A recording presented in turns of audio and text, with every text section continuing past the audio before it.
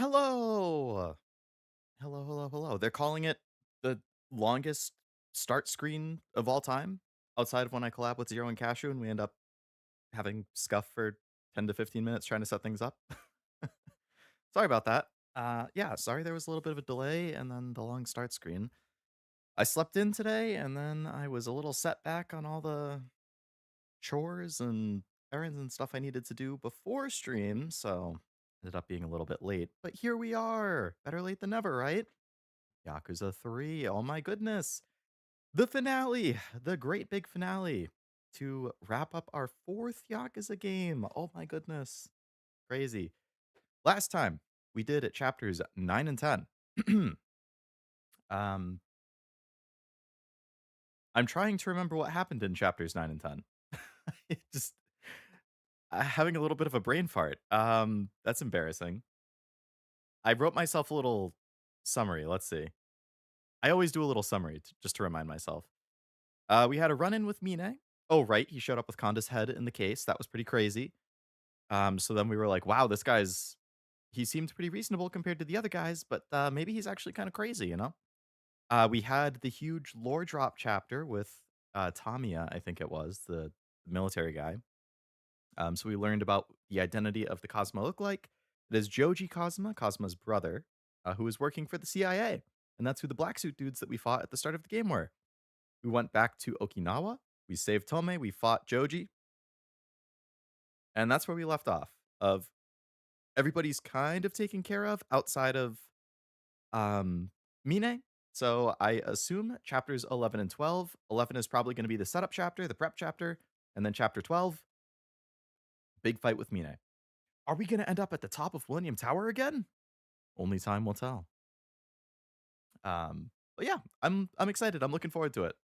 It's been a good time. And of course, wrap up some sub stories. I know there was that murder mystery sub story, so I will do that one and whatever else pops up that I feel like doing.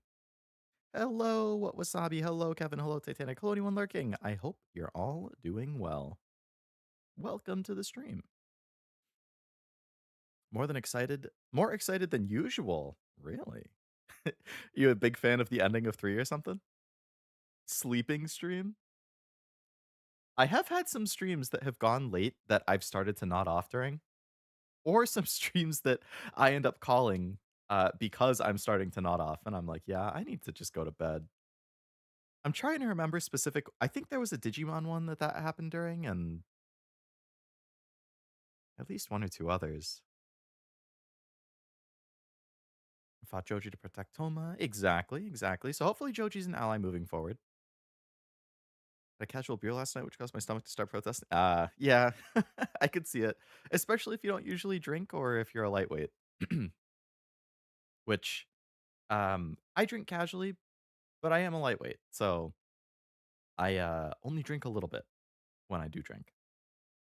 I have not had alcohol in a little bit, though, so maybe I'll treat myself to a drink tonight. But I hope your stomach feels better. The infamous Millennium Tower? Yeah.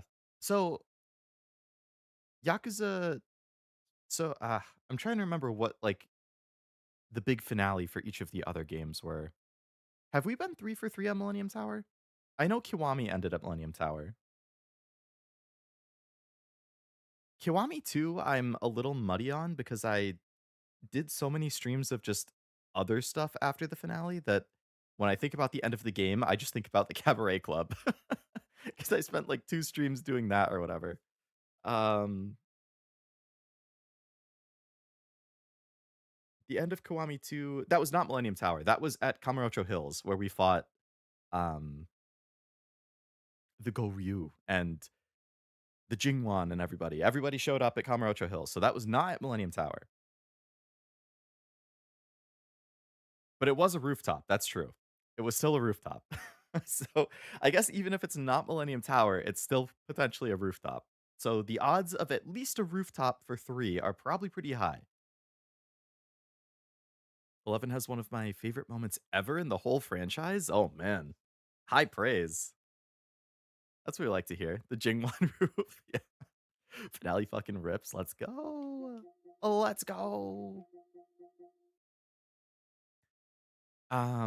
Oh, yeah, I actually scheduled my Sunday stream already. Can you believe it? I'm not waiting until 1 hour before stream to schedule it. So I am going to do, like, a backlog stream, just, like, going through my gaming backlog. Um, and while I'm doing that, like, I'm gonna be adding stuff to the list, I might be taking stuff off the list, but I'm also going to be mentioning, like, is this a potential stream game? You know, what's the priority for it? Low, medium, high, all that kind of stuff. So if you guys are interested, of course, in, you know, chipping in your opinions on, oh yeah, that's a good game, you should stream that, or yeah, you know, it's decent, like, you know, any kind of opinions like that, that's always good. I'm probably gonna try and like plan out my schedule a little bit for streams for the next few months, if I can, but should be a good chill stream. Technically, we've not had a proper boss fight on the roof of Millennium Tower, minus Majima at the beginning. Right, Majima at the beginning of this game. Kiwami was true, true. Didn't we fight? Uh, was Yumi's husband? I forget his name. Did we fight him on the roof? And then we went like back down to Ares, or was he like? Was that fight on a like balcony outside of Ares kind of thing? Jingu, yeah. Like, did we fight him at the top and then go down? And then we fought Nishiki in Ares? Jingu was on the balcony, which is also a okay, okay. So it was just outside it. Weird because my stomach doesn't usually protest after a night of alcohols. Then again, Shark Week just sent. Oh, yeah.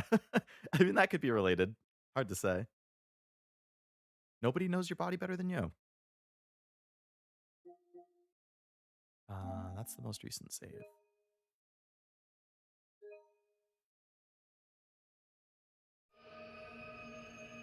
Just noticed I forgot to turn off Discord audio. Crisis. Starting off on a good note, I guess, huh?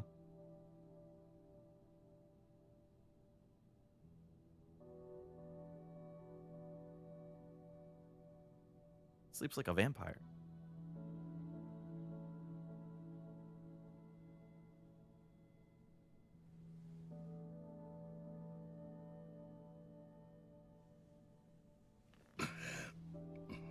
Must be weird for Kiryu to see, like, basically a replica of the guy he considered a father just suddenly show up in his life now. あのボーイは最終便で東京へ帰った。タミヤに直接会って謝りたいそうだ。そうか。あいつもタミヤと同じで気持ちで動く男なんだろう。タミヤが好きなのがよくわかる。Kicked your ass on normal. I believe it. Even some of these fights on easy have been kind of rough. And I only played on easy because I heard how obnoxious all like the blocking and stuff is. This is when I lowered it. Understandable. If I lower the difficulty, it's always because it's like a specific boss fight where I'm just like, oh my god. So I could see how this would be the one to do it. Sure, you can just let Toma go.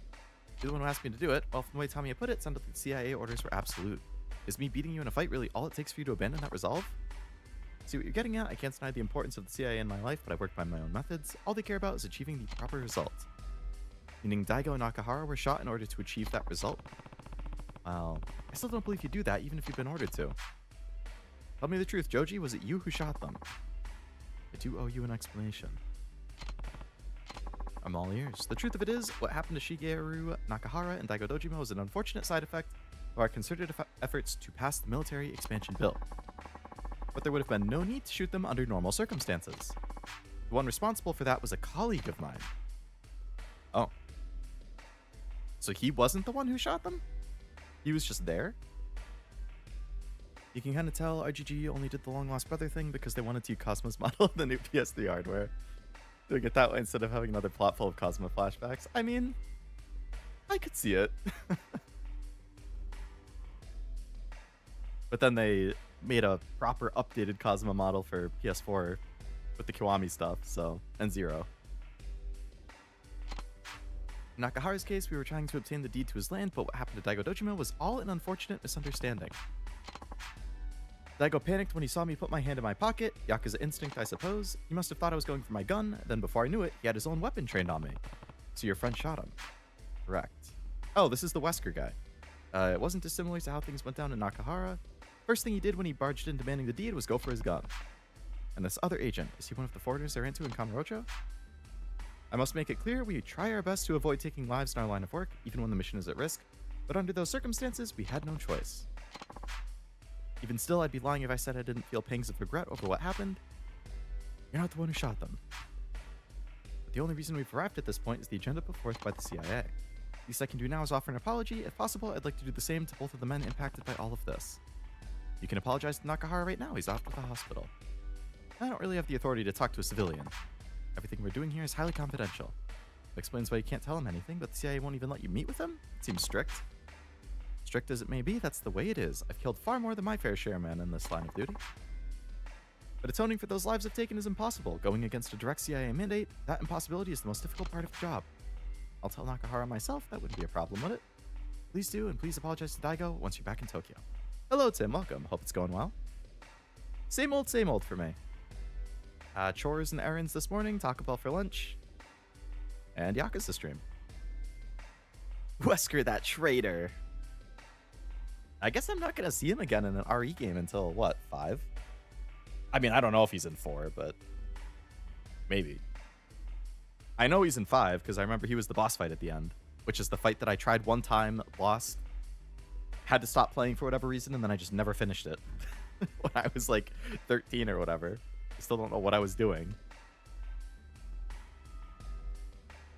But given that I played that about 16 years ago, I forget almost everything about it. Do you know where he is? Kashiwagi told me he couldn't risk letting that information out in case it went into the wrong hands. So nobody knows where he is. As far as I know, need more certainty than that, Kiryu. All I know is what Kashiwagi told me. What difference would it make anyway? Let me ask you something. What do you think Mine would do if he found out Daigo was still alive? Mine, what does he have to do with this? Daigo is nothing more than an obstacle on his path toward the Tojo Clan chairmanship, yes? He wouldn't just stand by and watch if he knew Daigo hadn't been killed. You saying Mine knows where Daigo is? Difficult to know, but I can't rule it out. This for Slim seems to be working well. How's it working, fan? Oh, is that the one you got off Amazon? Very nice. So, were you able to get into your account? Like, even I know that you said you couldn't access the email, but you had the login information. So, were you still able to log in on the new PS4? Nice, that's good. And you could set the new one as your primary and then access all your stuff. Using code Veronica, so presumably he'll be in the Veronica remake. So that's one thing I'd kind of been thinking about, right? So like, if you go by release order, it was 1, 2, 3, and then I guess 0 in Veronica, and then 4, right? Or did 0 come out after 4? I don't know. So the next one for me that I would play would be 4, but now that Veronica's announced, I wish that I wish that I knew when it was coming out. Like, all he said is 2027, but we don't know. Like, that could be March, it could be January, it could be June, it could be September. We don't know. But if it was going to come out in like January, like Requiem did, I would consider waiting to play 4 until after the Veronica remake, because then it's like, well, then I'm kind of sticking to release order more or less. But they haven't said anything.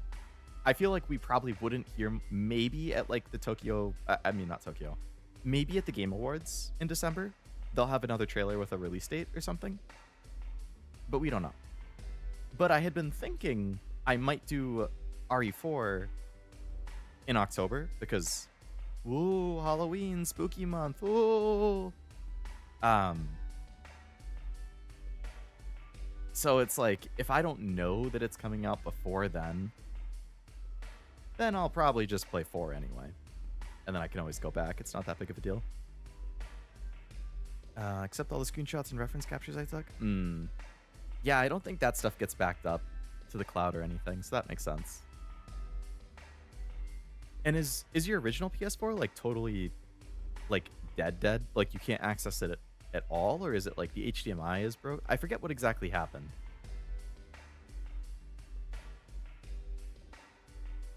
Veronica was 98, 99. 0 and 1 remake was 02. Oh, so it was a like 3 to 4 year gap. Okay.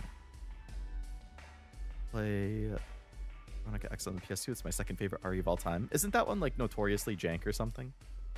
Like I know that. What is it about Veronica that's like not controversial but like divisive? Is it like people like the story a lot or something, but then there's something with the gameplay that frustrates people, or was it vice versa? Like the gameplay was fun, but the story was like a bunch of hullabaloo. Like I know that I've heard some stuff about the original where it's like there's something that people have an issue with. Or is it that Veronica is the game that like you can get hard locked if you do something wrong, or like if you don't have enough ammo at a certain point? I know there was a certain game that like you could straight up just get locked out, like you're fucked if you did something a certain way or wrong. Downloading all my games last night, uploaded my backup save files, they all work. Gonna test the disk drive later and watch a movie. Be nice having a working disk drive. That would be nice to have a working disk drive. Yeah. Obviously, you know, you guys know how I feel about physical games. So I will always advocate for physical, and also it's just nice to have the possibility because you can get, especially from the PS4 era, PS4 pre-owned games outside of like some kind of niche stuff are so cheap. So there's moments that are kind of unfair, but if you have me there, I could admit that's true. Yeah, playing it blind versus actually having people who know what they're doing. One of the easiest ones to accidentally soft lock, which is why it's good to rotate saves. I try to rotate to an extent. I think I did that with 1 and 2 at least. I don't know either. Didn't turn on one day. Unplugged it for a while and then it worked again for a bit. Then it just froze mid-game with that humming noise from the... Weird. Well, fingers crossed that the disk drive works on the new one. And if you don't have anything on the original one that you still want, I mean, you could see if there's a way that you could get, like, the screenshots, like, you could hang on to it and see if there's a way that you could recover it. But if you don't care that much about them, even if the console is broken, you might be able to trade it into GameStop and get something out of it. Like, I think PS4s are kind of cheap with trade value, so it probably wouldn't be like you might be able to get like $10 or something. Like, I don't know, or you could sell it for parts or something. But I mean, ideally you don't, because you want to like wipe your console from it. So I mean, your like PlayStation ID from it. So I don't know. I traded a broken Wii. It wasn't technically broken, but a couple months ago, I traded in a Wii to GameStop that it worked. It read discs. It still played things. But the disc drive made this horrific grinding noise. Like, if you put a disc in, it would, like... I don't know. Like, the sound it made me fear for whatever disc was inside. It was like, it's probably shredding the disc alive inside the console. So I didn't feel comfortable using it. But I traded that broken Wii into GameStop, and I'm pretty sure I got like $30 for it. If the Wii is working, they give you like 85 to 90, which is really good because that's how much a Wii costs online. Like, they're basically giving you market value if you have a Wii that works.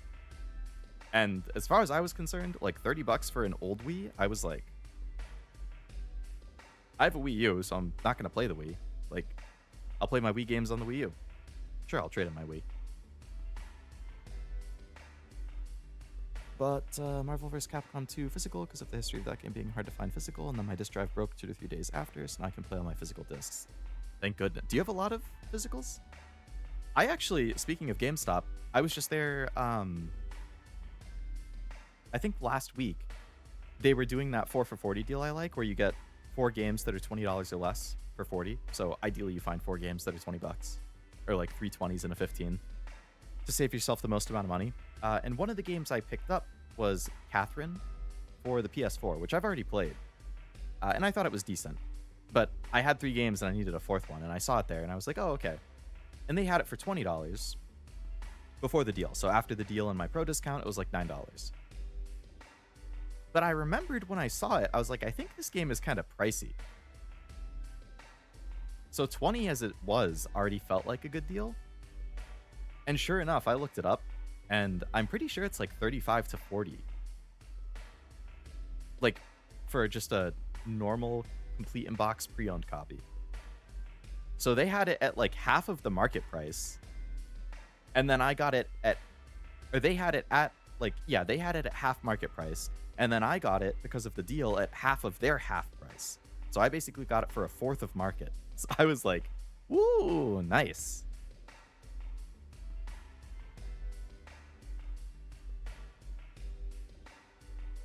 When I recovered my account, it did ask if I wanted to directly download all my stuff from the other PS4, but since it's busted, yeah, I don't know if there's a way that you can like connect the two with a cable and then be like, oh yeah, we'll copy the data over. And if you do, if you have to access the first one, because if you do have to access it and it's busted in the way that you can't really get it to power on or display properly, then it would be kind of hard to do that. Have a handful? Happened to me, just ended up fine. I was able to get it out. That's good at least. Glad it ended up okay. I tested it with just some like shovelware junk game I had. I was like, I don't want to put a good game in here and make sure that, or potentially risk it. Edge. Are you talking about Catherine Full Body as Edge? If so, it is definitely a little edgy. Still need to play Catherine Full Body. Have it sitting on my PS5. I thought it was decent. Did you play the original? Or would it be your first time? I didn't play the original. Full Body was my first time. Yeah, I played that on my own before I started streaming. Probably like 2021 or 2022, maybe. I forget which of them I picked. I kind of want to see. Because you can pick any of the 3. As like your main romance target or whatever. See if I can find my trophies quickly so I can figure out who I picked. Obviously, I won't spoil anything.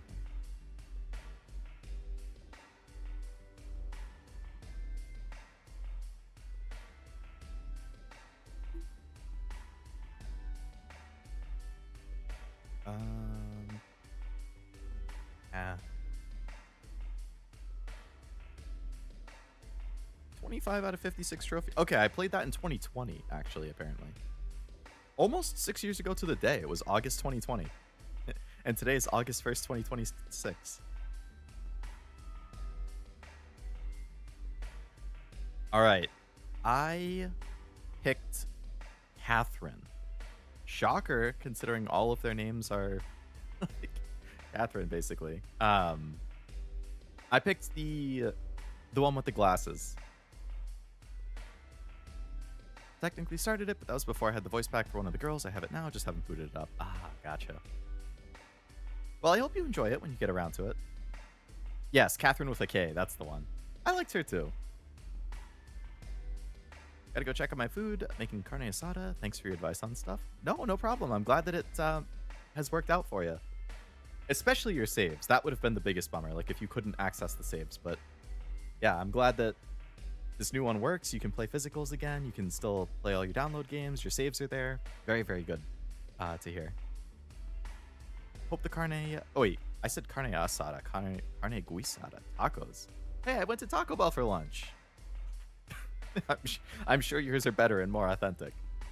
But I hope that turns out well. Thanks for stopping in. Enjoy the new PS4.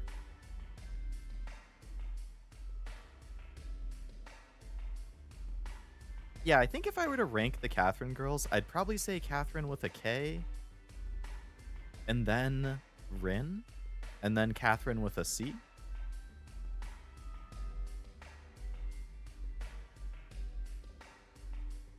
But obviously I can't, it has been 6 years, so I don't fully remember it. Like when no nonsense strict characters show their mellow side, same. It's just like a good gap thing. If Mine is working with Black Monday, he'll have total access to their information network. In other words, as long as there's a chance Mine knows where he is, Daigo's in grave danger. Well, 大悟は今どこにいるんだ？東京東都大医学部附属病院だ。東都大？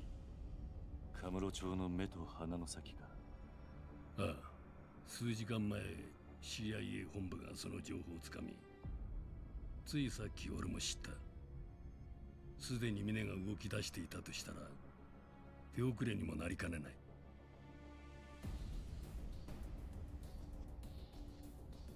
行くのか？ああ、急げばまだ最終便に間に合うはずだ。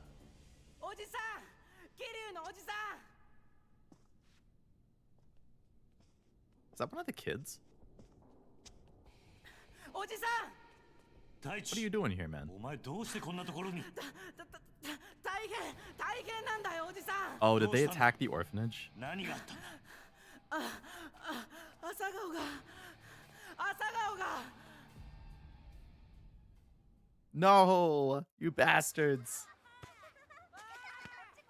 What happened?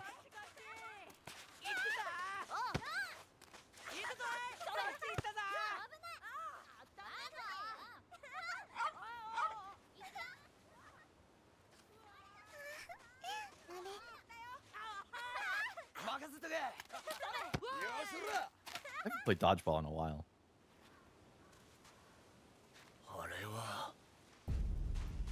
Oh boy.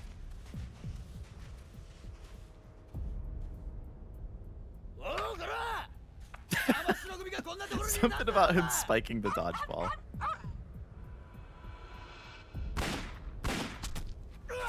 Oh wow.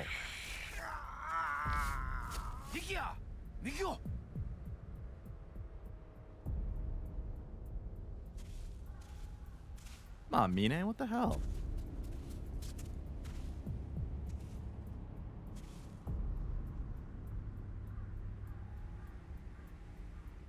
お前はこの施設が好きか？俺はな、こういう大人に守られたガキを見ると Leeching off an adult's generosity? That's quite the thing to say to a bunch of 孤 orphans. 児だからって大人に守られて生きるお前らを見るとな、壊してやりたくなるんだよ。 Wow. まあ、自分が行ってる偽善に気づかない桐生さんが悪い。お前たちはある意味あの人の被害者なのかもしれないな。Yeah, you tell him, Haruka. A bitch. Oh, okay. はるか姉ちゃん。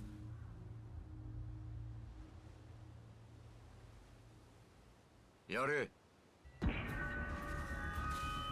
Oh.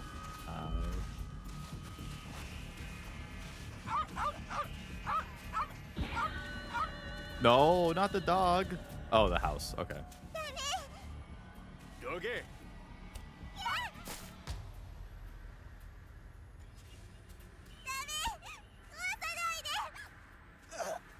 泉、やめろ。お願い。うるせえ。このガキが。お願い。やめて。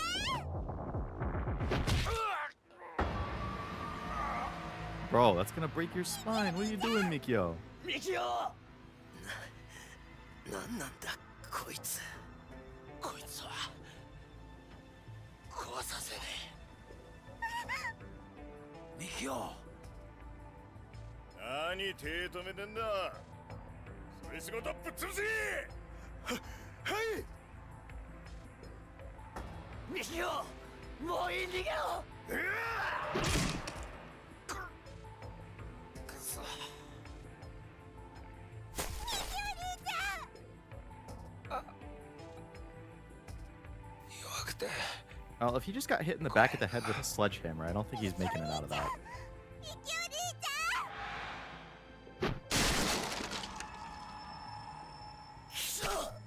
ミキオ。おっ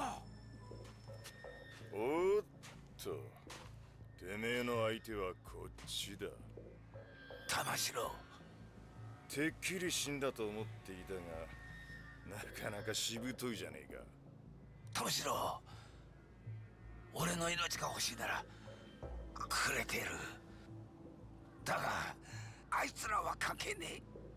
子供の命とこの場所だけは Haruka standing on business. She was. 頼む。こんなんじゃ足りないね。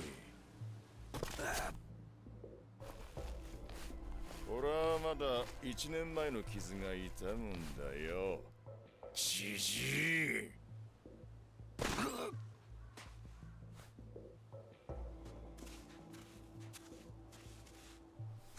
親父。てめえとは後でゆっくり話させてもらうよ。ここをぶっ潰した後にな。なんだと。ほら、や What's a れ。 child supposed to do in this cruel world other... Right, exactly. Like, they don't have a choice. They're kids. He's projecting. He is also an orphan. He had to fend for himself, so he sees orphans like the kids, by extension, Kiryu's legion. Ah. やめろ。 Okay. Well, so much for Morning Glory. That's really unfortunate. But now Kiryu is just gonna absolutely fucking annihilate everybody. おじさん、すぐに朝顔に来てよ。わかった。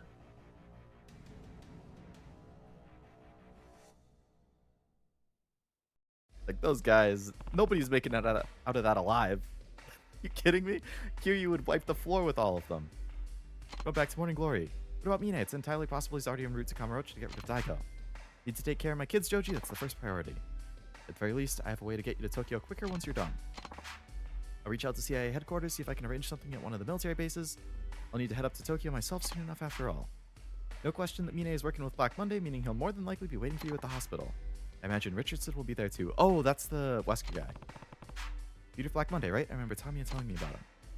Fortunately, even with the CIA's massive information network, all we have is his name. He's an enigma.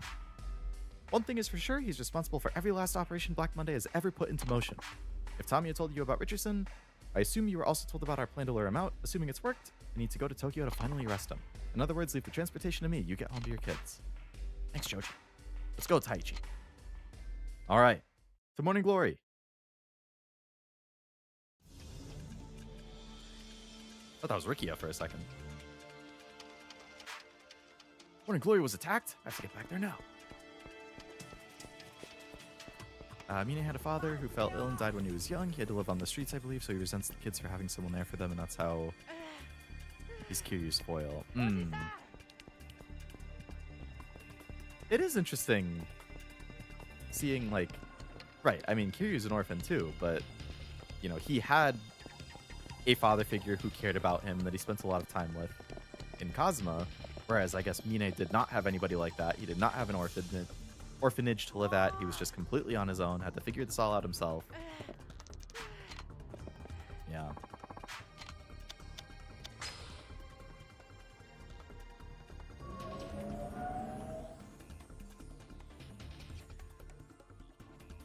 Well, the showdown with Mine will inevitably have is sure to be a really good boss fight.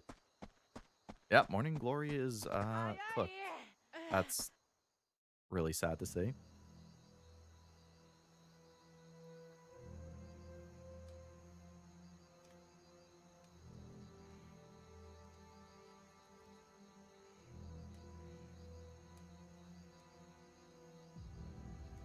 Mikio's still hanging in there, okay.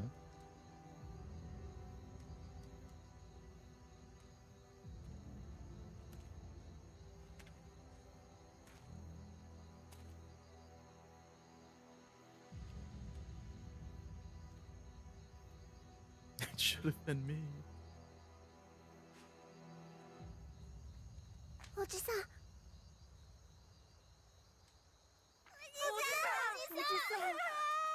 怖かったよ。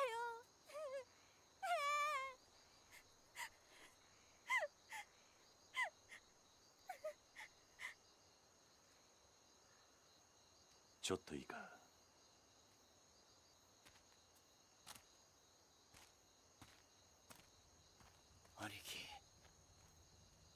ミキオは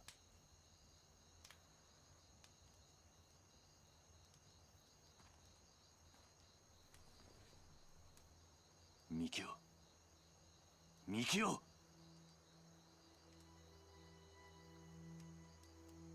ミキオミキオおしきすみません。朝顔がいいんだいいんだ、そんなことは気にするな。おしきなんだ親父を頼みます。分かってる。中原は絶対に俺が連れ戻す。よか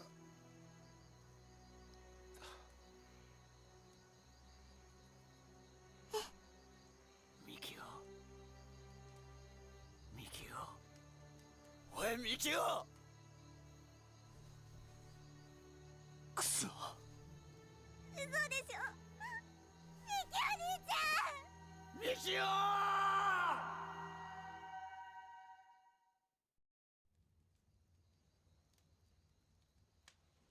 もしもし。本当ですか。はい。そうですか。わかりました。I take it that means he's よ not ろし dead. くお願いします。それじゃ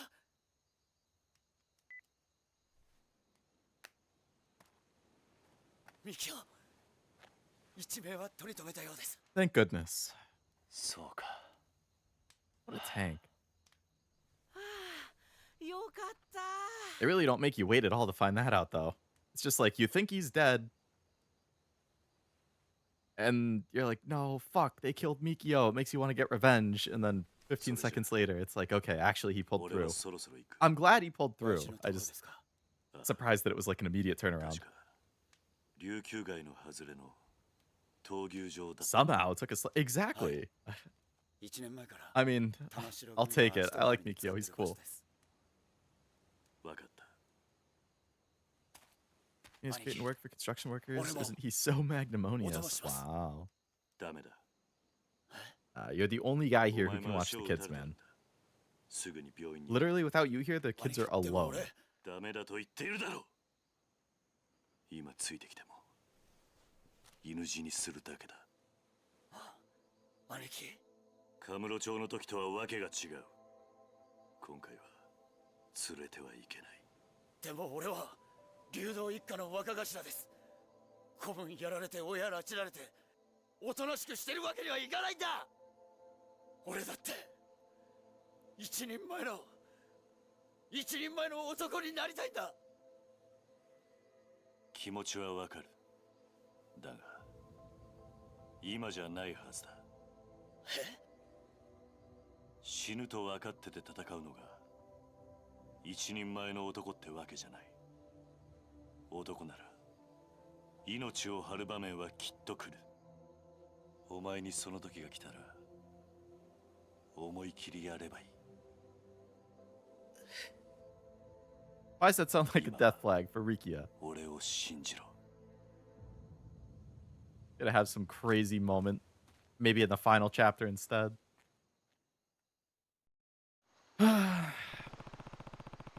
Alive doesn't necessarily mean okay. That's true. He could be alive but in a coma. Or like partially paralyzed or something. I'm sure keeping Nakahara at the bull ring at the outskirts of town. Should stock up on whatever I need, then take a taxi over to the bull ring. I think I have quite a bit of... Yeah, I got plenty of heals and stuff, so... I have 234 XP. Jeez, I should upgrade some stuff.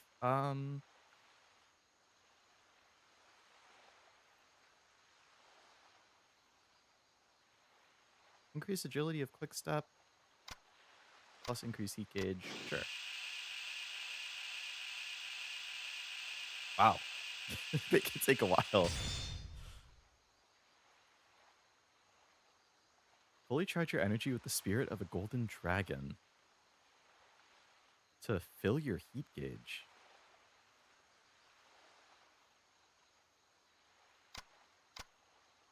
What, I can just fill my heat gauge on command? Is that what this is? I don't have to use like items or beat people up anymore? I could just stand near an enemy and hold the button and it just fills?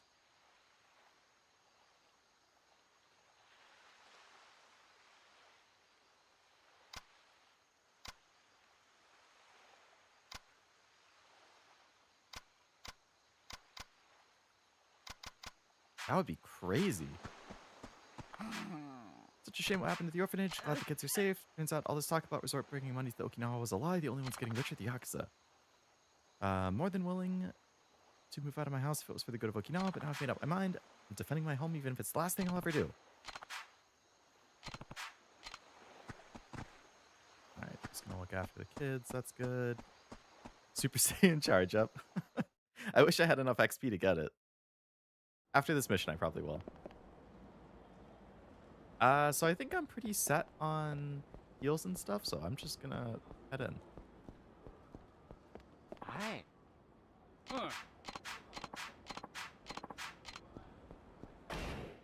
I kind of want to organize my inventory, actually. Stamina Royale, my favorite item. Let's put you guys at the start. I only have 2 Royales. Okay. How many other Stamina do I have? Exact.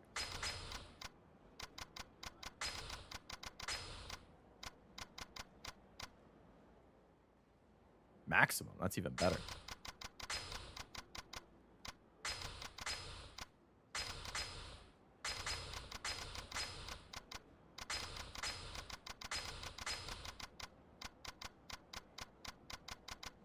Alright, so those are all stamins. Health and heat. And then I have toughness, which is just health. Targener is just heat.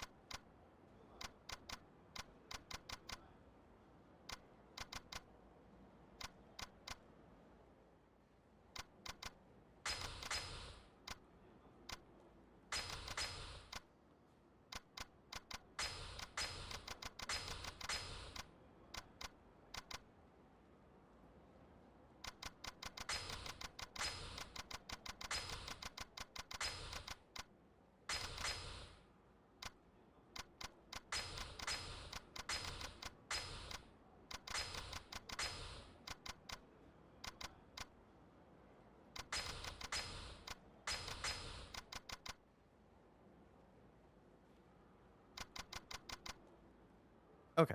Nice and organized.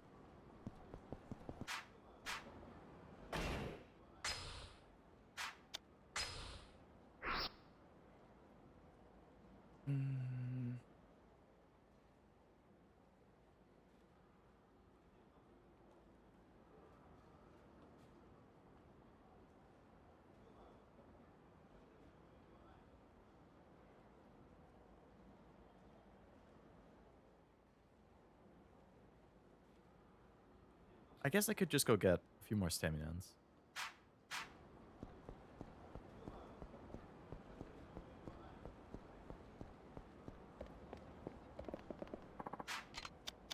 Just to be safe. We can put away that guy. Probably don't need all these either.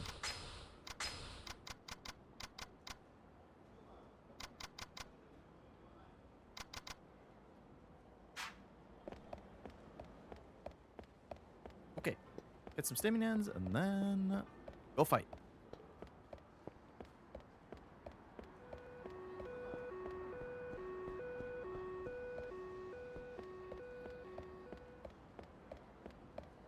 Out of my way, people.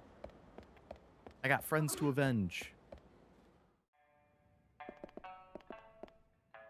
いらっしゃい。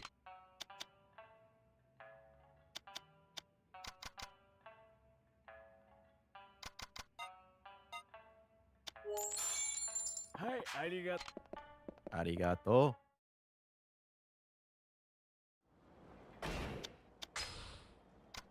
All right.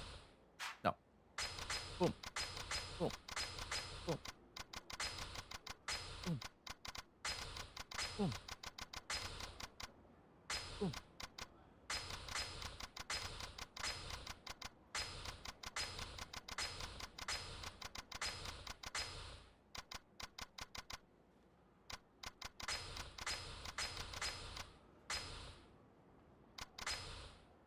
Perfect.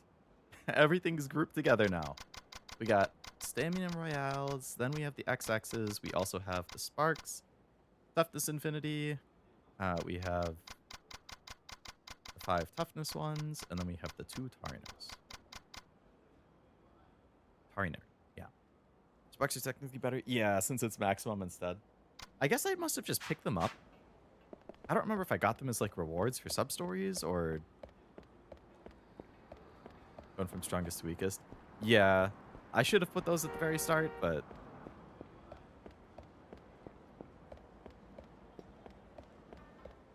it's close enough. I got the Sparks and the Infinities. I got all the maximums on the same line here. So that's at least semi-satisfying.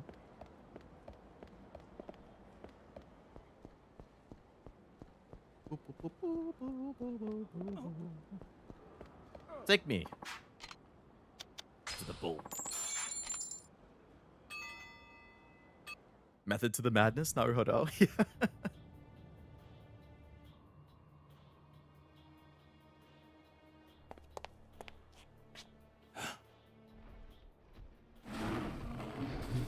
Am I gonna have to fight a bull?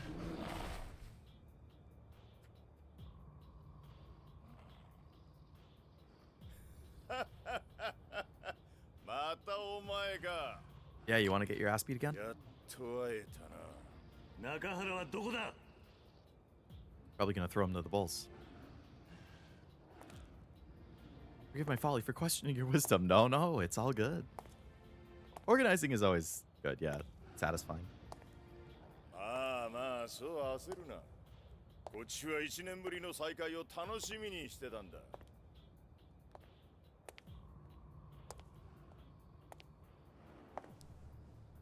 峰会長にお前に会わせてやるって聞いたときは嬉しすぎて鳥肌が立ったよ。峰はどこだ。とっくに帰ったよ。東京にな。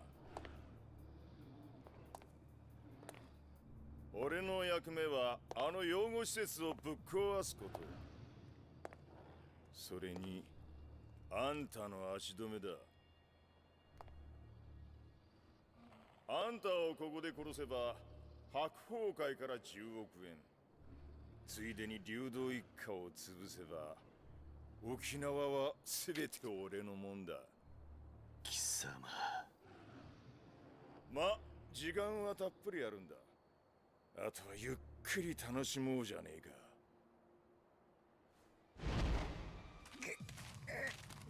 Yeah, they threw him to the bulls.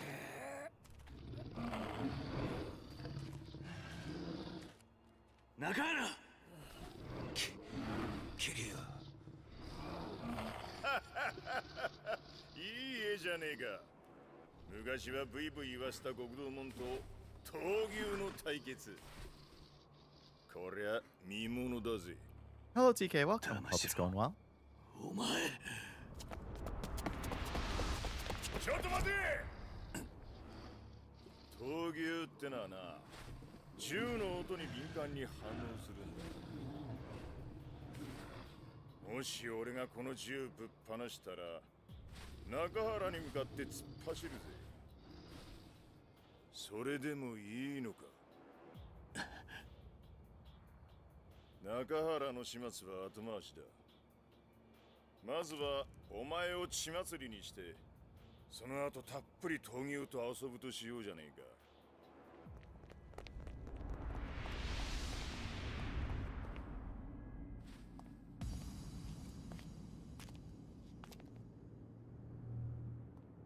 I'm doing good, doing good. 誰だ。 Rikia, what are you doing, man? すんません兄貴、怒らないでください。お嬢が一人でここに行こうとするもんで。 Oh, never mind. Okay, it's not Rikia's fault. さっき Something tells me Rikia's gonna die here.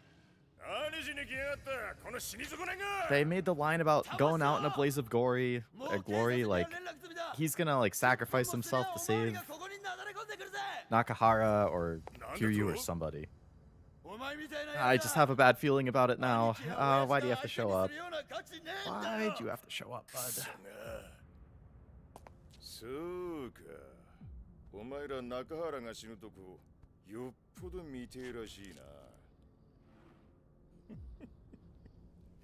それなら望み通り見せてやるよ。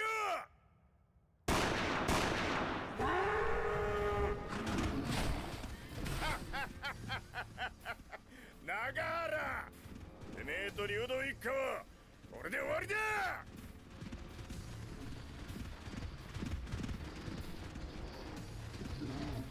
親父、中原。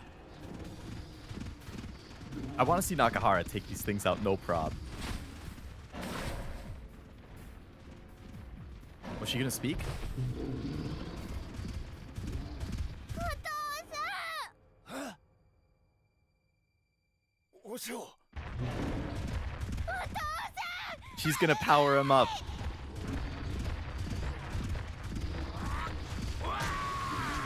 Yeah. Yes.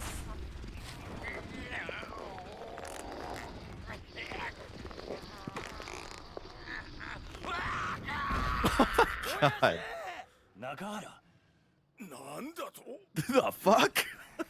What a tank. 玉城、久々に思い出したぜ。街で暴れ回った頃の自分をよ。チェ。桐生、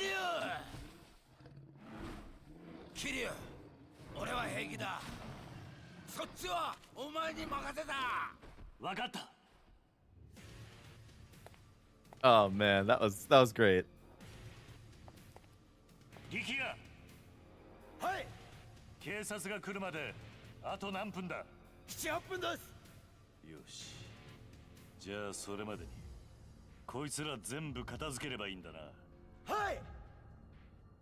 時間がねえ。遊びは一切なしだ。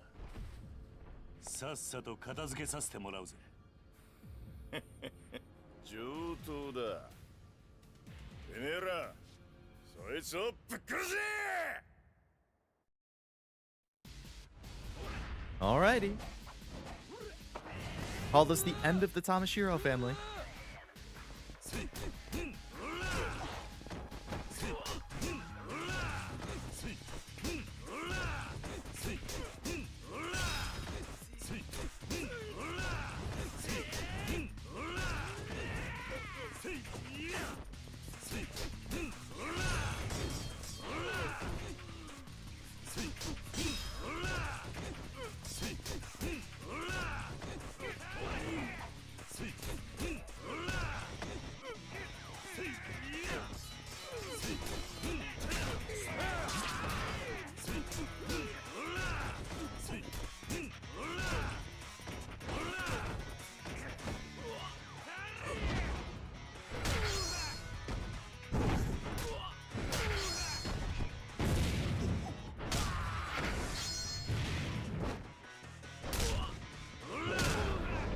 Well, that was new. I've never seen that move before, but that was sick.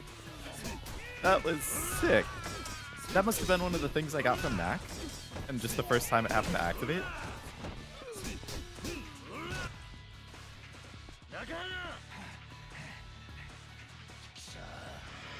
One bowl left. Here, you can take on the last one.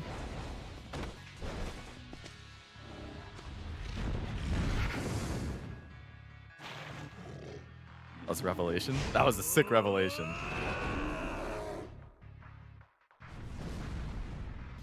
Saki speaking for the first time and calling Nakahara dad is pure cinema. That's the moment I mentioned earlier. I can see why you like it. I definitely am a fan of that kind of thing.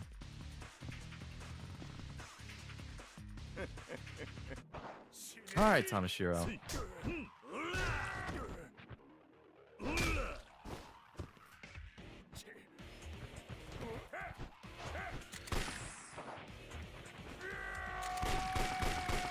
Damn, I didn't get one.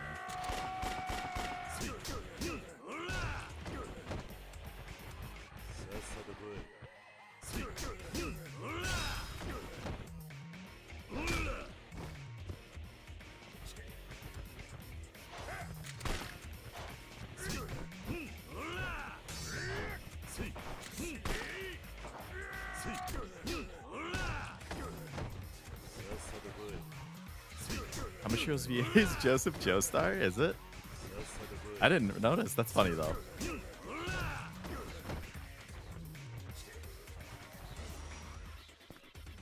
I do like Joseph a lot.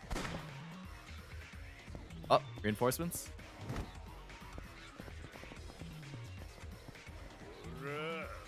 This guy's such a shit stain.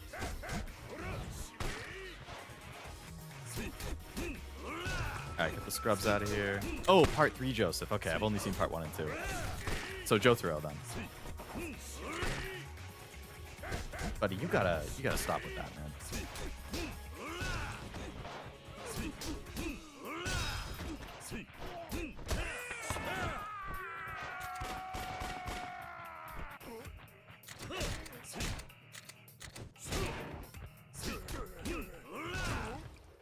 I call penalty. Boss bringing reinforcements, that's cheating? It is. You got a lengthy reload animation, man.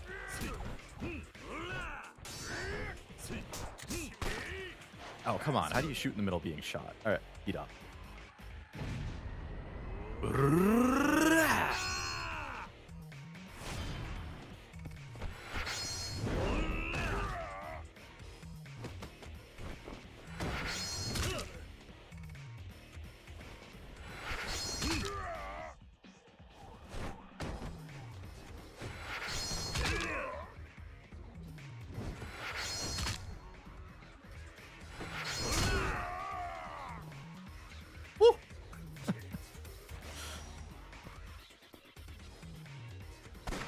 Not Jotaro?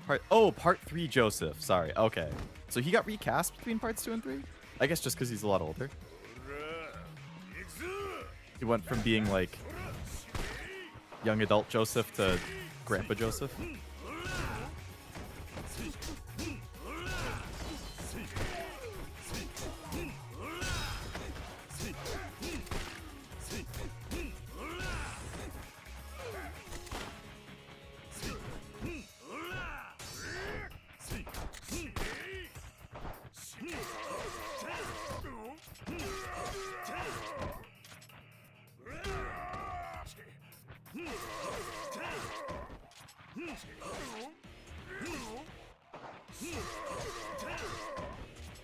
You recognize that heat action? You recall you could see it used during the JCC in Zero and Mesa King? Oh. No, I didn't recognize that. Although I guess I didn't do a whole lot of those.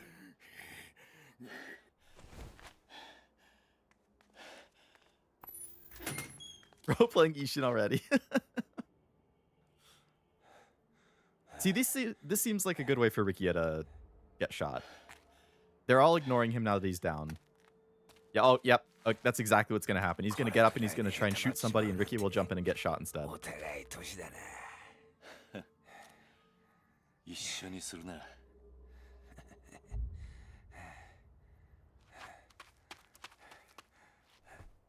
酒。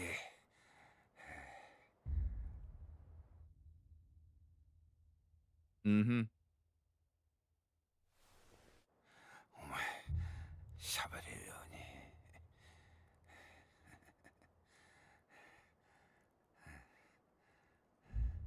心配かけて。ごめんな。I do like all the found family stuff though, like him and Saki, like father-daughter, Kiryu and the Morning Glory kids, like kind of like father and kids. Yep, here we go.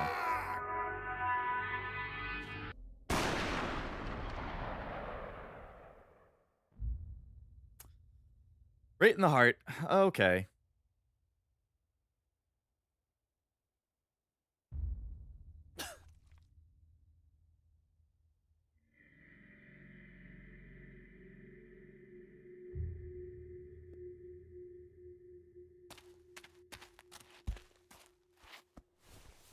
Not my boy. 敵に背中見せんのは素人のやることだ。 It is kind of an amateur move. これでお前も終わりだ。 Oh. Okay, I didn't see that one coming. Jesus Christ. I didn't think he was gonna get another shot off, but I didn't think that was gonna happen.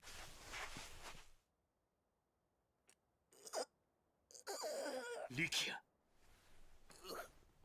撃たれちゃったみたいです Oh, good riddance. I think he did though, Rikia. No. 兄貴 My boy. 自分どこを撃たれたんですか大丈夫大丈夫だこんな傷すぐに良くなるおいしっかりしろしっかりしろ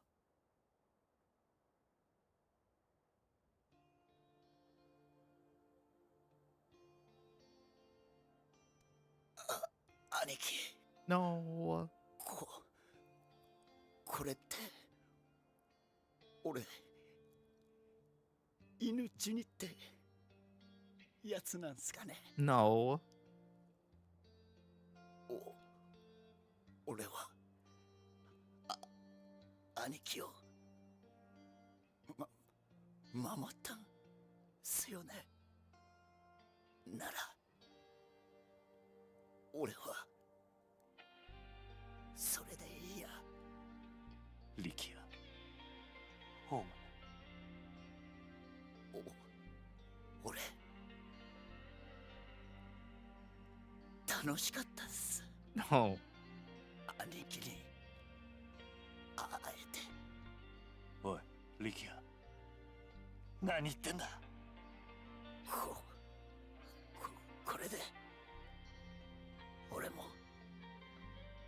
一人前の男かな力也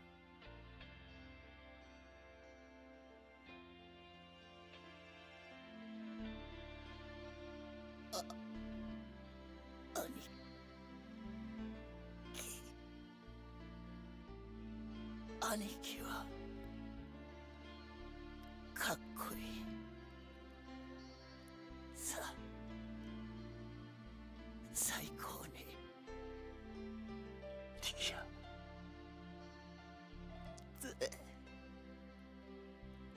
絶対にあの峰ってやつ峰か峰になんだ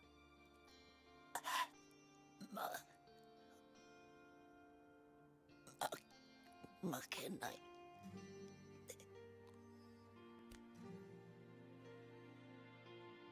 わかっ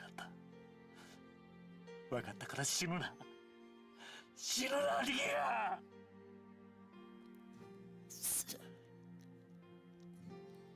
すみません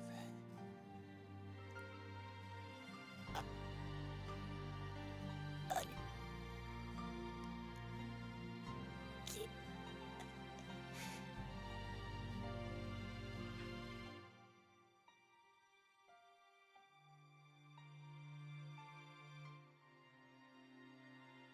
力也おい力也おいお前何勝手に死んでんだおい俺は許さねえぞおい力也返事をしろ力也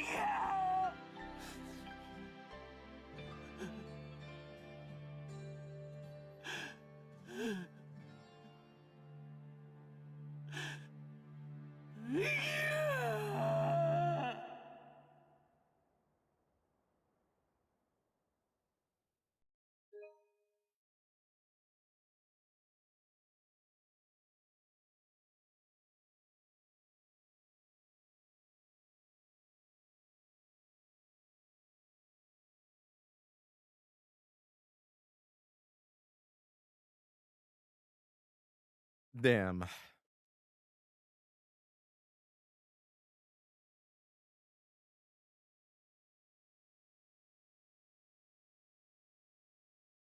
Hello, Ryan. Belated. Welcome to the stream. Hope things are going well. That's a hell of a time to come in. Ugh. I did cry, actually. I muted, and I was blowing my nose and whatnot.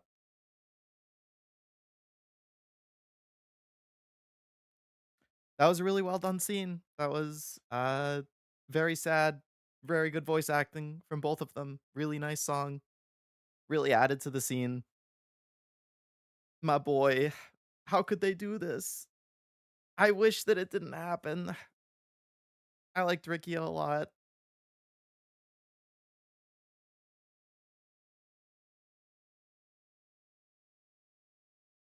Man, I don't remember the scene being that drawn out, but top-notch voice. It was. Like, I feel like we haven't really had that kind of emotion from Kiryu. Like, there's been intense scenes before, but, like, I can't remember, like, that much, like, despair, almost, like that's why when I saw Ricky with the new face in Kwame, I was like, "Nah, bro." So, I actually it's funny you say that because I only just saw Ricky as, like I didn't realize that he got recast in Kwame. Um, but I did see a picture of the new Rikia, like, within the past week, and I didn't realize it was him at first. I was like, "That's Rikia in the new game?" Like, he looks completely different. It's not the same guy.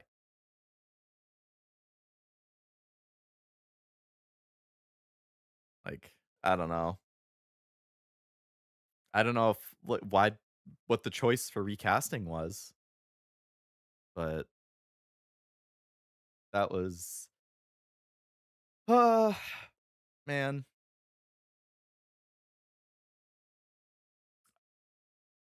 I forget what the specific line was, but I think I either said something or I, like, reacted to it, and it was right after that line got said. I was like, "Oh, here come the waterworks." I was tearing up. There were some tears coming down. I was like, "Damn it. Damn it." I don't I wish I remembered what the specific line was. It was probably obvious though, like, if you were looking at how the model was reacting. Um, I feel like I made a noise or something. Hello, Crazy Dread. It's been a bit. Hope it's going well. Welcome. Wonder if we'll get a Tanimura 3 in the Yakuza 4 remake. I'm gonna be really curious if they do a 4 Kiwami, which I would imagine they do. Like,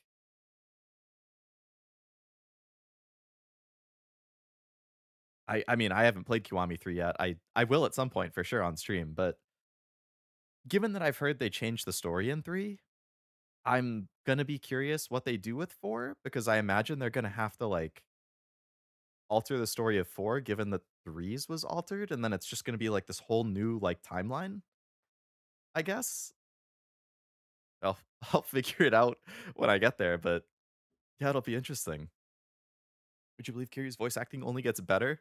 I ah, I can imagine. I'm looking forward to hearing it, but I'm sure it's gonna be sad. I'm sure it's gonna be intense. Man, that was such a good scene. Can't have one Yakuza game without some heartbreak at the end, huh?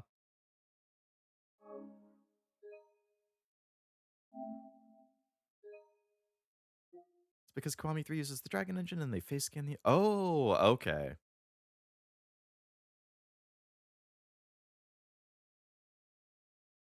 So is the voice actor the same? And it's just that's what the voice actor looks like? So that's why his face is different? Vicky's original VA returns in 6.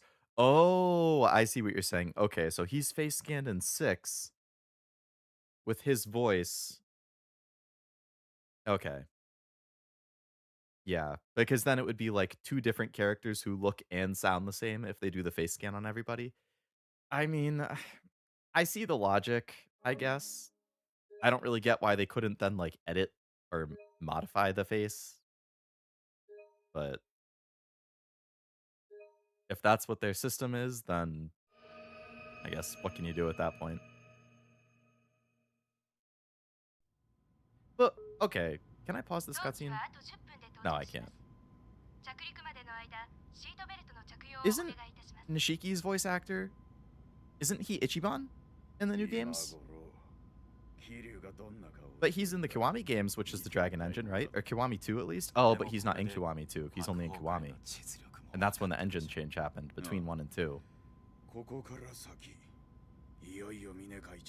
So I guess that does work. Bottle the tears and sell them. VTuber tears. Honda ZA returns too.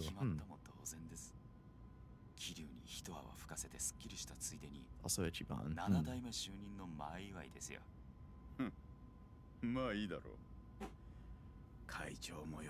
Well, that Fly song is definitely going in my playlist. Although it's going to be hard to listen to. そうだな。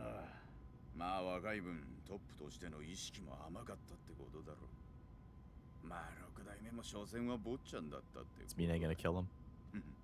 He's pissed that they're talking about Daigo like that. 死人も同然だがな。全くです。なんだって？ああ会長。こいつが峰会長のお祝いをぜひと。何かめでたいことでもあったか？そりゃだって。何がめでてんだ。六代目が死ぬのがそんなにめでてえのか。ああ、めでてえってえのか。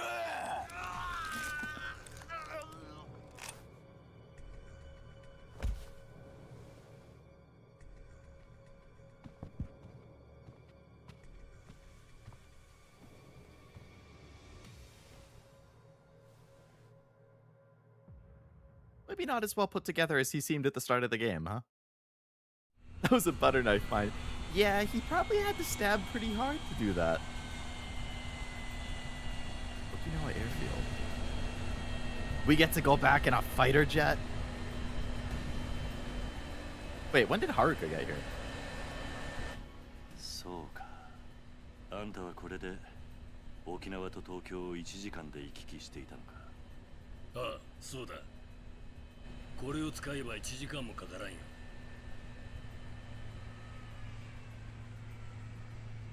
Don't worry about it. 本当に今すぐ行くのか？ああ、力也との約束だ。俺は峰と決着をつける。They're both looking at him like he's gonna die. I mean, we know he's not going to, but...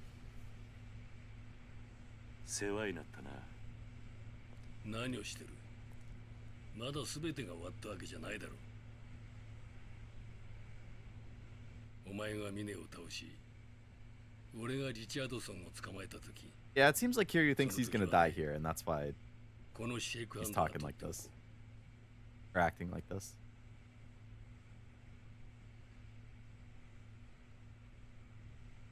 では行け。お前たち2人でいいんだな。ああ。一緒に行ってくれるか、はるか。俺は後から向かう。病院で堂島大吾を見つけたら屋上に向かえ。Hospital roof? 救助のヘリを回す。We're gonna have our final showdown on the hospital roof. 気を Okay. つけてな。 Roof fight.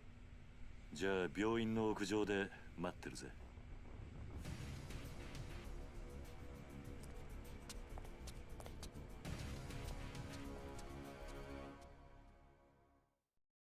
The roof. Can he just put down Kondo with a few punches? The guy definitely is no slouch. Yeah. I mean, I'd believe it, given his, like, boxing style or whatever. Roof time.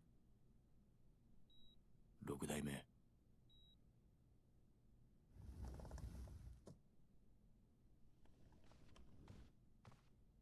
There's no change in the plan. Are these like memes from something?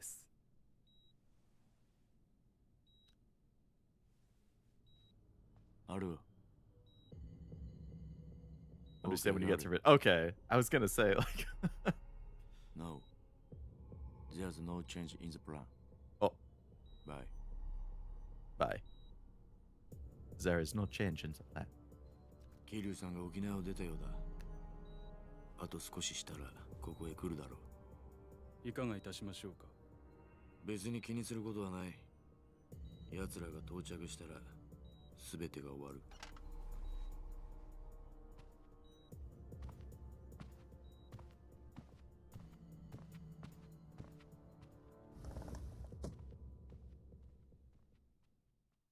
Kiryu, Majima, and Ichiban might be exceptions, where their face is roughly based on the VAs. I think they're designed from the ground up. Yeah, I guess, and it makes sense too with those three. It's like they are like protagonists or the protagonists. I mean, Majima partially, but well, he has his own game. ねえ Either おじ way, さん like they've kind of been established. You can't really change their face all that much, even if they don't look Oji-san. completely like the voice actor. 今から大悟さん助けに行くんでしょ。 When'd she get a tracksuit? どうして私に一緒に来てほしいって言ったの？いつもなら私が行 Because く he って言っ thinks て he's gonna die and he 止める wants の to に spend a little more time with her.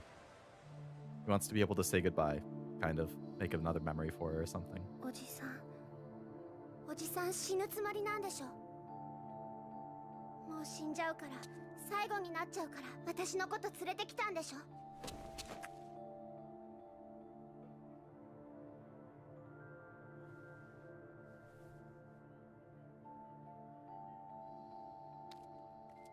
ごめんな、はるか。え？もう一度お前とこの街を見ておきたかったんだ。And おじさんすまん。俺がわがままだった。やはりお前は沖縄に。大丈夫。私すごく嬉しい。はるか。本当だよ。嬉しいよ、おじさん。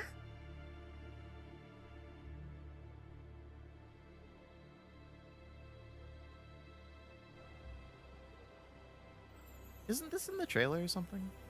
Or in the like starting cutscene? I feel like I've seen this specific shot. See you, TK. Thanks for hanging out. Hope you have a good rest of your day. That boy loves his roof. Should have put a Z, but Ine's English gets memed on a lot.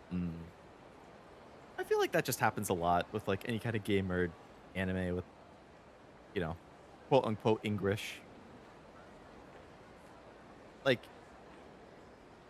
just, I mean, with the accents and everything, like, you can't really help it. I'm sure that, you know, if whatever primarily English speakers try to speak a different language too, like the whole accents and enunciations sound. What was that guy walking by right there on the left? Did anybody else see that weird ass walking anim? There he is again on the far left.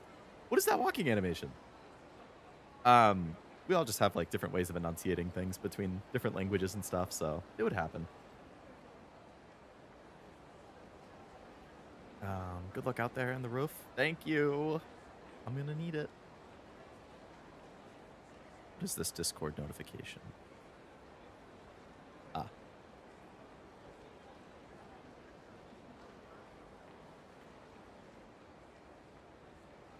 Naruhodo. We'll have to look at that later. That guy's got the Fetty walk. Hello, Jeff. Welcome. Hope it's going well. This scene, that was like a cute like scene right there, basically, of like, or not cute, but like bittersweet, of Kiryu and Haruka, where like he thinks he's gonna die, he wants to spend a little more time with her. Like, at the same time, it is mitigated a little bit because of the fact that this game came out like 20 years ago, and we know that there's another like 10 Yakuza games. So obviously Kiryu doesn't die. I mean, obviously neither of these two are gonna die. So it does kind of, you know, take away a little bit of the impact of. I mean, it was still a good scene. I teared up a little bit, but like, you know, whereas like Rikia, like I have no idea if he shows up in future games. I don't know, but the fact that, like, I know that these two are on the cover of Yakuza 6, so clearly. I know Haruka at least makes it through Yakuza 6. I know Kiryu makes it through up to the current game. Like, so it does kind of take away a little bit of the, like, oh my god, this really might be it. This is the point of no return, basically. Taking a taxi to the hospital will lock you into the final gauntlet. So now's the time to clean anything up, including spending time with Haruka if you wish. Very good to know, thank you. So now is the time that I can do the murder mystery thing, right? The Cafe Alps thing? Not bent over enough, I guess. You guys don't know about the multiverse? I've heard of the multiverse. That's what Marvel's been all about lately, right?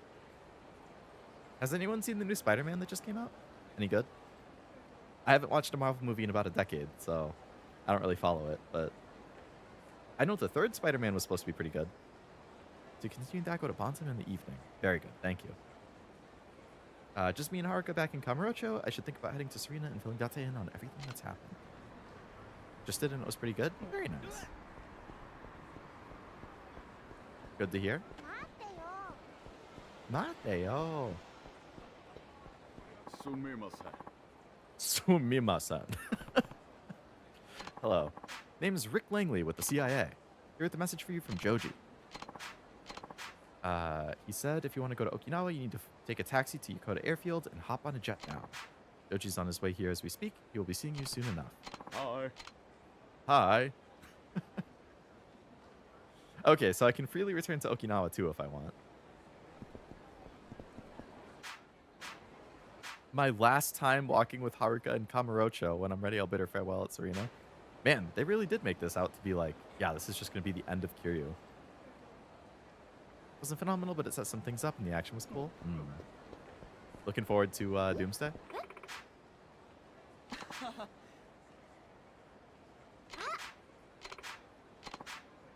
Got a patient like that in the VIP room right now. Only a doctor in charge knows his identity. He's famous in one way or another.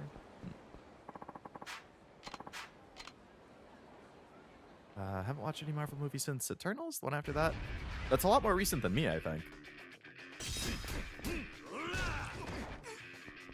I don't remember when Eternals came out, but that was in, what, within the last few years, I think.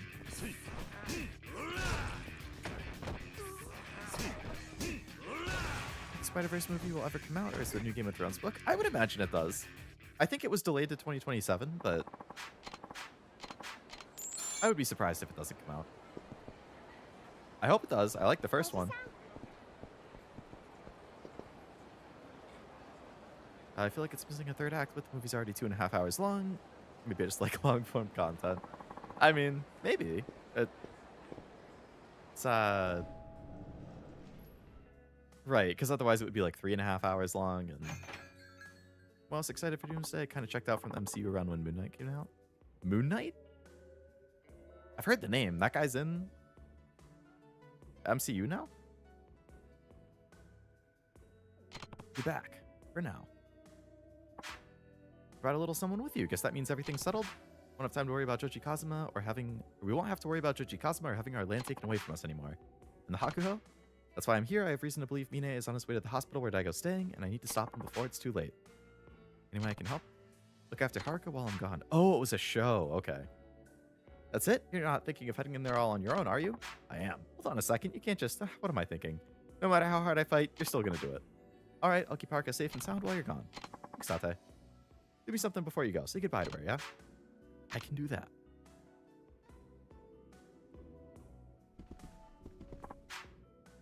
Don't try sneaking off without saying bye to Haruka. You're going to break the poor girl's heart.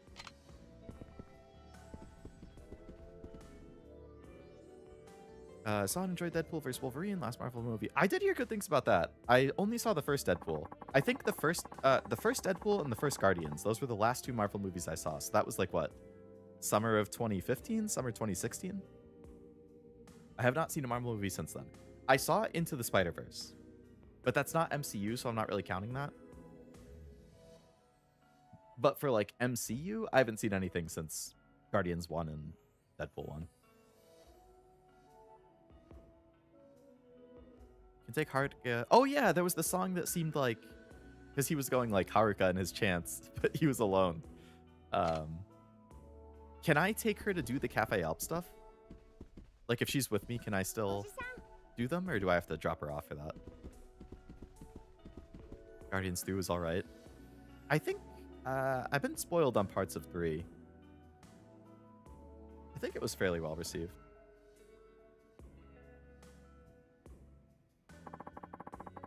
Just realized I forgot to check my fantasy baseball. I got to do that before the games start. Some of them might have already started. Oh no. Check my team really quick.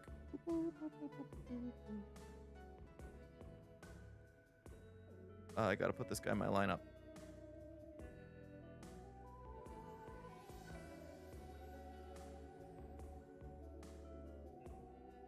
Guardians 2 was probably the last one I watched. When did that come out? Like 2019? 2020?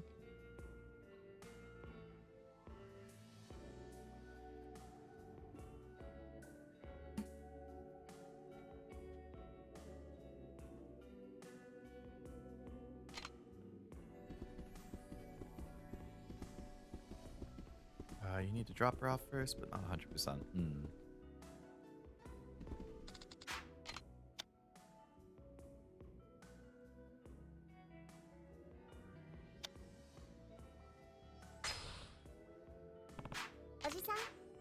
home safe, okay, Uncle Kaz?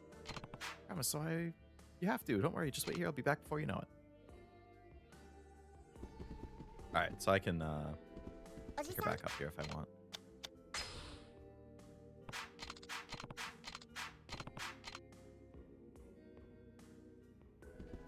Alright, so she'll stay here. I can go and do the Cafe Ups thing. I will do a karaoke with her, though. Now who's calling? Tuna Fund. Salada from the Tuna Fund. How you been? Tuna growing so fast, we're getting calls from interested buyers, including tuna canners. That's why I'm thinking of spending the time. Remember, 10 times its original size. I need additional investments. Let me know if you're interested. That's a big-ass tuna. Oh, if that, like, sent me into the finale, I would have just force quit the game and reloaded. Although I guess it's not a big deal if it did send me to the finale, because I could just load into Premium Adventure afterwards and do it there, I guess.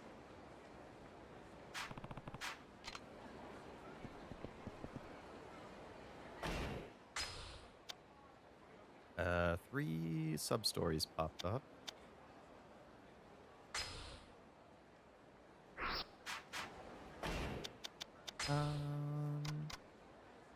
Alright, let's get the Super Saiyan thing.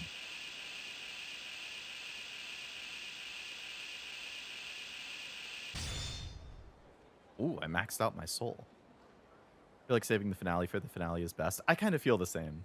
Like, do what I want to in this. Feel like I've done everything I want to do, and then once I feel satisfied and ready, then go into the finale. As opposed to bum rush the finale and then, okay, wow, I still have 3 hours until I end stream. I guess I'll just mess around in Premium Adventure. Deadpool and Wolverine was 2024. It's fairly recent.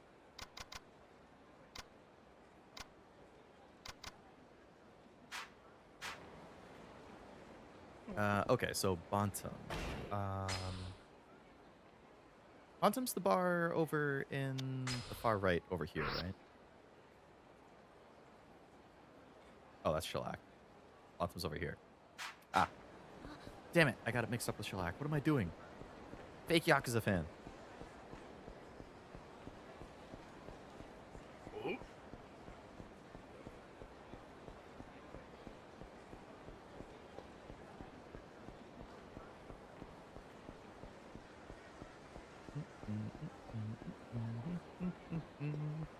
Ah, guitar guy, you're still here.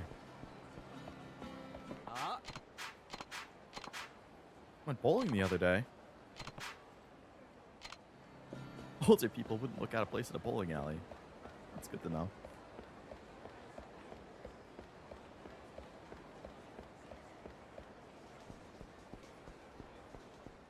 On time. Boop, boop, boop.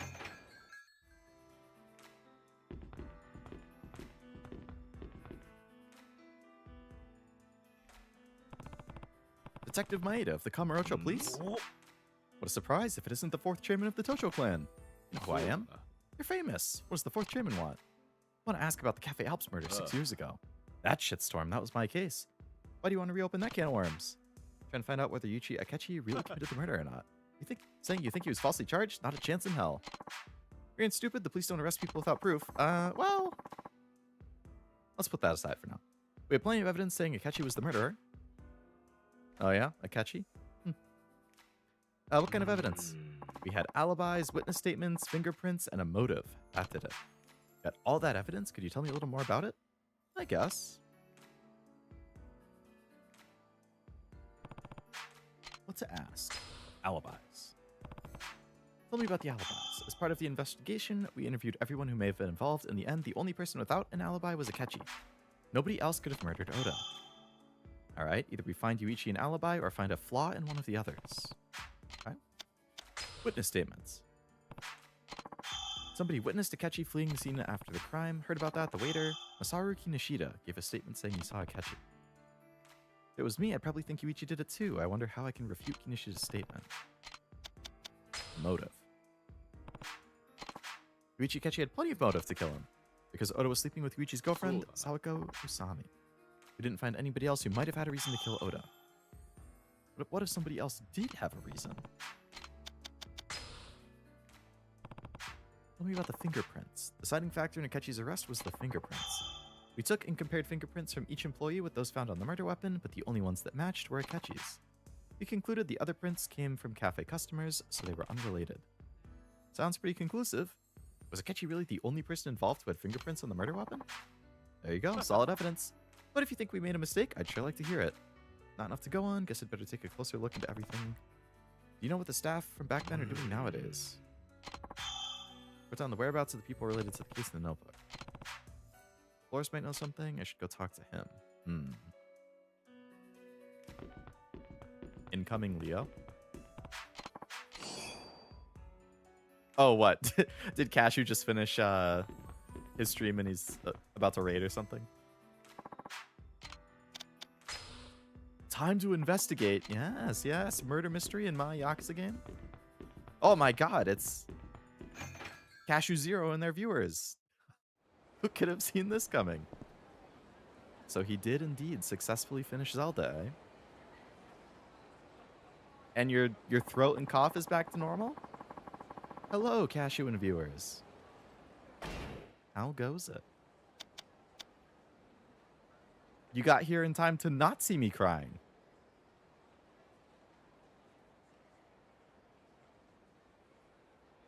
Well, technically nobody saw because I'm muted. We have to stop talking shit about him now. Exactly. All right, let's check the notebook. Hello, Malachi. Welcome. How goes it?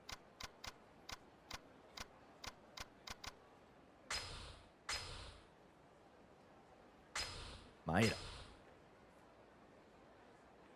Unparalleled drinker. Scratchy throat from coughing. 95% good. Game was good. Very good. Well, glad you're 95% good. And that it was enjoyable.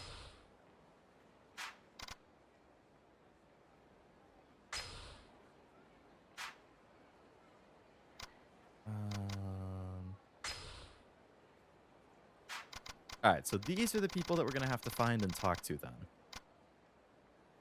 When's laser pointer? Cashew sends his regards. There's not a gun attached to the laser pointer. Cashew just likes laser pointers. He's a cat. You know, the logic checks out. Cats do like those pointers. Hello, Ray. Hope it's going well. Welcome. Hello, Drunkle. How goes it? Have you beat anybody? Oh, I've beat plenty of people up today. It's been a very eventful hour and a half of stream so far. Usami is currently employed at Macbowl. Okay, Matchbowl, Macbowl.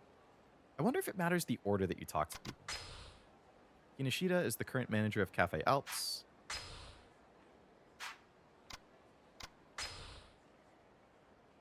Asai is employed at Nakamichi St. Street Popo.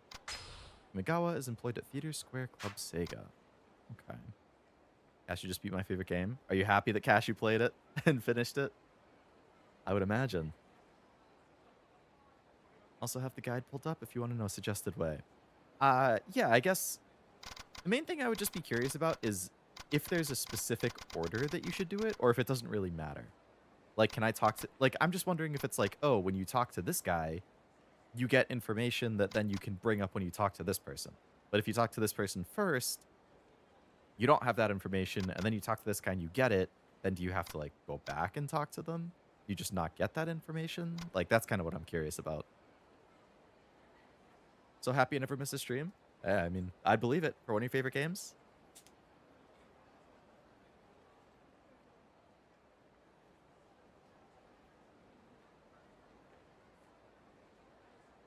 I don't know if it's still going on, but I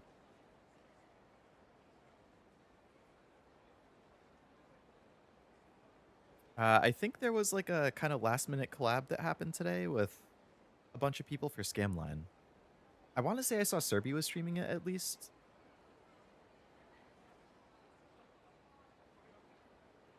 Don't think it fully matters, but there's one info check.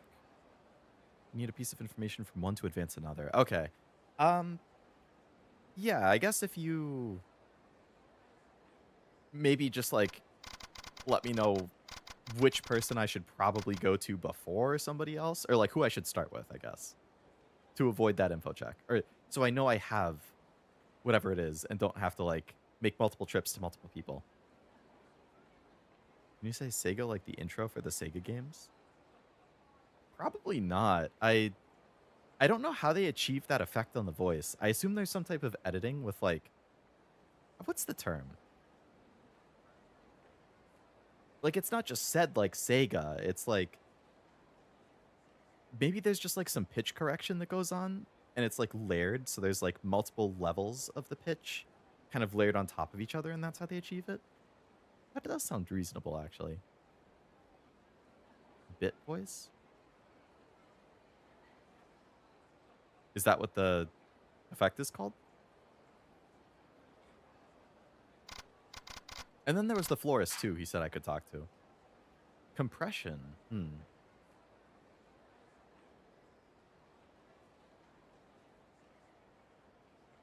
Yeah, I don't really know what compression actually does either. I would have just assumed that it's like lowering the volume of something.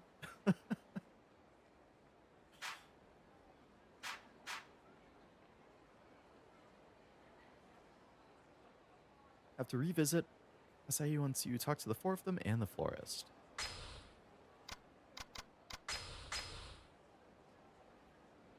Okay. So I'll have to talk to all of them and the florist and then go back to him.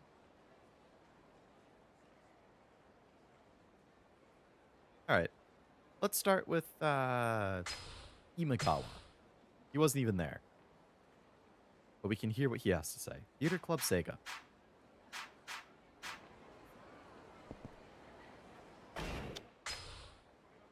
Which is...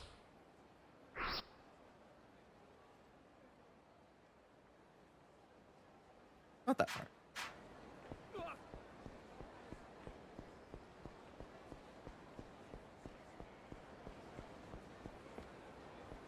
Murder mystery! Woo, baby!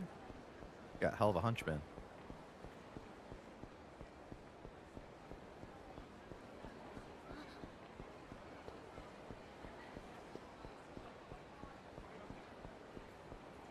Club Sega! Let me in!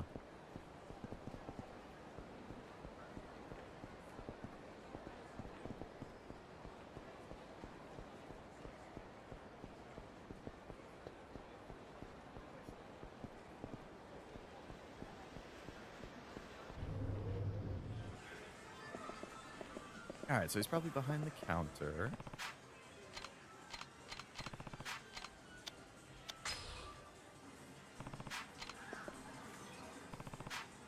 Oh, I was trying to talk to the girl. I guess I can't. Hey, you. You're Imagawa, right? That's right. Who are you? Looking at the Cafe Alps murder from 6 years ago?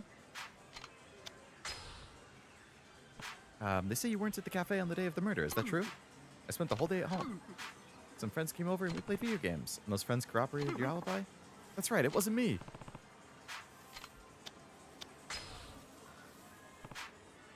Do you know anything about the man seen fleeing the scene? I didn't see anything. I didn't say anything. I didn't hear anything.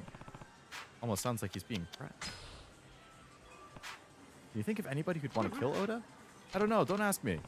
You're not very helpful at all. Your prints weren't found on the murder weapon, were they? Next, you're going to start saying I wore gloves. Well, you're wrong. I wasn't anywhere near the cafe that day.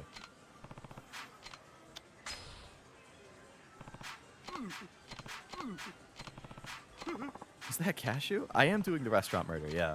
Alright, well, he didn't have anything useful. Leave me alone. This guy's got a persecution complex. Let me know if you remember anything from around the time of the murder. Doesn't matter how small. I didn't do anything. Everyone's saying I'm the murderer, aren't they? Aren't they? Nobody's saying that. I don't believe you. Everyone hated me. They used to harass me. Someone stole my wallet, CDs, and uniform out of my locker on the day of the murder. You sure the police didn't pick them up as evidence? Absolutely. Someone was harassing me. Somebody stole Imagawa's things. Well, if somebody put Imagawa's uniform on and then killed the guy and then ran away, then they might have thought... No, that wouldn't make sense because he said he saw the other person. Interesting. Yeah, that doesn't... I have to think about that. You can talk to girls, don't be shy. I wish. I'm too shy for that, man. I'm too shy. Hello, Armando. Hope it's going well. Cashew's in the Yakuza? He might be. He just might be. Compressing the files for file size, overdoing it causes artifacting. But decompressing it loses... Oh, so that's what it does.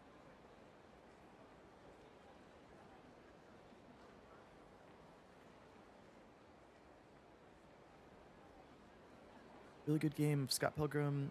Oh, yeah. Scott Pilgrim versus the World or something. I've heard good things about it. I haven't played it. But I did watch the anime. And I believe the anime was...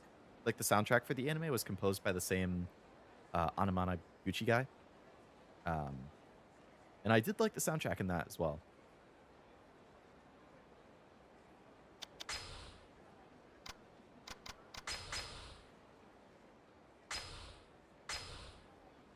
Occasionally had wallet, CDs, and uniforms stolen from locker.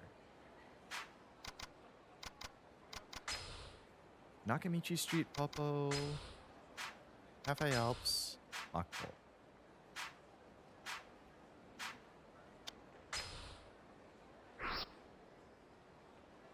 Well, Mockpole's right next to us, so let's just go there. Automatopoeia.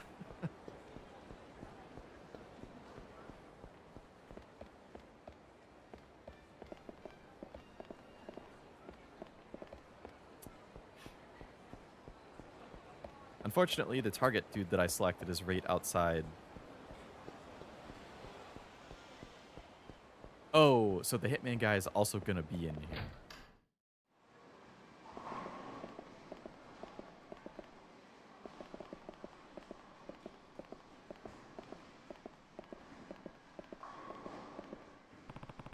You saw how it goes, Sonny? This must be a PS5 game? Not quite. Not quite. PS3. Looking into the murder that happened in Cafe Alps 6 years ago. Nothing left to say.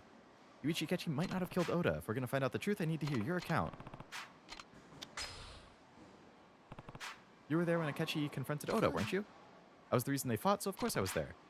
What happened after that? Did you see Akechi kill Oda? I took off, so no. Do you have any idea what it feels like to have your significant other walk in on you when you're with somebody else? Talk about awkward. And it would have been even more awkward if other people started coming in and seeing what it was about, so I ran out the back door. I went home, but Yuichi followed me. We spent the night arguing about breaking up. Of course, I never imagined he'd already killed Oda. So you're saying you didn't see him do it? Correct. Nobody actually saw him kill her. Graphics look good for PS3. The cutscenes I've thought looked pretty damn good for PS3 at least. The graphics seem... It's definitely like a mid-life cycle PS3, I would say. Like, I don't actually know, but if I had to guess, I would say this probably came out like in the 2008 to 2009 range, based on the graphics.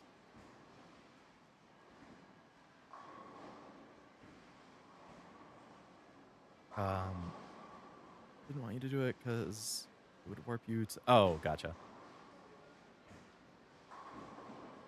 Right on the money, 2009? Ah, very nice.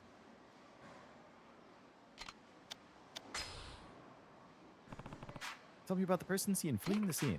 I don't know anything about it. I left the cafe before Yuichi, so I don't know how he left. Any idea why somebody would kill Oda? Are you trying to be funny? Besides your relationship, did he do anything to make anybody else mad? Don't know. The police would have known if he had any loans out or anything, right? I wasn't close to him. We just ended up hooking up that night. Maybe Akechi really did kill Oda. Didn't find your fingerprints on the murder weapon, right? They only found Yuichi's. We constantly replaced the customers' ashtrays with clean ones, but Yuichi must have been the only one to touch that one. Guess he was just unlucky. Yuichi took good care of the customers and replaced the ashtrays often. I think he must have noticed that one was chipped. Every game, very few exceptions, are contemporary, meaning they happen around the same time the original release. Oh, right. Yeah, they more or less always take place in, like, the actual, like, time it's made, right? Obviously, Stranger Than Heaven being an exception. Yakuza 0 would be an exception.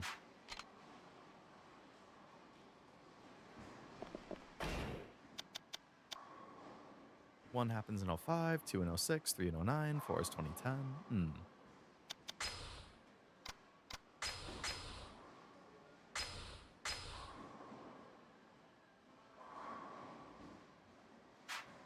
Alright, so then we have Asai, who's on Nakamichi Street Popo, and Kinoshita at Cafe Alps. I mean, Kinoshita now being the manager is kind of like, huh, wonder if he killed Oda to become manager.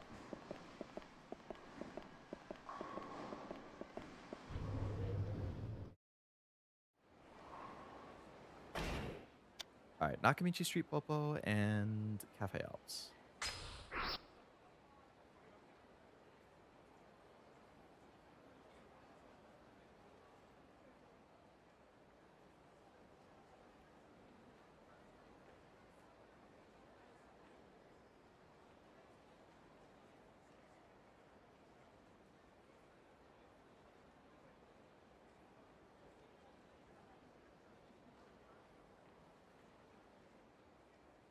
That's kind of convenient. We hit Nakamichi, we hit... Oh, actually, I could see the florist while I'm up here.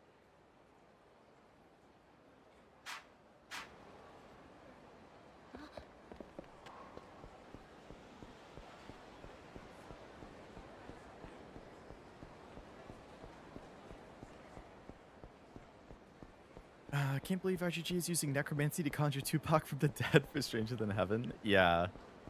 Like, I'm excited for Stranger Than Heaven. I thought Snoop Dogg being in it was already kind of like eyebrow raising. Like, that seemed incredibly random. But I don't know, maybe it makes sense. But then when Tupac showed up in the other trailer, I don't even know what to think. I hope there's a dang good reason for it.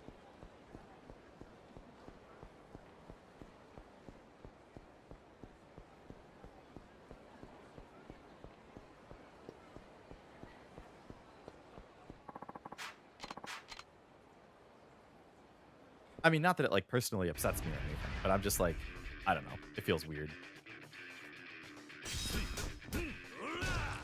Is he playing himself or is he playing another character?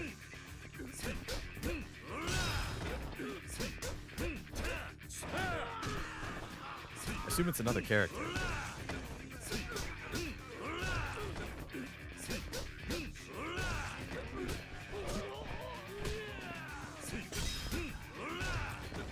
Cautiously afraid, but I say let them cook. Supposedly if the families and... Yeah, I did see that they've gotten, like, the necessary okays from everybody to actually use it. But I really have no idea. Obviously, like, I'm not gonna make a judgment call on it before it happens or actually comes out, but I'm definitely like, it just feels random. I wanted Maxwell but got Dorothy. Well, Dorothy's good.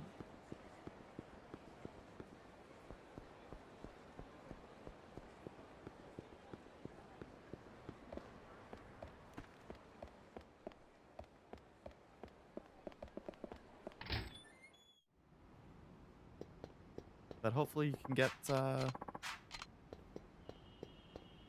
Maxwell in another poll. Could kind of start. Oh, did they have celebrities in that too?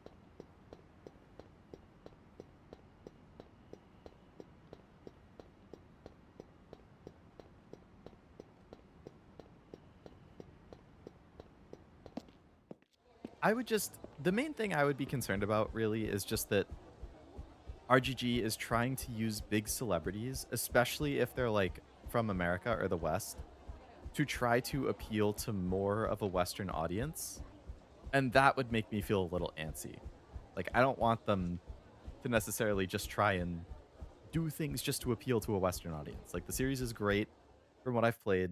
I would like them to continue doing what they've been doing rather than just trying to be like, oh, wow, look, we have a big celebrity from the US here. Whoa, Western fans, check it out and buy it.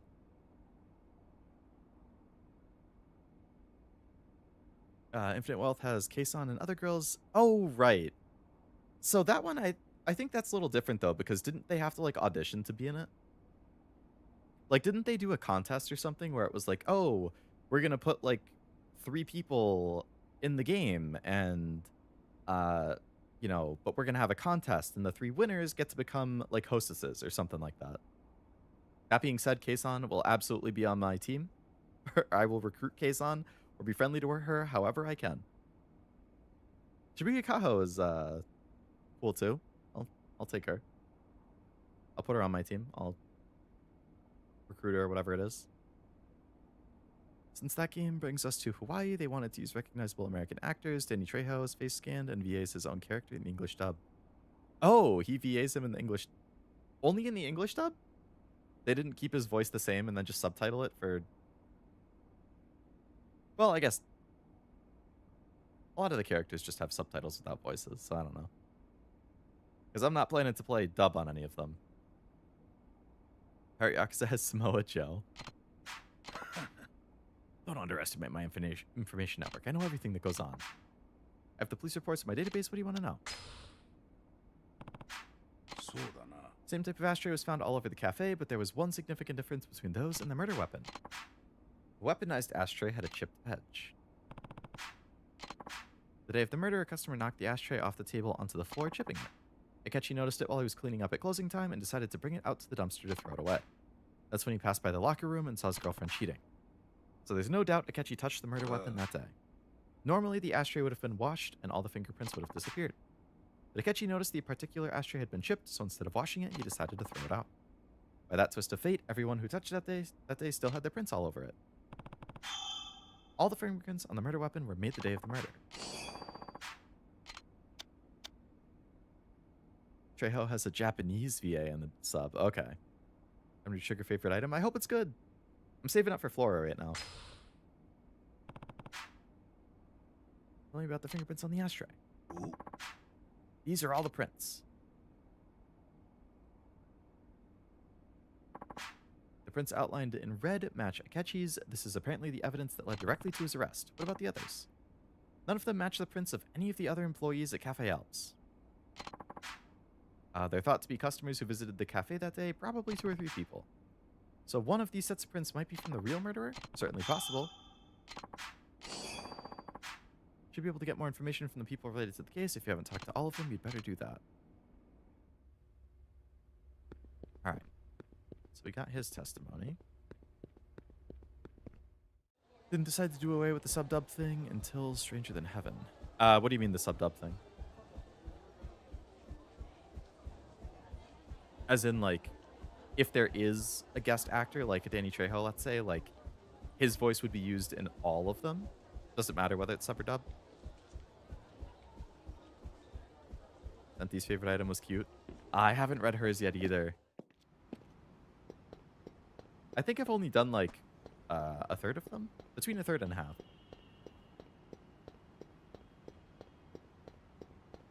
Stranger Than Heaven will have one audio language. Since the game has different characters speaking different languages, each language will be represented as their... Oh, okay. And they'll just subtitle it for the different regions. That's kind of good.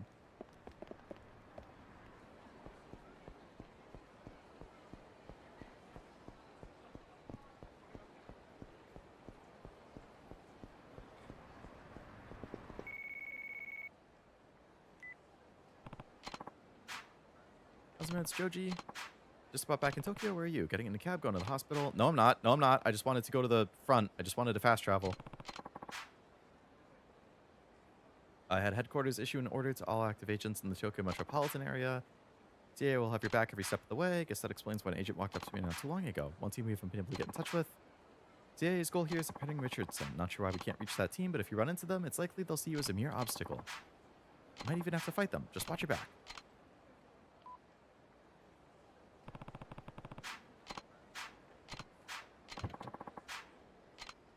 Okay, cool. We're good. I just want to fast travel to Nakamichi, please. Thank you. Americans will speak English, Japanese will speak Japanese, Koreans will speak Korean. That'll be cool. I'll be curious how that pans out. Well, I'm sure it should be fine. I don't see an issue with it. Very multinational story.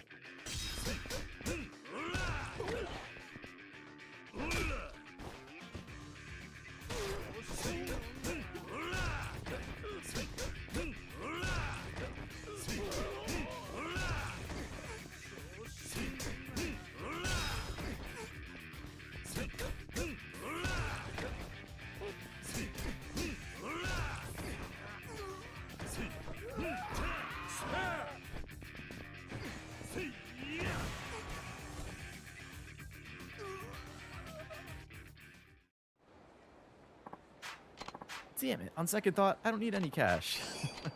An eerie stuffed toy. Well, you didn't give me cash either. Alright, Cafe Alps is right there, but I want to talk to the other guy. I believe was...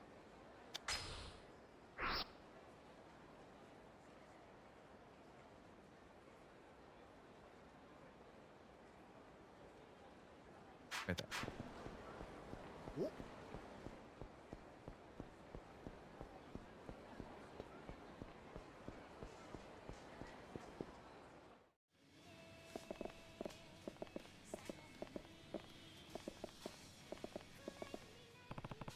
You a Psy, former employee at Cafe Alps? I'm Kiryu. I want to ask you about the murder from 6 years ago. You were at the cafe at the time of the murder? I think I was closing the register. It was after we'd closed for the night. Didn't go anywhere near the murder scene in the locker room? Of course not. Why would I? I was still working. That's kind of funny. Know anything about the person seen running to the scene of the crime? Don't know anything. Found out a murder had taken place when Kinoshita showed up looking white as a sheet. I didn't see the murderer. I did see Oda's body, though.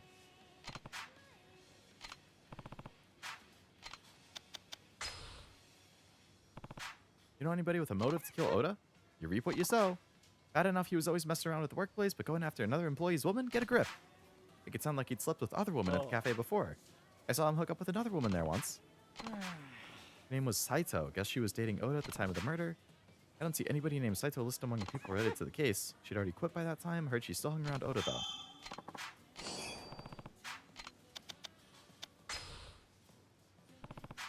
Fingerprints weren't found on the murder weapon. Isn't that strange, seeing as you were one of the waiters? I just didn't like doing ashtrays. I always left that to other people. Pretty natural my fingerprints wouldn't be on it. Oh. Huh?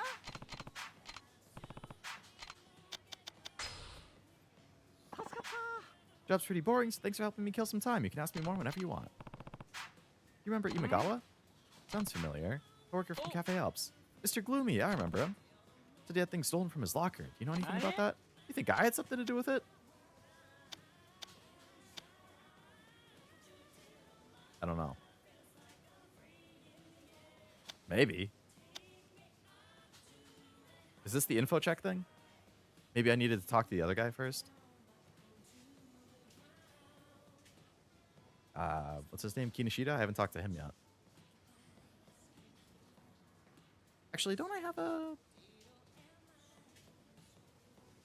Asking Asai about Imagawa is the info check. Oh, okay.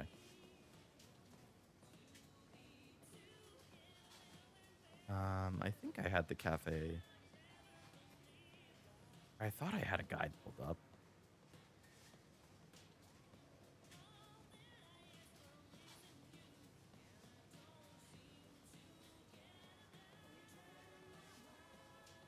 It doesn't matter. Oh, okay. Just trying to find out what you know. You really think I did it, though, don't you? You got me. I did do it. I was trying to make a quick buck or two. All I took was a wallet and some CDs I sold off later. You didn't steal his uniform? How'd I make money off of that? All I stole was wallet and CDs.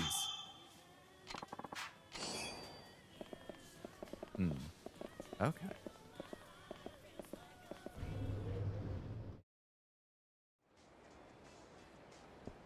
All right. So all that's left is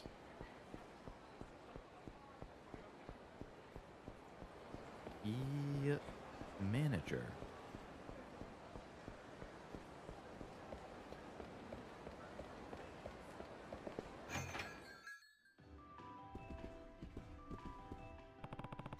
Kinishida, right? That's right. Here you are. I want to ask about the murder that happened 6 years ago. I don't know if I can tell you anything new, but go ahead.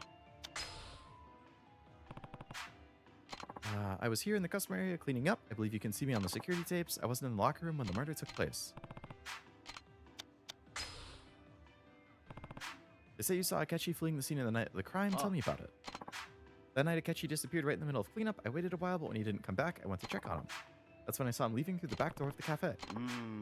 Only saw his back, but I'm sure it was him. If you didn't see his face, how can you be sure it was Akechi?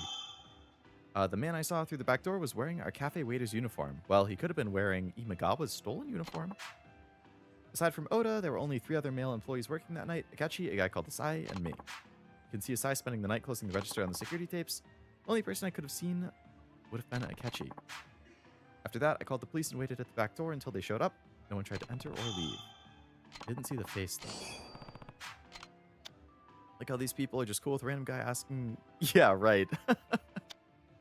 Just game logic, I guess. And this guy in the background is just listening to it all. Oops, that's the exact same thing I just read.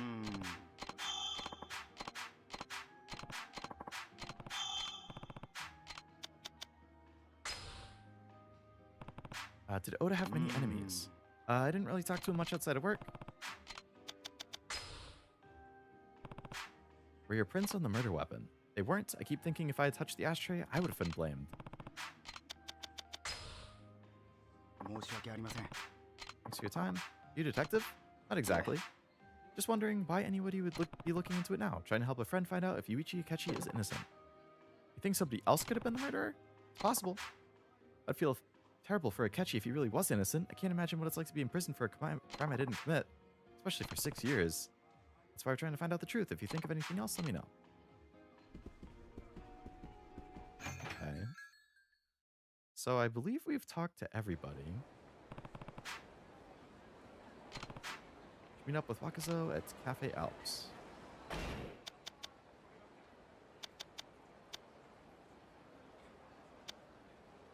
So should I go back and talk to Asahi again then?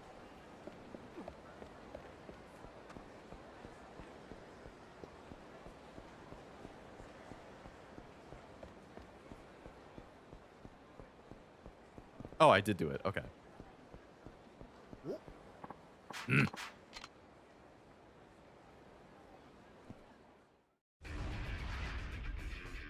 Damn thug.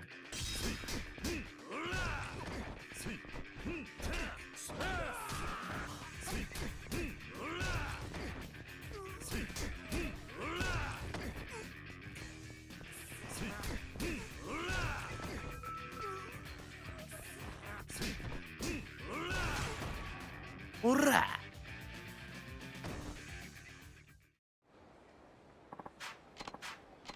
It was a joke. See, I'm laughing. I'm laughing.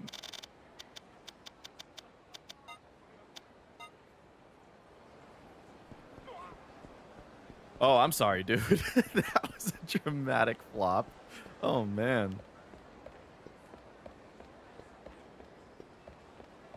Okay. Back into the cafe. Talk to the guy.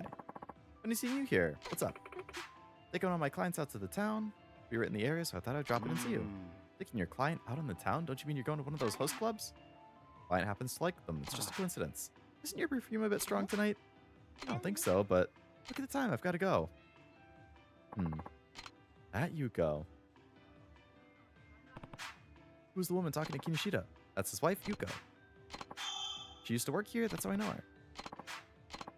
She'd already quit by the time the murder happened, and she wasn't on the security tapes at the dining area, so she definitely wasn't at the cafe that day. Maybe I should look into her anyway. All right, well, we got another person to talk to. Yuko. Hey, where was she going? You don't know? Probably Stardust if she's going to a host club. Let's go to Stardust. But I'll double check and see if there's anything in here.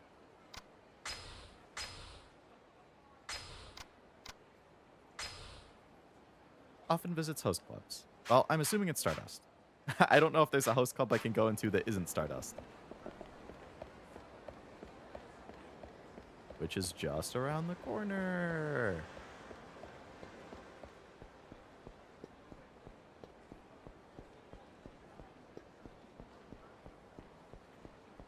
It's always Stardust. Hey, I mean, it's a cool club. Got some cool people working there. My boy Yuya, especially.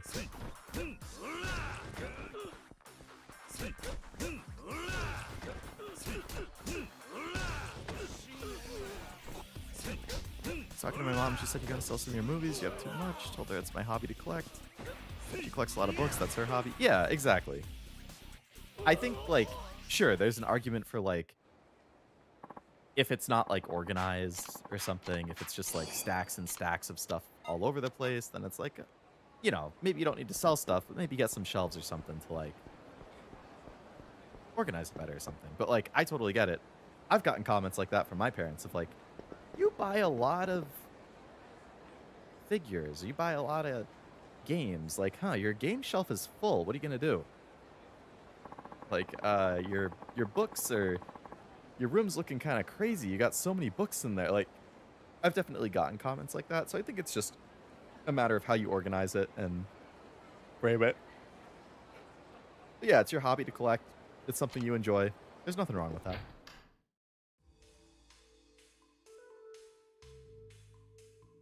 Write it down and start over. But everything that I already have. That's Kinishida's wife, Yuko. Organize, I love movies so much I even organize in category and shelf. Yeah, very nice. Like my games, I have organized by system, and then within the system, it's alphabetical. This is like a scandalous take when it comes to games, but I have considered at times mixing my PS4 and PS5 games together. Right now I have like, it's multiple shelves and I have all my PS5 games and then all my PS4 games. And it looks good that way because the cases are slightly different. The PS5 games have the white like banner at the top, banner logo, and PS4 games have the blue banner logo, but they have the same size case, the same blue case. The only difference is the banner is either white or blue if it's PS5 or PS4. So it looks good when they're separated because you have all the games with the white banner at the top, and then I'll get the games with the blue banner. But all the PS4 games play on PS5. And sometimes you have games of of a series where you have games on that series on both PS4 and PS5. Like Resident Evil, for example. I have the Resident Evil Origin Collection, 5 and 6, and Revelations 1 and 2 on PS4, and then I have 2, 3, 4, 7, and 8 on PS5. So I look at that and I'm like, well, it would be kind of nice if they were all together just on the shelf. And it's like, oh, I want a Resident Evil game. Boom. All my Resident Evil games are in the same section. 1 through 8. But that means you're mixing together the different colored like spines or banners. You're going to have like a bunch of white and blue things mixed together, which makes the shelf look more disorganized because it's all just mixed together, which I don't really like. So I've gone back and forth because I feel like for the ease of like following a series, it's easier to just like have it all together. But presentation wise, I think it looks worse to have them together as opposed to separated. And I've seen pictures, there's a game collecting subreddit that I subscribe to, and I have seen people who mix them together on there, and whenever I see it, it's the exact same thing. I think it doesn't look as good because of the colors like being mixed instead of like their own separate shelves. But at the same time, I like respect the ease of finding anything. Like Yakuza is another one. I have Yakuza 0, Kiwami 1 and 2, Kiwami 3 on PS5. Then I have Yakuza Remaster Collection, which is 3, 4, 5, and 6 on PS4. And then I have everything from 7 and on, including the spin-offs, on PS5. So they're on separate shelves. I have the PS5 section and the PS4 section that both have Yakuza games. So it's just like stuff like that, like God of War. I have the original God of War on PS4, and then I have Ragnarok on PS5.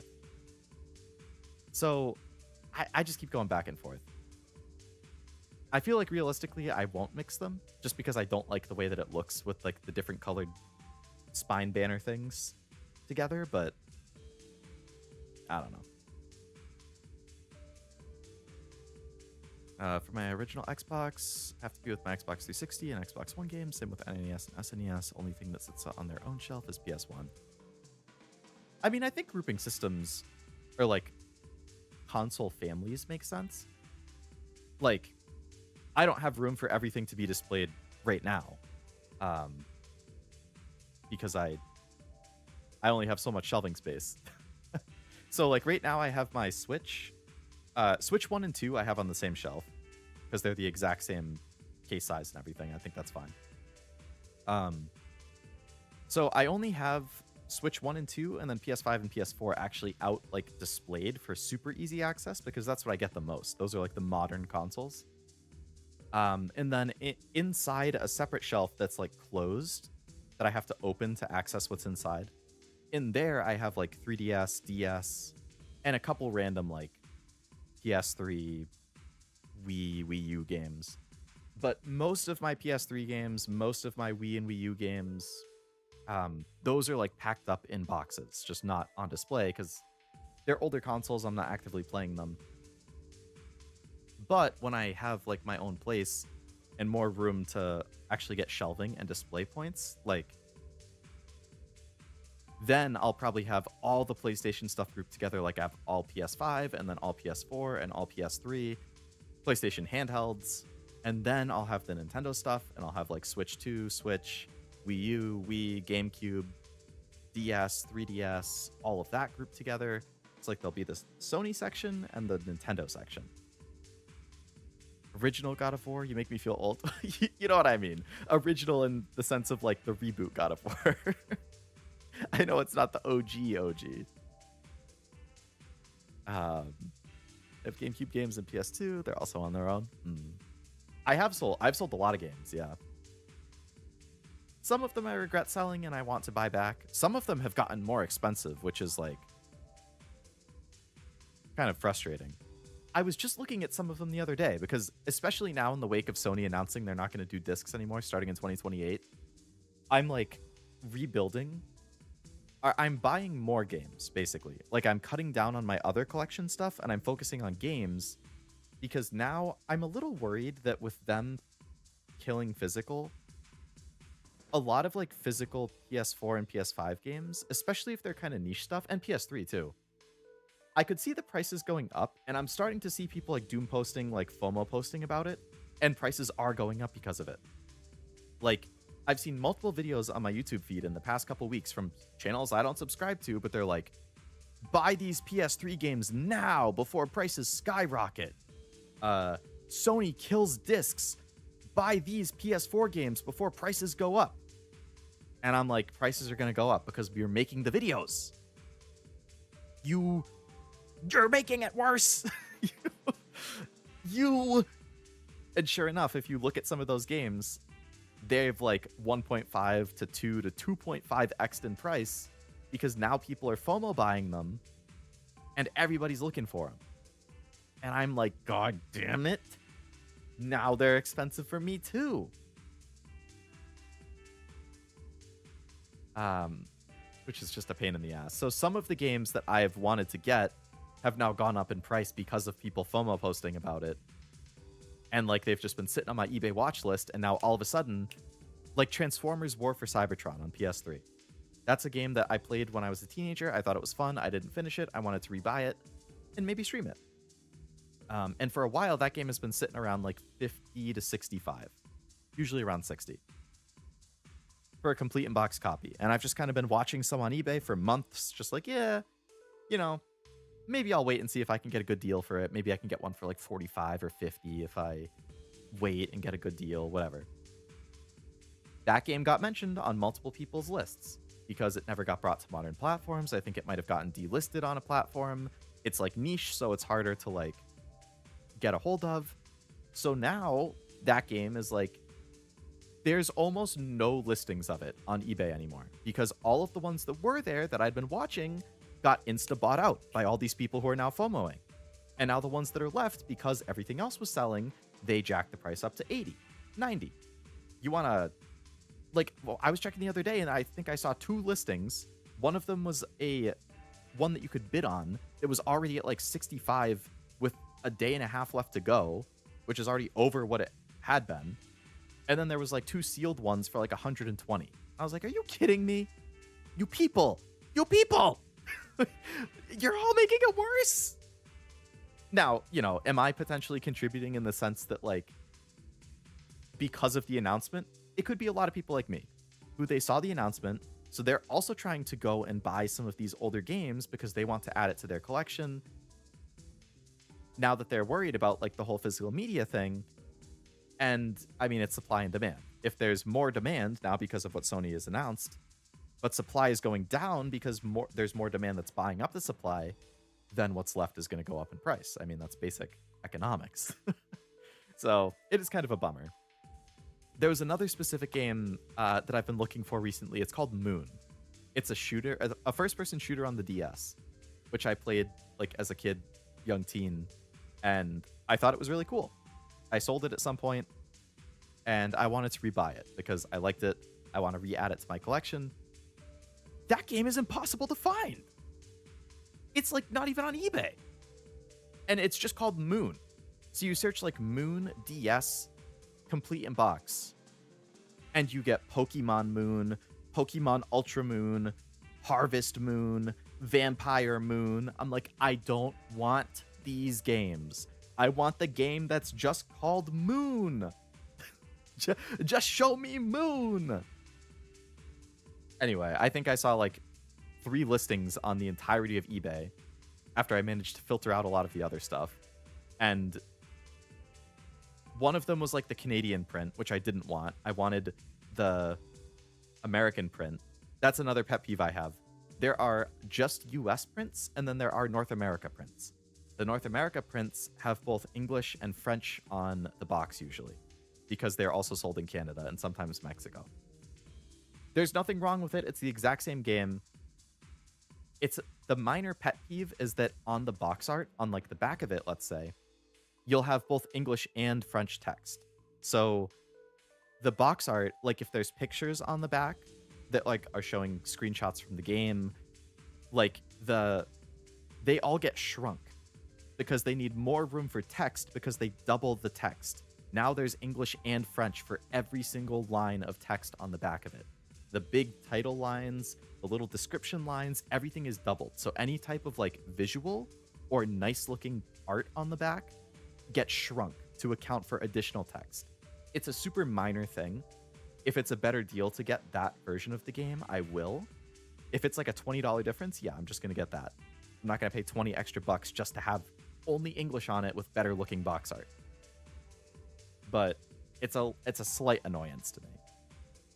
But it's really not that big of a deal in the grand scheme of things. Hello, Noel. Welcome. Hope it's going well. It does suck. I agree. But yes, I have been very actively looking to get my collections buffed up again. So I'm always scouring for sales. I'm scouring eBay. I'm scouring Reddit for stuff that's on my list at a good deal.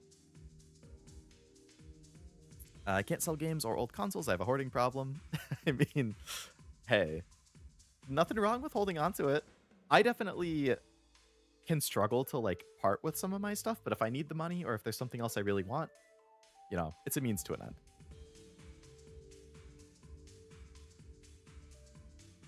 Reminds me of oh yeah, the toilet paper stuff during COVID. Making it worse.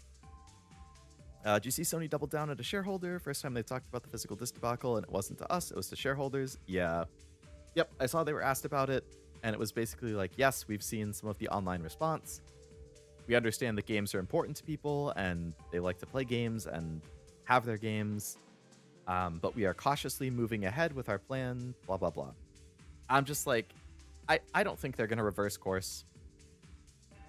I would love a world where they do reverse course and they say, yes, we will continue to make discs on PS6, or yes, we will continue to print games on PS5 after 2027.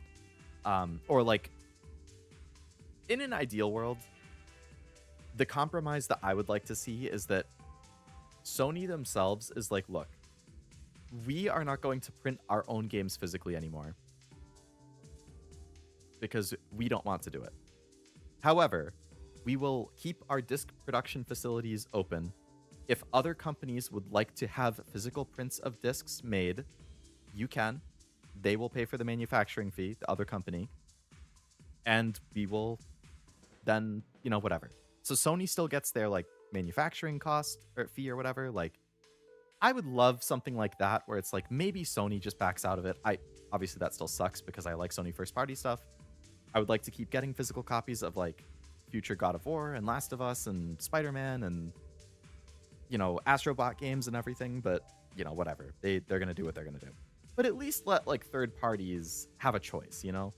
If like physical first companies like PM Studios or, you know, limited run games, like if companies like them who focus on physical stuff want to do physical games, and there's indies or third parties who want to do physical games, let them do physical. It's still a way to bring people to your platform. It's still like, I feel like that's a good compromise. Just like give people the option. But I don't know. Maybe 6 months from now, they will slightly adjust their plans and do something like that. Because we know they're not completely closing their disc production facilities. We know that they have specifically said that after in 2028 and on, when they no longer produce new games, they've said that you can still reprint games that already came out prior to 2028. So that means they're not completely closing their facilities. There's still going to be, like, if Atlas wants to reprint Persona 4 Revival, they can order a reprint in 2028 and Sony will still reprint it and ship it out. If, you know, Activision wants to print the newest Call of Duty a second time, they can, or 2027's Call of Duty, they can print it again. If Square Enix wants to reprint Final Fantasy Trilogy or whatever, like, they can reprint it. Like, so we know that it's not completely closing because they can still reprint. So why not just let people still print new stuff? I don't get it. I don't get what the hard deadline cutoff is for. Moon from 2009? Indeed. It's a video game. I know there's a movie called Moon, and I think it came out around that time. But it's a DS game that I'm talking about. How can I learn Meryl's codec number now? There's too much French in the way. Exactly. I say that as a partial French person myself. As a movie collector, I'm trying to find hard to get movies. They call it a treasure hunt, the same for old classic games. Yeah, especially if you do it in person and you're like hunting at like local movie shops and game shops for it. Like, it makes it a little more fun finding it in person. I was at GameStop a couple days ago because I was picking up my pre-order for Xenoblade on Switch. And I was just browsing the pre-owned stuff because I was curious if they had anything interesting. And I noticed their retro section, which is kind of painful to say, but like retro now includes like, you know, 3DS, Vita, PS3, 360. Like, those are retro consoles now. They're 20 years old. Well, 3DS is like 16 years old or something, but, or 14 to 16. But like, either way, those are technically retro consoles now. The PS3 came out 20 years ago this year. The 360 came out 21 years ago this year. But they had some older stuff, so I was looking through that. And they actually had on 3DS the Phoenix Wright versus, or Professor Layton versus Phoenix Wright, like, collab game, crossover game, which has been on my list for ages. It's the only Professor Layton and I guess the only Phoenix Wright game that I don't have physically. And obviously I've been playing the Layton games on stream here and there. I think they're fun. I would like to play the Professor or the Phoenix Wright games. And I was like, oh shit, they have this. Like, on eBay, that game is typically about $100. If you get lucky, you might find it for 90. But it's a very, I think, small print run. It's hard to get a hold of. So typically it's around $100 on eBay. GameStop had it for 90, complete in box, like original case and art and insert and everything. Good condition. I'm a pro member, so I get 5% off. So it went down to like 86, 85, 86. And then I was trading stuff in at the same time. So I ended up completely paying the game off with my trade-ins and like pro discount and everything. So I got it for 0 compared to paying $100 on eBay. I was like, yes, yes. And that's what's good about physical games. You can still do stuff like that. Doing good with Sleepy, so I was sleeping until now. Well, I hope you had a very nice sleep, Noel. You came in at a good time. We're just doing some side quests before I do the big finale section. I did chapter 11. We had a very emotional scene. Got me crying a little bit, so I had to mute. Have to make discs for Xbox PC games. For PC games? That's funny. But yeah, I mean, I think Xbox is going to be all digital next console. PlayStation's going to be all digital next console, so it will really only be Switch 2. And then the question is, do companies do less keycards to try and appease physical people? Do they still do keycards? I'm probably going to soften slightly on keycards because of all of this, because it's still better than nothing. But I'll still prefer true physicals. But, you know, the real question is going to be when the Switch 3 happens in, you know, 2033 or whatever. Is that all digital? Or is it backwards compatible with Switch 1 and 2? That's going to be the biggest thing I'm curious about. Because if Nintendo goes all digital, it's completely over. There's no more physical games from any of the big ones anymore. So, I hope they do. But I know there's issues with the cartridges, which is, like, cartridge read speeds aren't super fast necessarily. So, I know there's been some developers who have said, like, you know, we can't do a true physical on cartridge because, like, it reads off the cartridge. Like, it doesn't install. What a lot of, like, the modern disc games do is you're not actually, like, playing it off the disc. You're installing it from the disc.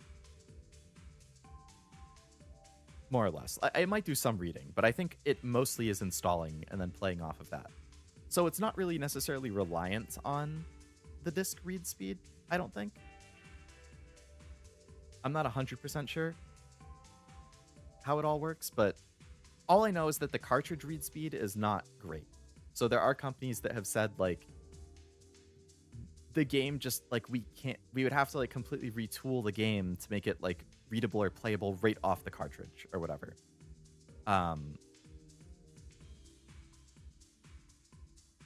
Which is a case for a keycard game where it's like, okay, like, at least that kind of makes sense. Like, you know, or for example, a game that's like, if it's an 80 gigabyte game, but the cartridge can only store up to 64 gigabytes. Well, they have to do a keycard because they simply can't fit the game on the cartridge. Like, the biggest size cartridge is 64 gigabytes, whereas, like, a PS5 disc, I think, can store, like, 100 gigabytes of data. So it's a lot easier for a game, especially, like, a big AAA game that's going to be a big install, to fit on a PS5 Blu-ray compared to a Switch 2 cartridge. So that's another case where, like, I understand if they do a keycard because they literally can't fit it on the cartridge. But if the game is small enough to fit on the cartridge and can be played off the cartridge, I would love to see it on the cartridge. Games are kind of bigger than they need to be. They are. Part of that is development. They're not as, like, efficient nowadays as they used to be. But they want that 30% more store revenue. They do. That's definitely a big part of it. I read a whole number breakdown, and it makes sense. With Microsoft, I backed up all my 360 games to my computer and used a new emulator. It's new, so it doesn't work that well with all the games, but some do. I'm sure it will get better over time. And I think it's good, you know, if people want to back their stuff up like that. I did do the Rikia tattoo side quest, yes. Yeah, like Kevin said, he made sure that I did that one. All digital for sure. I'd bet money on them having a digital only one soon. I wouldn't be surprised. It's a good way for them to get more sales because they can offer it slightly cheaper because they don't have to have like a cartridge read slot or whatever. I mean, I know that's what Sony did with PS5 at start, and Microsoft did it too with the Xbox Series. Like they both had the disc version and the digital version. So, I mean, I wouldn't be surprised if they at least offer it as like an option, but the one thing with Nintendo that, like, I think Nintendo is kind of big on like store space, and they have a lot of the younger audience and kids and, you know, parents shopping with their kids.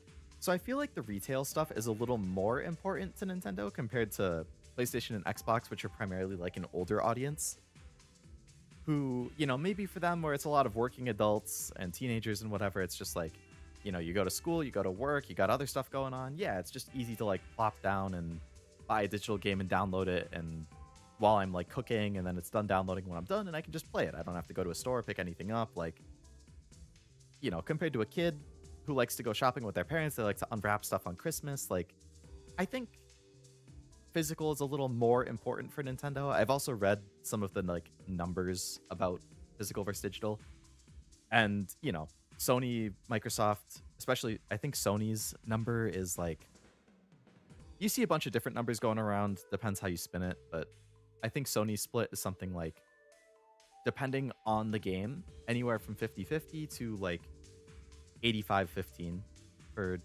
digital versus physical. Digital going up increasingly over time, whereas Nintendo tends to hover around like 50-50 from the numbers and reports I've seen. So physical is bigger for Nintendo. It's more important for Nintendo. So I think they would be the last ones for sure to actually get rid of it. But who knows? Who knows? Just to believe that as much as I'm on a Nintendo boycott right now for buying their stuff, they are dead set in their ways. They famously don't even know what the other companies are doing. So switching to all digital would have to be a big shift in management or something. Yeah, who knows?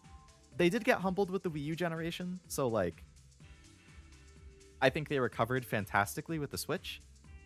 You know, as much as I love PlayStation, like I said, they've been my favorite console since the PS3. I love the PS3, I love the PS4, I love the PS5. Amazing games on all of them. You know, I absolutely adore those consoles and the amount of games I have on them that I've played and enjoy and still want to play. That being said, I think in the past few years, especially during the PS5 generation, Sony has kind of started getting a little full of themselves. They've gotten a little too confident. They've gotten a little too comfortable with Microsoft stumbling so much and shooting themselves in the foot nonstop. So I think Sony has been a little, they've been colder to their audience. They've been, you know, raising prices on things. They've been pushing for all the live service stuff. They've been doing a lot of things that I don't like and I'm critical of. And this is, you know, just another example of that. So much as I love PlayStation, and I have for 3 generations, I wouldn't mind if PS6 was them getting humbled like Nintendo did with the Wii U, like Microsoft did with the Xbox One. Maybe Sony needs to learn their lesson again. Maybe they need to have a shit generation and learn the hard way. Like they did with the PS3, right? Sony stumbled with the PS3 right out of the gate. It was terrible for the first couple years.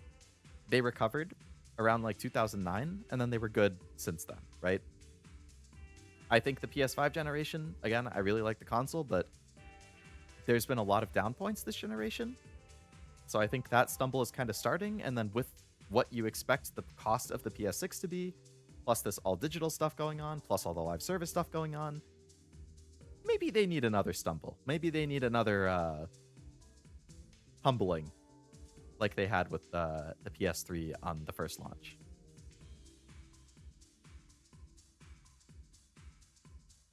This week, all of a sudden, my screen started to flicker down the bottom. I did everything to solve it. Thought something would happen to my motherboard. I don't know what you did. Did you just, like, slap your screen? A rare dub of Kiwami 3 is that the game that folds the sub-story into... That is definitely nice. Yeah, that should have been part of the main story. Games are kind of bigger than they need. Oh, I read that one, yes. For better or worse, Nintendo's ran by dinosaurs. I think the ritual of buying physical is something they respect. I certainly hope. I hope so. I certainly hope so. There's also the fact that just like Nintendo is huge in Japan. And I think physical gaming is still bigger in Japan than it is in the West. I think the West is more digital than Japan is. So, given that they are a Japanese company headquartered in Japan, and that is their #1 audience, you know, I'd like to still think that, at the very least, Nintendo games will continue to be mostly physical. Like, all of the Nintendo first-party games for the Switch 2 have been true physicals on the cartridge. What's actually really cool about the Switch 2 editions that they've been releasing, like they just released like Xenoblade Chronicles Switch 2 edition. There's Pokemon Legends ZA Switch 2 edition. Like all of these Switch 2 editions or whatever they've been releasing, like they, if I remember correctly, they actually have both the Switch 1 and Switch 2 versions of the game on the cartridge.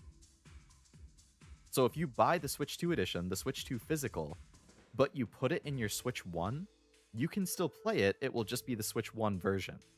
And if you put it in your Switch 2, then it will load the Switch 2 version instead. I think that's really cool.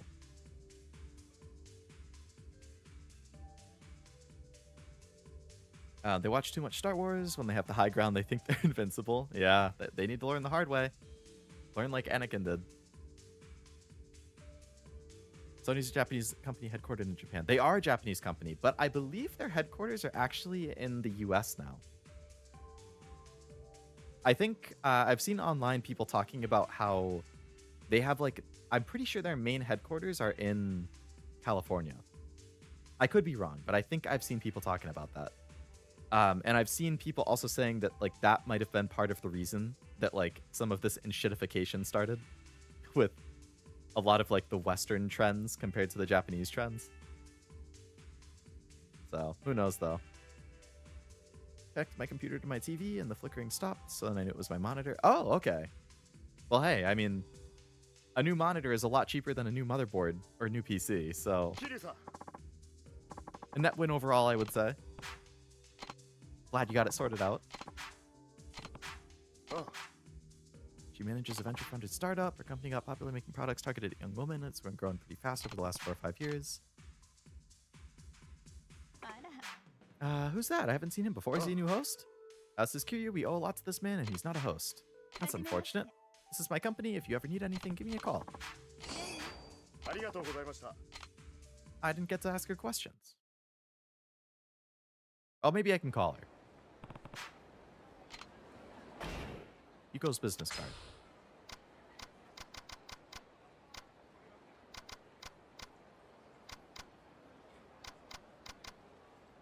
Or not? Oh, there it is. Yuko offices. Yuko Saito. Yuko offices. Yuko Saito president.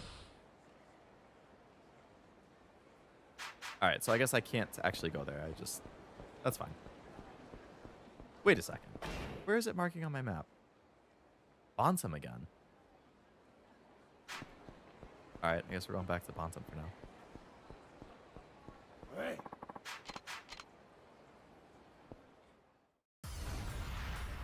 I really should have kept playing while I was talking about all that stuff. You guys know how easy it is for me to tangent about physical game stuff. But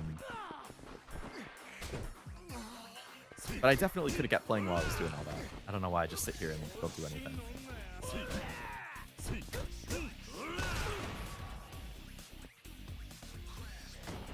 I need to make more videos on that Leo Game Corner channel too. Like, I've filmed multiple of my like collection update videos and I just haven't edited them. I have to film like at least one more. And then I just had other ideas for stuff I wanted to make on it. I've just been too busy.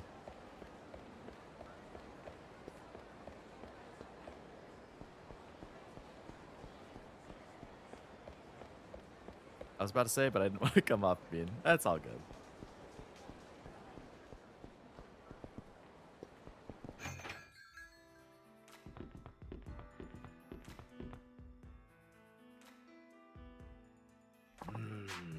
Still don't see anything off about this. Did you find proof of Akechi's innocence? What was that you were looking at? A list of evidence we made during the investigation 6 years ago. You're taking such a hard look, I thought I would take another glance myself. Wait a minute, what's this?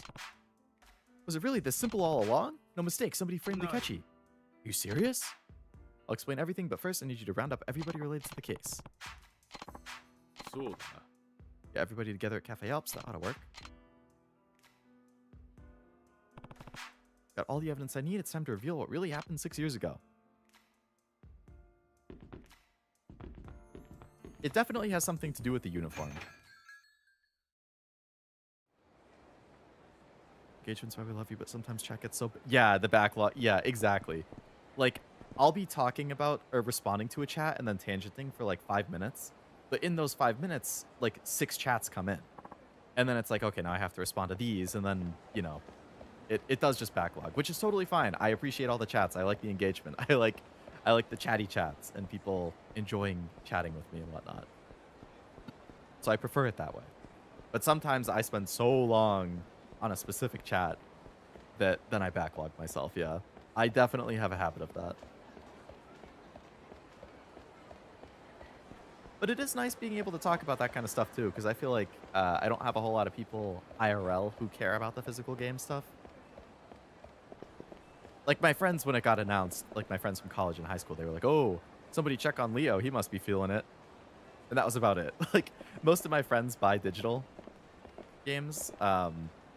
They either don't really game a lot or they just pick up like digital stuff when it's on sale or convenient.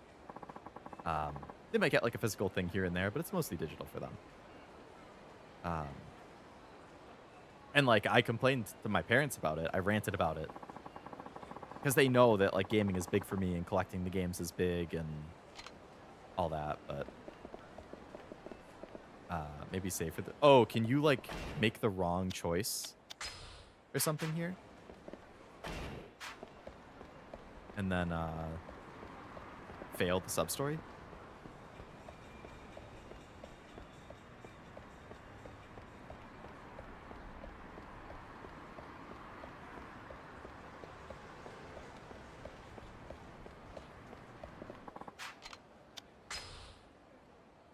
That doesn't mention anything, but better safe than sorry. Yeah. No, I definitely wouldn't want to like fail it and then be like, crap. Look, it's hard to see the impact for digital. They'll be impacted too. Yeah, I think for a lot of digital players, they're just like, I mean, this is just how it has been going, and this is how I play games, so it doesn't really make a difference. Like, I buy digital anyway all the time. Like, what does it matter? Which is like, yeah, like, sure, you're still going to keep buying digital. It's no different. The difference is going to be more so in the pricing. Like, yes, the PlayStation Store has frequent sales, and oftentimes they have good sales. I've definitely, like, I have a big digital library on PS5 as well. PS4, 3.5, because there are still good sales, and I still enjoy those things, and I will still buy games digitally if they're a good price. I just prioritize physical.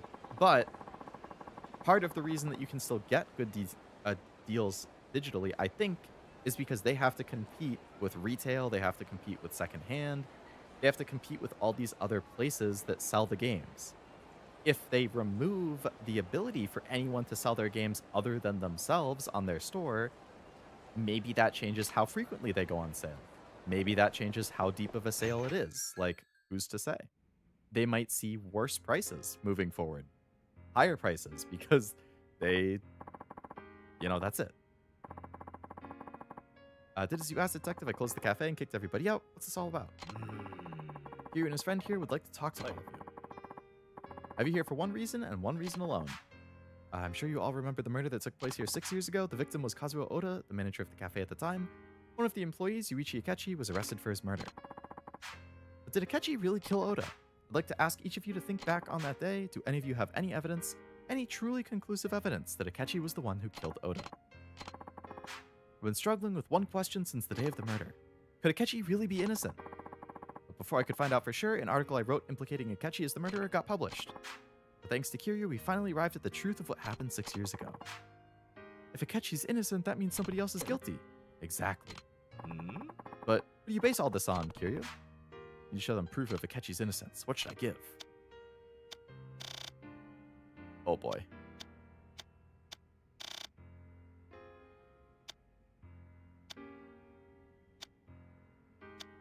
didn't actually look at this. Ah, I should have looked at this. Because Kiryu specifically looked at the list of evidence and then he was like, that's it! Could it have been so simple? But now I don't actually know what's on the list of evidence because I didn't go in my inventory and look at it.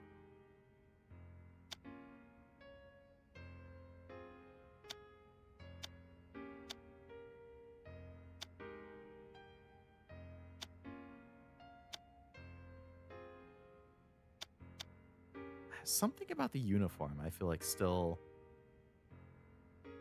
There's definitely... So, Kinoshita saw the criminal feed but didn't get a look at his face. They only know that they assumed they were an employee because they had the uniform on. But it didn't mean it was their... Like, they could have taken the uniform from the guy's locker who got the thing stolen. Asahi said he did not take the uniform.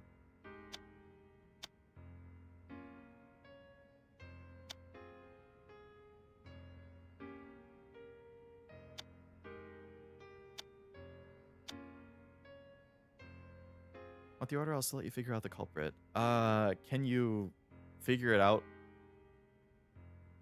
without? Like, do you have to get the exact right order? Did you hear about the guy who was falsely arrested playing Skyrim? I think so, right. Wasn't it something like there was somebody's username was Fuzroda?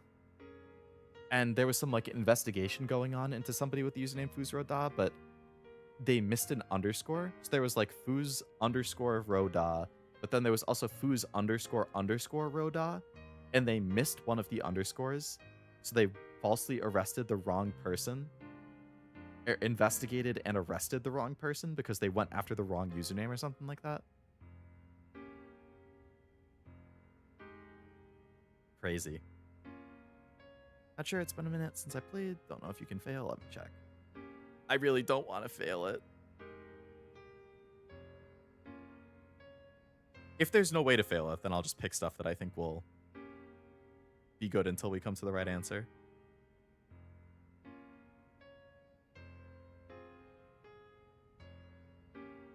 In the meantime, while you check on that, I will be back in 10 to 15 seconds. I'm going to grab another drink. You can't fail. Perfect.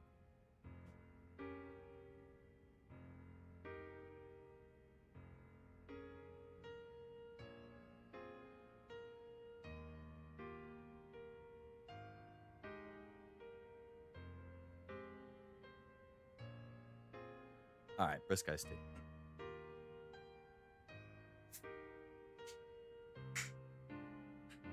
Lets you trial and error until you hit the right answer. Perfect. All right. It's Danganronpa Yakuza Edition.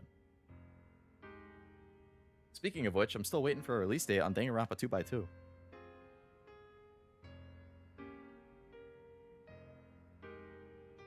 Or Danganronpa 2-2. I don't know what the heck they're actually calling it.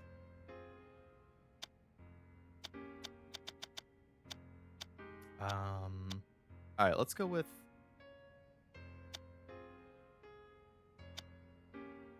Kinoshita's testimony.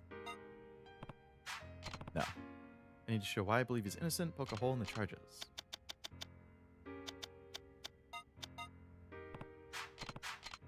Damn it. Damn it.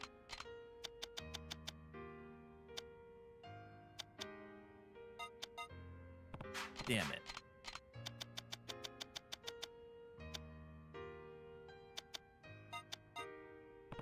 Damn it. Damn it.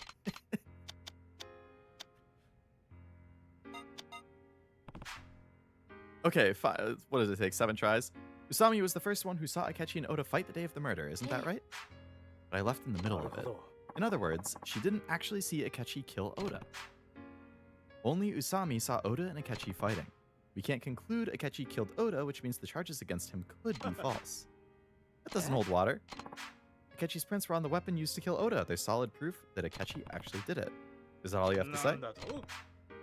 This was your case. You ought to know Akechi's fingerprints on the murder weapon alone weren't enough to convict him. Spell it out for us, will ya? Ashtray fingerprints. The ashtray used as a murder weapon hadn't been washed because it was supposed to be thrown out. Akechi's prints weren't the only ones on it. That means you can't prove his guilt from the fingerprints alone. Detective, is that true? It's as he says. You admit it might not have been my brother? But that's not enough to prove somebody else did it. Somebody witnessed Akechi fleeing the scene. That's another piece of evidence. You'd think the person fleeing the scene of the crime is the culprit, wouldn't you? Why would they run away if they didn't do anything? Do you have any information to refute witness statements about Akechi? There's a hole in one of the witness statements. I need to argue that angle. Kinoshita. Didn't see the face. Kinoshita, you saw Akechi fleeing the scene, right? Alright, we're going pretty well after we got the first one. Being falsely accused of a crime sucks. I would think so, yeah. That would be a horrible feeling, especially if there's actually, like, jail time out of it. Are you sure? I'm not lying. I'm sure I saw him. But you didn't see the face of the person fleeing, right? You said that, right? I only saw his back. So it's possible you saw somebody else. The police wouldn't have arrested Akechi on any vague old evidence, you know? There was also something that proved the person Kinoshita saw was, in fact, Akechi. And what was that? The man Kinoshita saw leaving the scene of the crime was wearing a Cafe Alps waiter uniform. The only waiters employed by Cafe Alps at the time were Kinoshita, Asahi, Imagawa, and Akechi. The security tapes show Kinoshita and Asahi out front at the time of the murder. We've also confirmed that Imagawa was at home. Therefore, by process of elimination, the only waiter Kinoshita could have seen was Akechi. It's absolutely possible the person Kinoshita saw was not Akechi. I have a statement to prove it. Imagawa's testimony that his uniform was stolen. There was actually another crime committed at the cafe 6 years ago. Imagawa's uniform disappeared from his locker in the Cafe Alps locker room. Imagawa's uniform? My uniform disappeared from my locker. Since you were present, when did you notice it was missing? The day after. Came to work, the police were investigating, so I couldn't go in, but once the police left, I looked in my locker and my uniform was gone. Police probably took it as evidence. I'm sure there's plenty of stuff missing. Somebody was harassing me. Everyone teased me. Asahi, why don't you tell them you took my uniform? You took everything else, the uniform must have been you. You're so whiny. Bully, police, whoever took it. It has nothing to do with Akechi. Imagawa's uniform is key to the case. I'll show you. 2 pieces of evidence to prove what happened to Imagawa's uniform.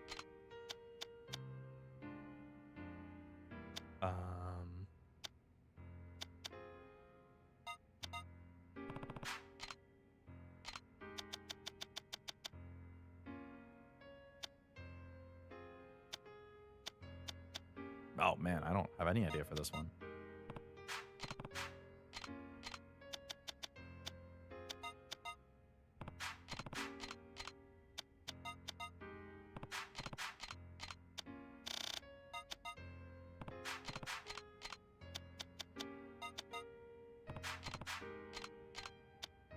God damn.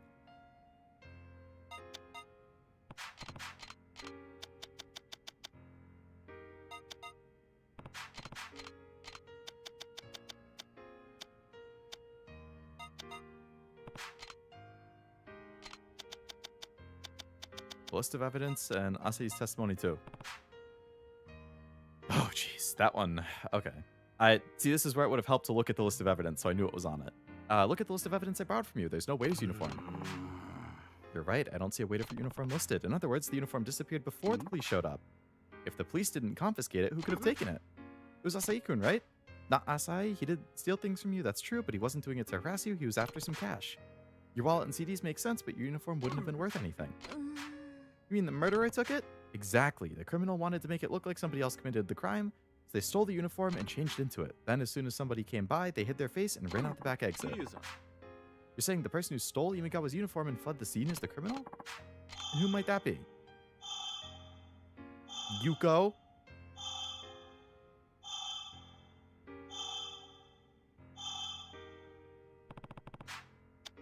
The real criminal is... We know it's not Kinoshita and Asahi and Imagawa. Obviously, it's not his sister.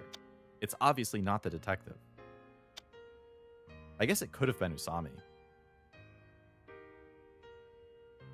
She saw them fighting and left. She could have just put on the waiter uniform and left.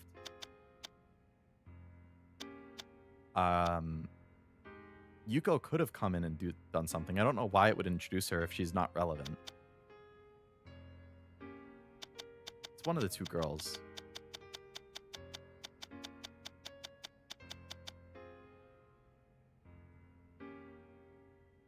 They said security tape showed that Yuko was never there, so I'm gonna go with Usami.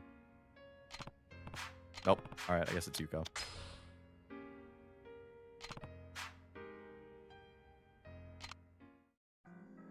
What happened to the tape saying she's not there? 桐生さん、それではその人物の名前を教えてください。6年前、小田さんを殺し、明智さんに罪をかぶせた事件の真犯人とは一体。Explain to Kiryu, I need to know too. 犯人は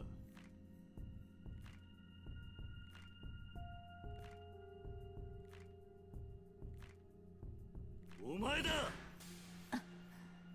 木下優子、お前が小田を殺した真犯人だ。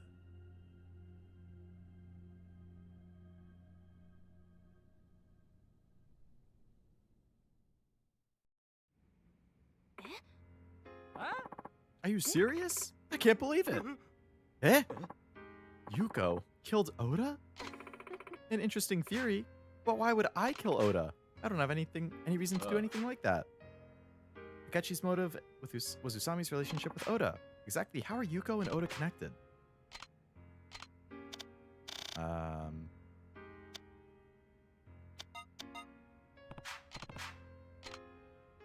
have no idea how they're connected.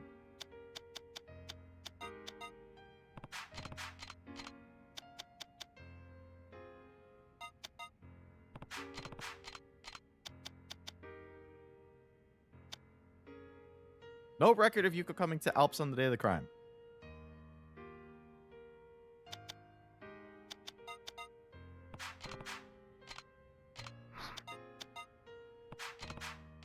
I have no fucking idea. What? How does somebody else's...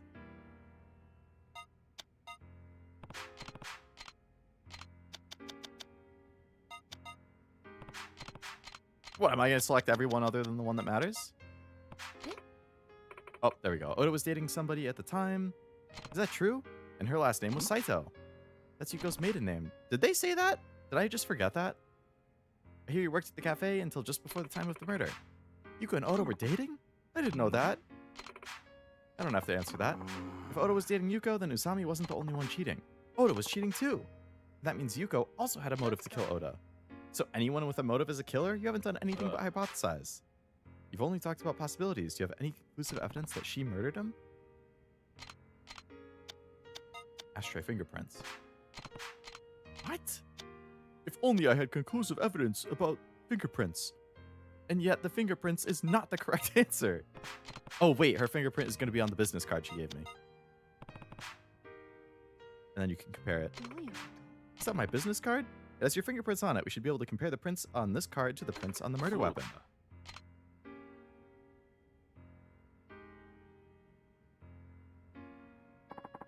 We finished analyzing the prints. These are Yuko Kinoshida's prints. And these are the prints on the ashtray. Yep, there's a match, all right. The prints are the same as the one on the murder weapon. How do you explain that? Even if my prints are on it, so what? How does that change anything? I ate at Alps the day of the murder. I must have just touched the ashtray while I was there. There's no crime in touching an ashtray. She was a customer. She is lying because there's no record that she was there. You're lying. What are you talking about? There's no record of you coming to the cafe the day of the murder, right, Detective Maeda? He's right. We had the employees watch all the security tapes, and they gave statements that no other cafe employees, former or otherwise, visited the cafe that day. I'd seen Yuko's face before, so I would have noticed if she was on the tapes. She definitely wasn't. Which means you didn't come to Alps on the day of the murder as the customer. So why were your fingerprints on the ashtray? Maybe it wasn't the day of the murder. It must have been the day before. It's not that big of an issue. Nope. Had to be the day of the murder. You weren't a customer. You were the murderer. The only people who could have prints on the murder weapon were those who visited the day of the murder. And now for the coup de grace. Or coup de grace, whatever. I just need something to prove the prints on the murder weapon were made.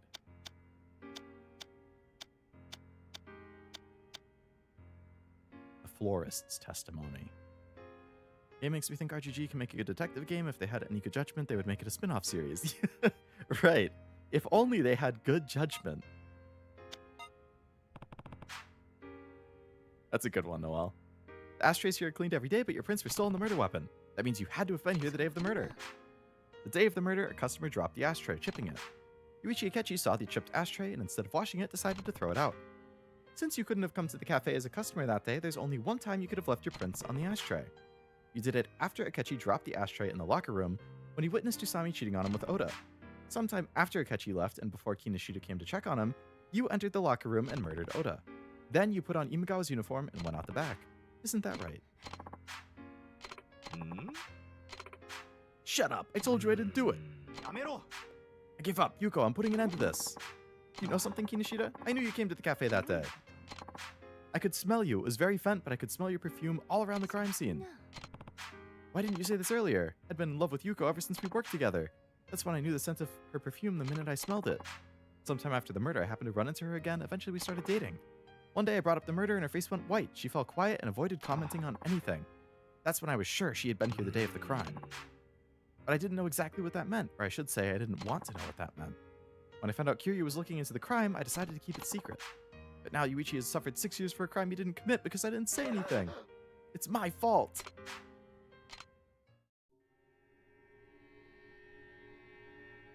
Hello, Master. Welcome. Hope it's going well. Finale already? Yeah. I mean, Kiryu will be back. There's many more Yakuza games to play. 今一度尋ねます。あなたが小田さんを殺したんですか？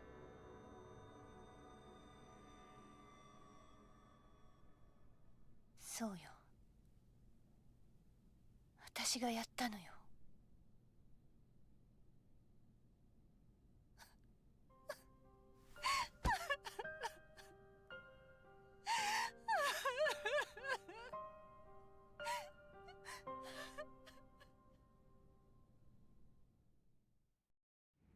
Well, hopefully Yuichi Akechi gets a big payday. We give a statement that Yuichi Akechi's innocent? Akechi had nothing to do with it. How could you have done such a thing? Was it because Oda was cheating? Of course, he said he was going to marry me.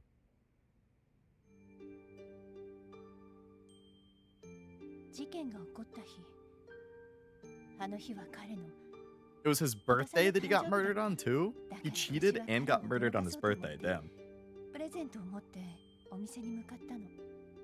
もうお店も閉まっている時刻だったから裏口から入ってロッカールームに向かったわ。でもそこで見たのは他の女と浮気してる彼の姿だった。私はとっさに身を引いて隠れた。落ち着いて目の前で何が起きてるのか理解しようと努めたわ。そのすぐ後に明智さんがやってきた。明智さんはロッカールームの中を覗いて小田さんと宇佐美さんの浮気現場を目撃すると手に持っていた灰皿を落とし小田さんに掴みかかっていったわ。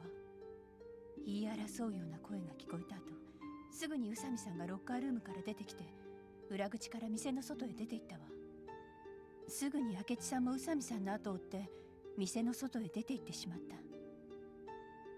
た。明智さんと宇佐美さんが出て行った後私はロッカールームの中へ入っていった。小田さんは私の姿を見てすごいびっくりしたみたいだったけど浮気がバレたことがわかると開き直って別れ話を切り出してきたわ。宇佐美と一緒になるつもりだから別れてくれってね。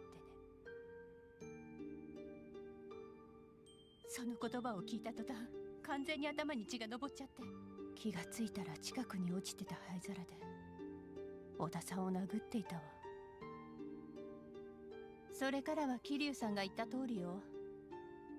私はロッカーにあった制服に着替えてわざと裏口の前で誰かが来るのを待っていた。少しして誰かが客席の方からやってきたから顔を見られないようにして裏口から出て行った。それで部外者の自分には絶対に疑いがかからないだろうって思ったわ。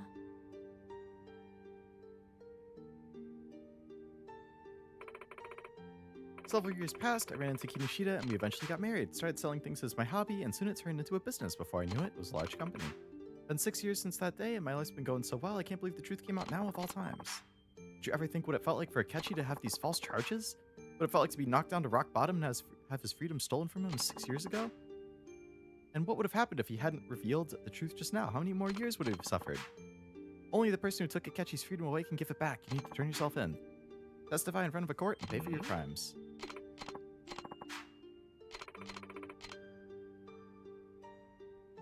Well, a little bit of struggle with, I think, 2 or 3 specific prompts, but it was...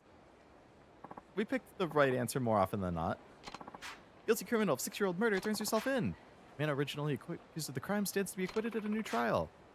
I was wrong about the media. I thought you just went from one person to the next looking for gossip. I didn't think you cared about the people in your articles. I figured you just forgot about them the second they left your pages. You've been worrying about my brother the whole time. You even proved his innocence. There are decent people. Thank you so much.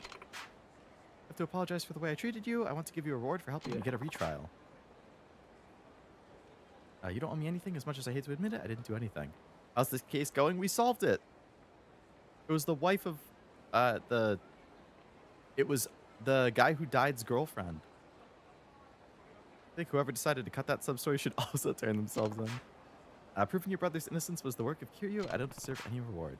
You did what a real journalist is supposed to do. You wrote an article saying Akechi was a murderer, but now you've written an article clearing his name. Isn't that what a real journalist is supposed to resolve things?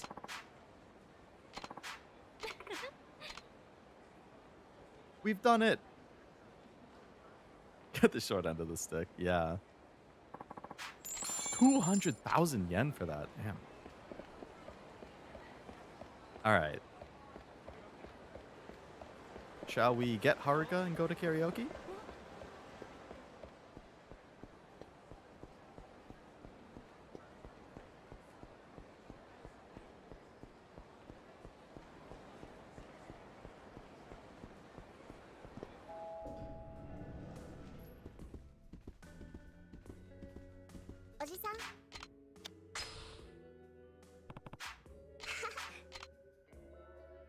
That's the proper way to celebrate solving a murder case, or so I've heard. Getting 200,000 yen.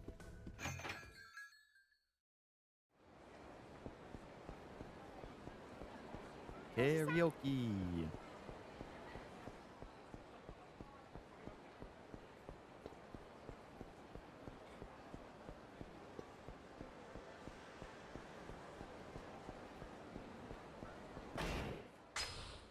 So, oh, I see. So, 2 of the sub-stories that had been there disappeared when I got Haruka, but 1 is still there. So I guess that's saying that's the sub-story that you can still do if Haruka is with you, but if she's not with you, then you have to get rid of her and do them without her. Man, I'm out here with my adopted daughter. Can you not bother me? How was your tacos, Tim? Like to end my murder case solves with a cup of coffee and a piece of pie at a small town diner. That does seem pretty fitting, doesn't it? I really gotta get another, like, Professor Layton game on the schedule or something.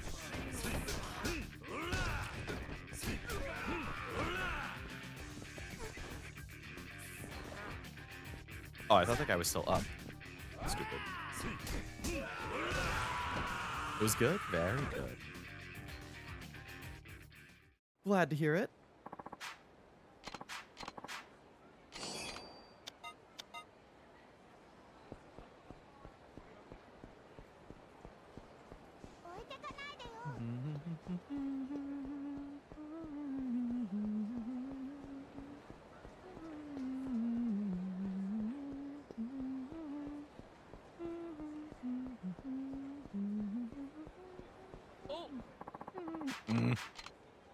Right in front of the karaoke place, man.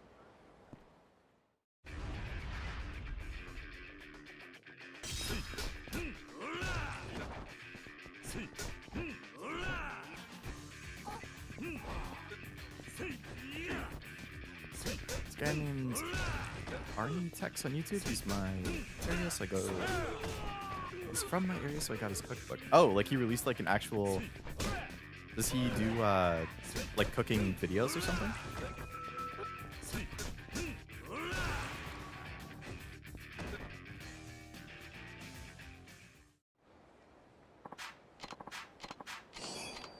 Wow, a lukewarm old magazine. Thanks. A lot of food from my area. Very nice. Ayayo.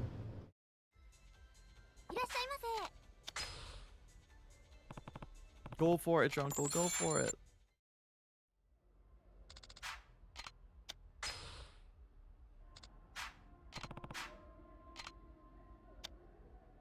All right, Haruka, sing.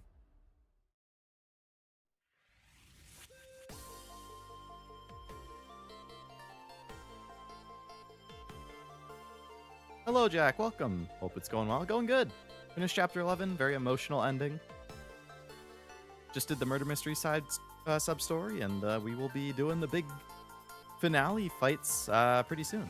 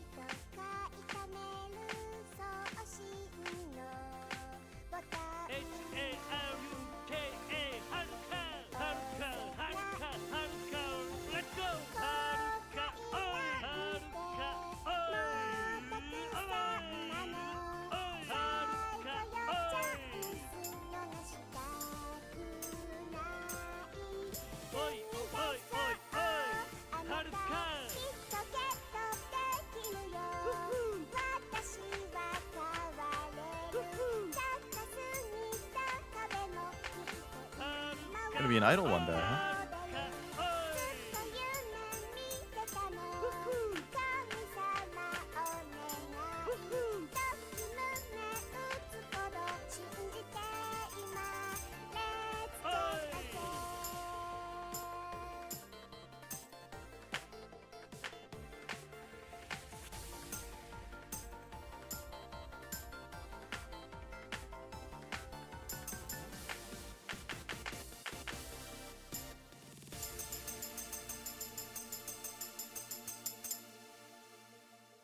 Good work, Haruka. That's a cute little video.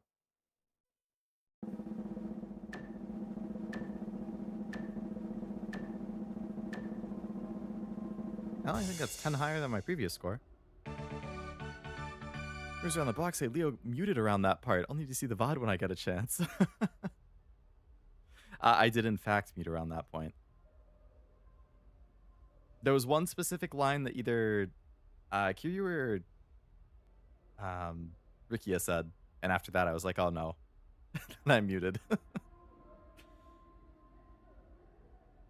Gonna be a pop star just like she wanted to. I don't know if she was it Kiwami or Kiwami 2 that there was the guy who tried like scouting Haruka. Forget. Hey, there we go. Tied King Kazunobu for the high score right there. You sing too? What do you want me to sing, Haruka? Kiwami 2, okay. Kamurocho Lullaby. Oh, I think I did this one before. President PM streaming the new event. It was a lot. I've heard. I've seen some spoilers for it on Twitter. Some of the CGs and stuff.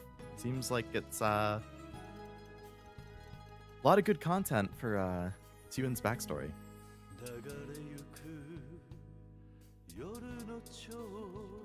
Ooh, I was way early on that.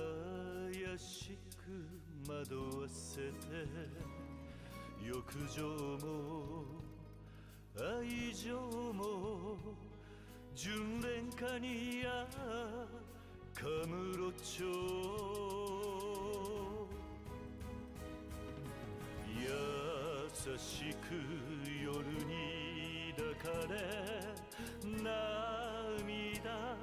ほろりほろり舞い散る雪は飾る人で汚れた街でさえも花咲きても花散るとも眩しい雪月花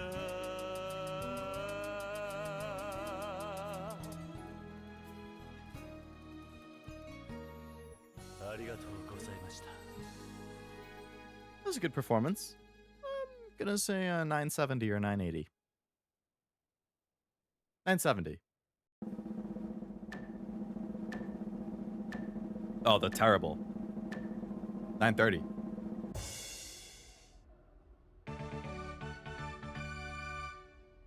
I felt like that was better than the previous one, but I guess not.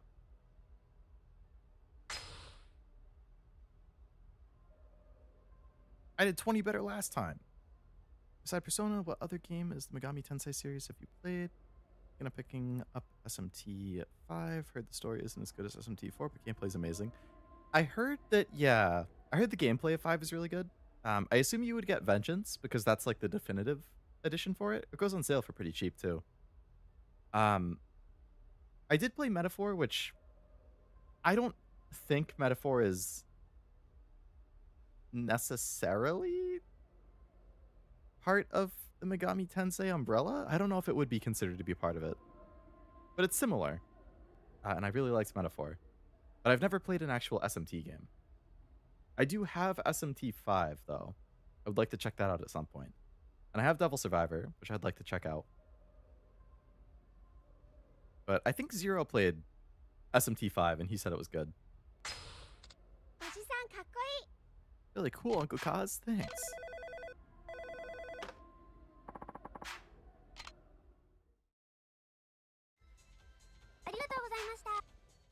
Well, that was a fun little time with Haruka.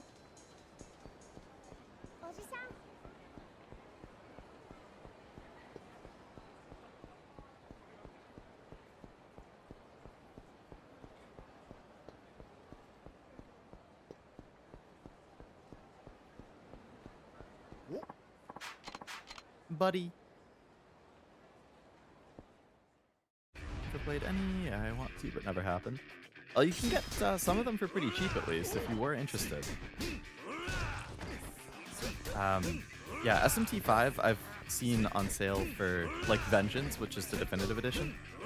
I've seen on sale for both PS5 and Switch for under $20. I want to say, like, 18 I've seen them both for.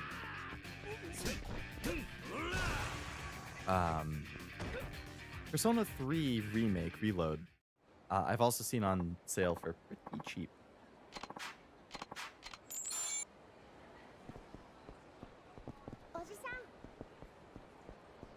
Metaphor isn't, but it has some of the same gameplay. Yeah, I was thinking, like, right, I don't think they have, like, the demons, the personas that you're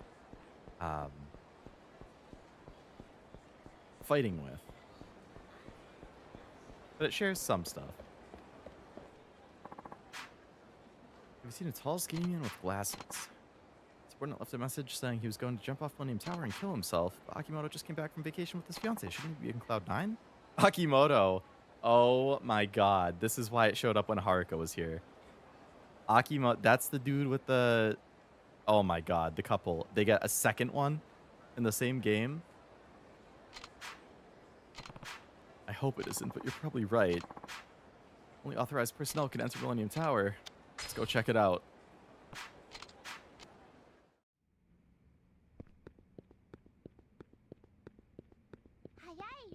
Haven't played all the Megami Tensei games since there are a bunch of spin-offs. Yeah, there's a ton of, like, side games.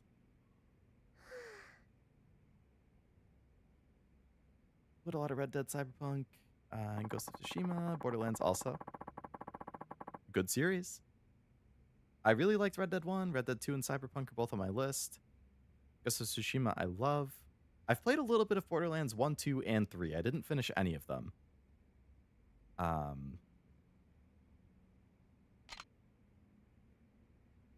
But I did enjoy my time with them, especially in co-op.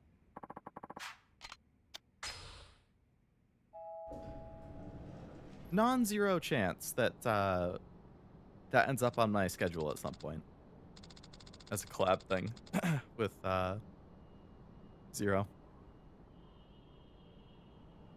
Can summon Jack Frost and others in Metaphor, but demon summoning isn't the focus. Right. Gotta pick up Metaphor too. So many good games. For real. We have been very, very lucky the past couple of years with how many, or past few years, with how many good games have been coming out. Something on the top over there, though.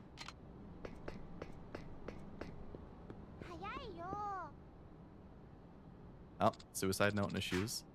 Are they his shoes? And that letter must be a suicide note. We were too late. Akimoto, oh wow. You're a little too late, Mizuki. きなみずきちゃんへ、こんなことになってごめんね。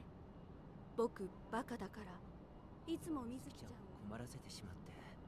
でもみずきちゃんはそんな僕にいつも優しくしてくれて、悩んだり悔やんだりした時も励ましてくれたね。本当に嬉しかった。僕結局みずきちゃんに愛してもらえなかったけど、でもね、ずっと楽しかった。みずきちゃんといられるだけで幸せだったんだ。That's why I think indie games and movies are more popular now than before. I think people have gotten a little disillusioned with the huge budget stuff.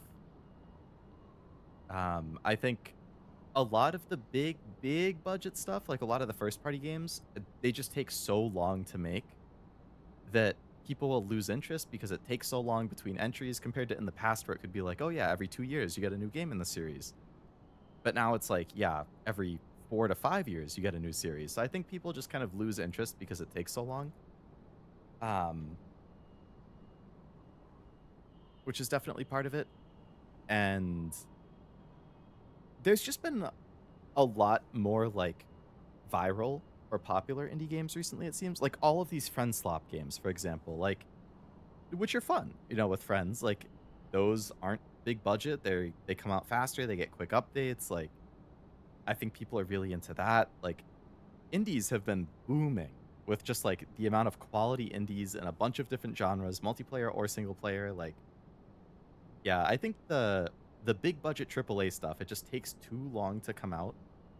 And there's still a lot of excitement for it. You know, like a new Resident Evil comes out and people go crazy. I'm sure the new God of War game is going to do great early next year. But like, yeah, I think people are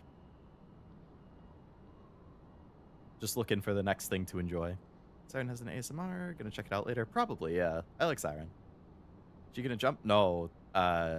She's reading the note of somebody who seems like they jumped. I have a hard time believing he jumped. I think he's probably just on the edge. 今まで本当にごめんね。ありがとうみずきちゃん。それじゃあさようなら秋元。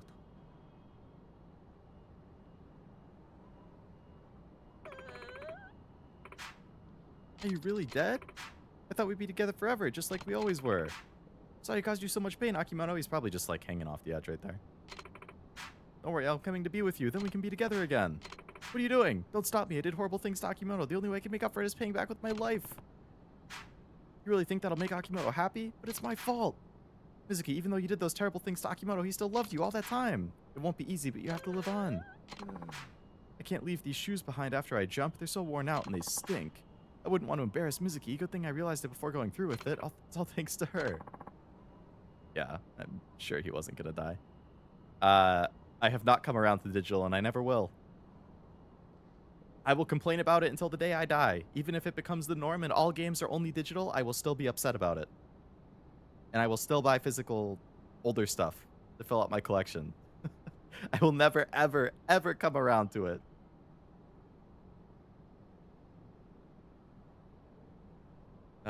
It's a lot of slop. We play them for maybe 2 or 3 days, and nobody will play them.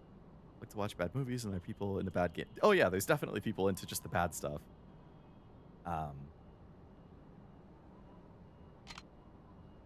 For sure. What's wrong? Why are you crying? Did this thug do something terrible to you? Damn it, how dare you make Mizuki cry? I'm gonna make you regret that. Akimoto, you're alive? I was about to jump. I wanted to swap out the shoes I was leaving up here, so I went back to my place to get the right ones. Out of the shoes you told me to buy when we went to Okinawa, so since I'm ending it all, I figured leaving behind a newer pair would look better. What? Akimoto kun no baka!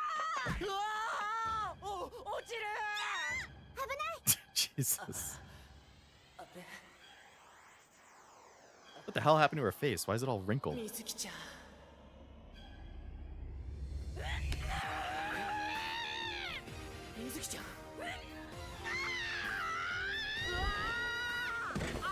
Wow.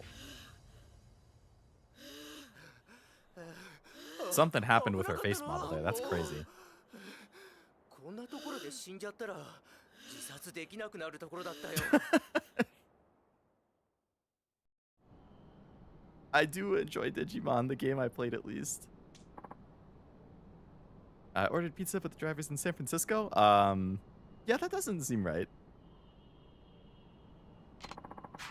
What was that for, Mizuki? Akimoto, you idiot! Why are you always trying to kill yourself? I've been lying to you the whole time. I deceived you in taking your money, but you kept on smiling. You weren't like the other customers. You truly cared about me. Despite that, I... お願い。もう死ぬなんて二度と言わないで。僕生きてていいのかな。当たり前でしょ。あなたがいなくだったら。I wouldn't have had a way to get easy money. 水木ちゃん、僕たちやり直すことはできないかな。あの日出会った頃のようにもう一度やり直すことはできないのかな。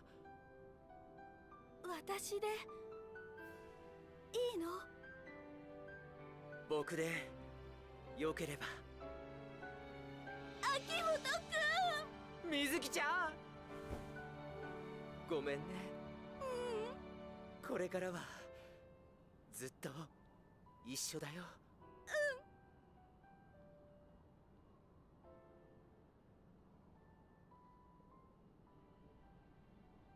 行こう、おじさん。ああ、そうだな。I don't know if I want to see them in a future game. On one hand, I think it would be funny if they showed up again in Yakuza 4, but at the same time, these people are just crazy. 私も大好き。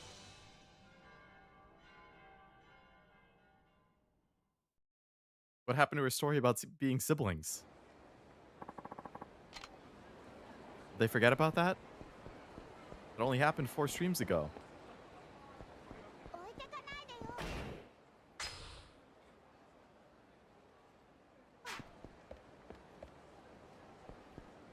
What is love? Baby, don't hurt me.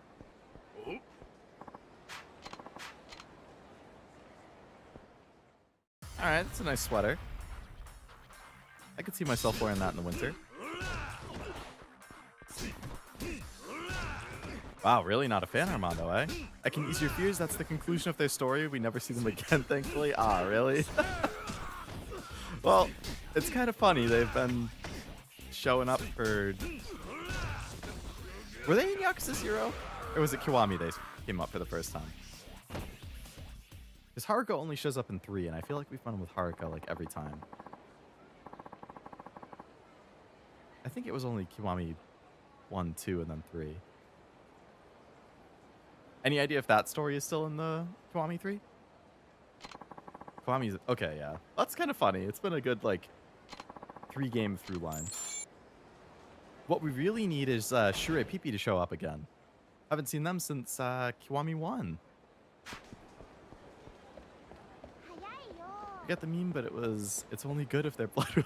Yeah. I don't remember what that's from too, but I know the meme.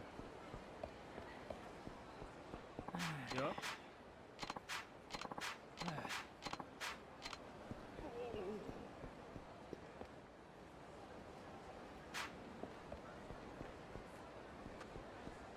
That guy wants to fight me. That guy probably wants to fight me. Sure, Pee-pee. Dude, that... When that showed up again in Kiwami, I thought that was so good. Like, that was one of the most memorable sub-stories in 0. And, yeah, I was so happy when that showed up again. Oh, it was from Alia or Roshidere? Oh, right. It was probably the sister character. What's her name? Yuki? It sounds like something she would say. She's so funny. That show is... that's a good show. It's a good rom-com. You know, I think the romance side is cute. I think the comedy is really good.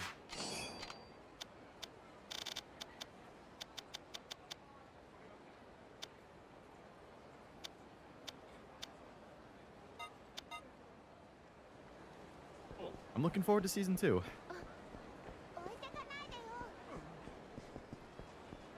Let's get some food, Haruka.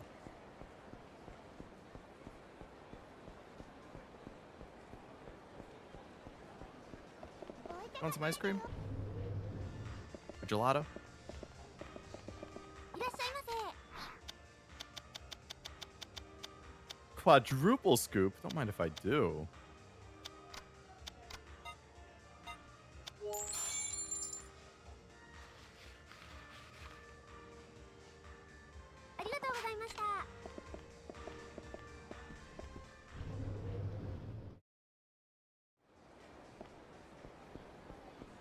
Baby, don't hurt me. Don't hurt me no more.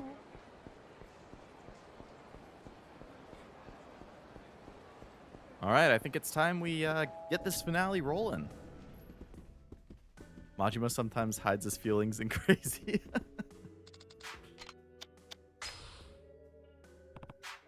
Time to put an end to this. Come back home, okay? Hey, you promise. You definitely have to. Just wait here. I'll be back before you know it.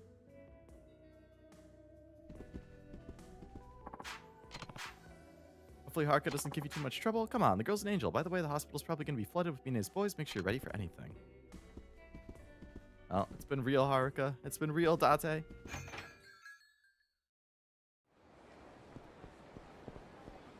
Oh, I will definitely save again, yeah. Save right in front of Serena. Oh, no, I can't. I forgot I have to save it. Kiwami 2 had the free saves. I forgot that it's back to only saving at the boxes.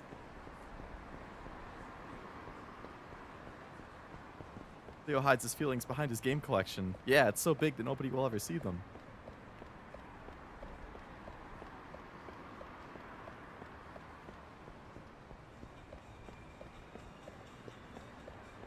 What are Leo Lovelace's true feelings? The world may never know.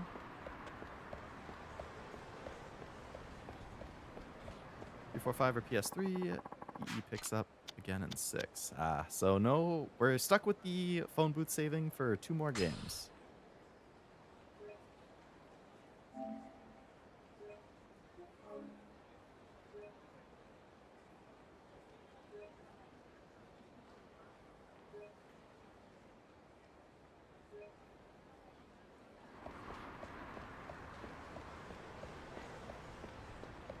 Perhaps just bugging out. They aren't on the other side of the states.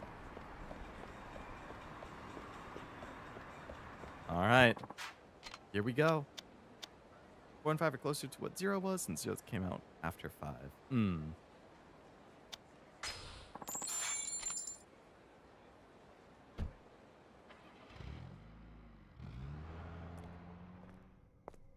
We're here. All right, the obligatory Yakuza. Forgot the term for it. Just fighting endless waves of guys on the way to the roof.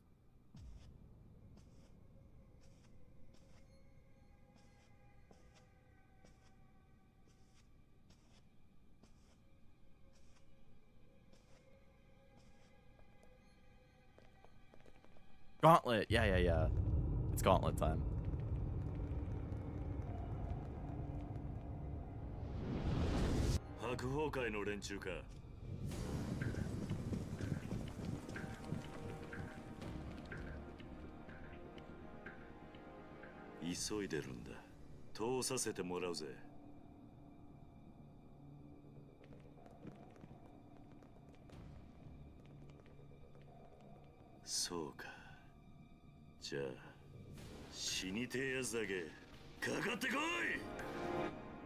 Open a can of whoop ass on these fools. Damn right. They're gonna learn why you don't oppose the 4th chairman. Maybe we can beat some info out of Daigo about these guys.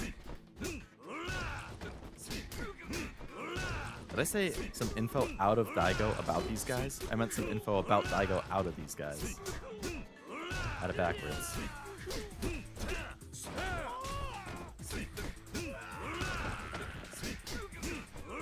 Give me that sword. I want the sword.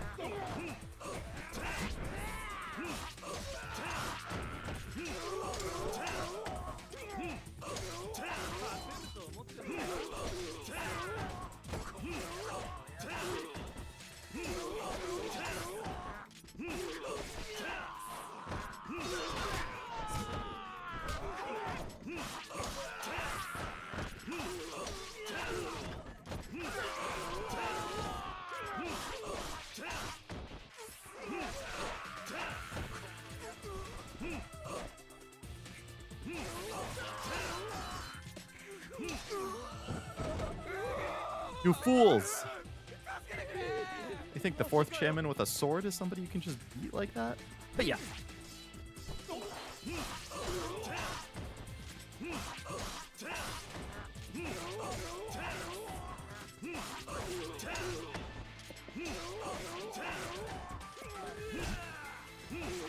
Did you just kick me?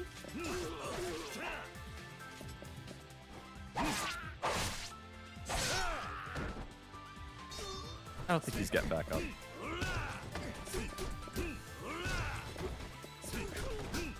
Dude picked up a whole terminal.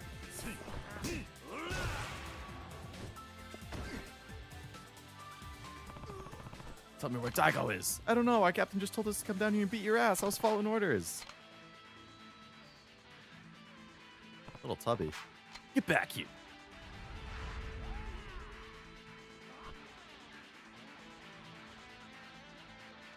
I have indeed seen Kanade struggle, yeah. I was getting tilted by her in Holodori myself. She was taunting me in Pokojan. Whoever was playing as Kanade was... They were getting Pokojan like every other turn. Like if I have to hear like one more time, I'm gonna lose my mind. Like, I was getting so mad with how many times it was triggering. Like, it was legitimate. There were, like, they legitimately, they got a Pokojan and then drew the cards and got Pokojan and drew cards and got 3 on the same turn, one of them. And it was just over and over. I'm like, oh, this fucking voice clip, man. Driving me up a wall. Top picking, yeah, I'm lying. Top picking Pokojan for the line. Oh no, I would believe it.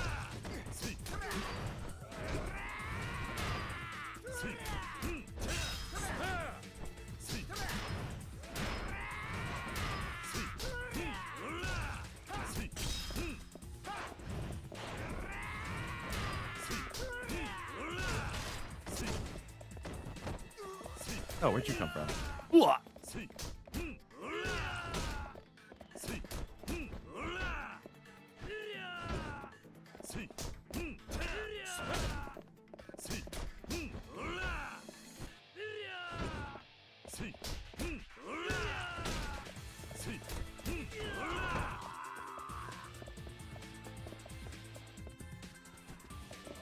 Uh-oh, I'm gonna sneeze. Okay, we're good. Lancy and Furious. Oh yeah, you mentioned that one last week, I think. That was supposedly pretty good. Favorite game genres are beat 'em ups? Is this... I would consider it action. I don't know if I would say beat 'em up though. Are there really 3D beat 'em ups? That's probably a dumb question, but every beat 'em up I can think of is like a 2D like side scroller kind of thing. Or like 2.5D. I don't really know the genre. I haven't really played anything in that genre, so I'm not 100% sure.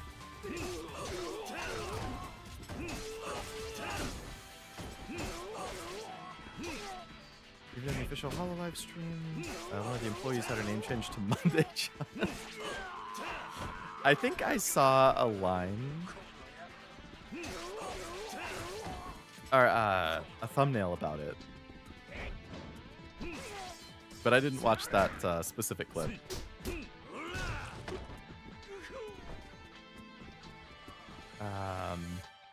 This is beat 'em up 2D, hack and slash 3D. Specific term I used to describe Kiryu Saga is brawler.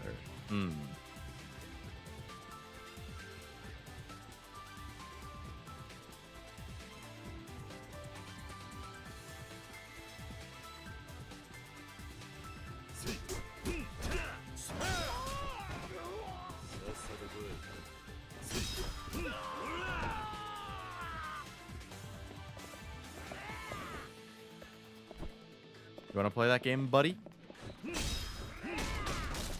How come I drop mine, but you don't drop yours?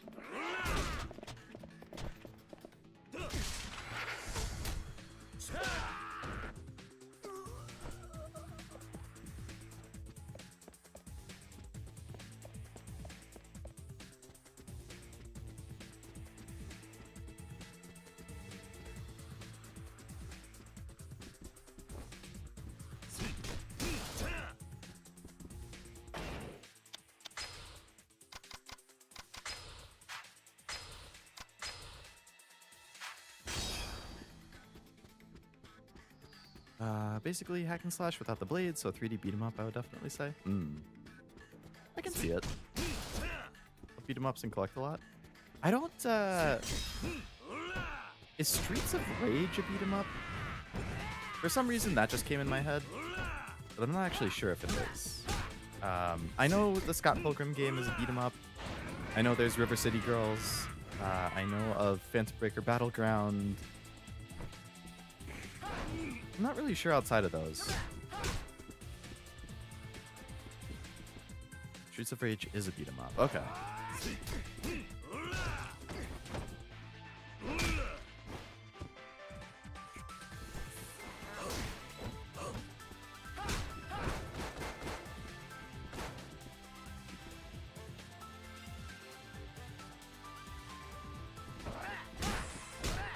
Oh, I didn't go behind him like I wanted.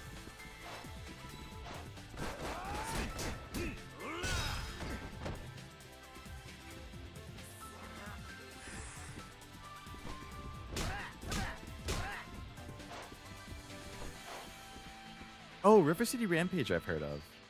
I don't think I know those other ones.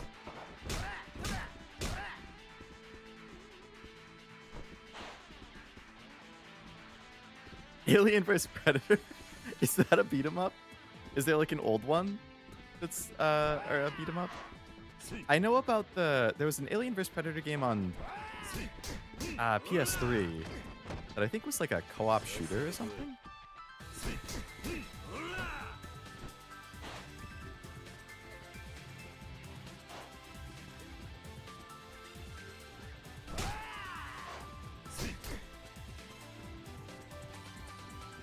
'94, huh?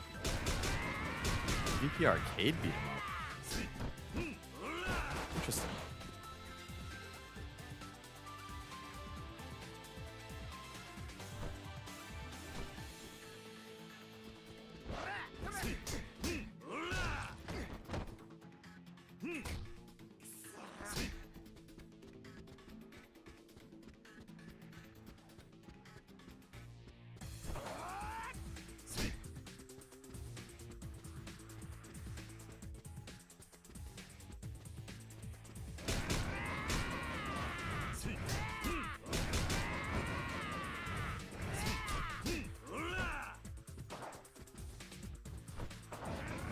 Beat 'em ups in the old era, still behind on the modern.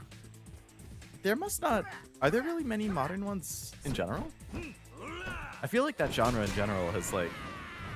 I mean, I know of River City Girls, but like outside of that, and I guess like the Phantom Breakers game, is there really much in the way of modern beat 'em ups?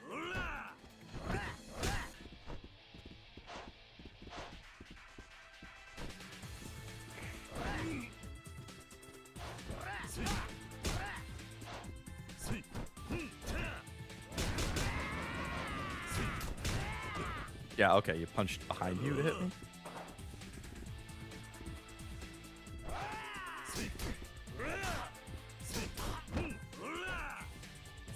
It's Streets of Rage 4 and it's awesome. Oh, nice. Glad they're still getting good stuff.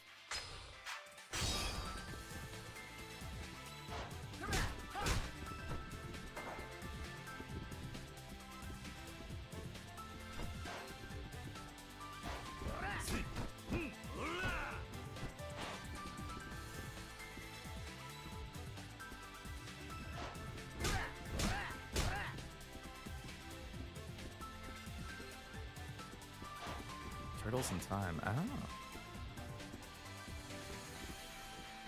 I'm not very interested in Ninja Turtle stuff myself, but I am glad for fans that they've been getting a lot of stuff lately. Pilgrim has a beat 'em up. MMT, Marvel had a beat 'em up. Is that Cosmic Invasion? I feel like I've seen that name get floated around. Scott Pilgrim I know just got one like this year, I think. Scott Pilgrim EX. I guess it's a sequel to the anime. Which supposedly got made because they didn't greenlight season 2. It's kind of interesting. I liked the anime. Can this guy stop all of a sudden being a badass at blocking or just turning around every single time I try to get behind him? Cosmic Invasion is the beat 'em up. Okay. Power Rangers had one? A recent one? So yeah, I get one punch in and then he just turns around. Getting behind doesn't even work anymore.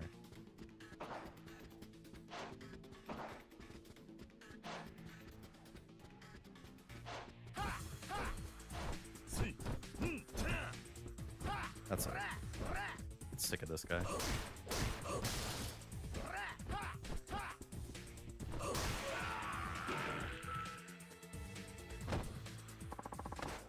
You just fought through a whole fucking army. Where's Daigo? Or do you need a little more convincing?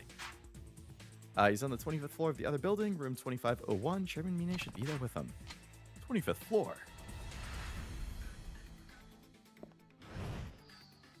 Mighty Morphin Power Rangers Rita's Rewind. Huh. LTIL. I wasn't really a big Power Rangers guy growing up either, but I like the Dino Thunder game.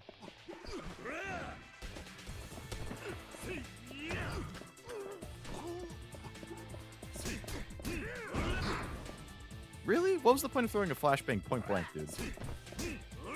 Gotta think that one through.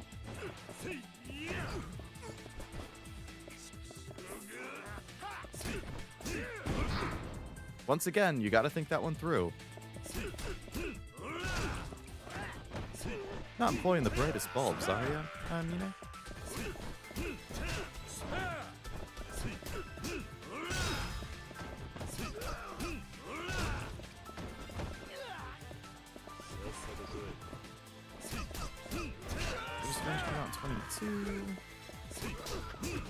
Did I play it?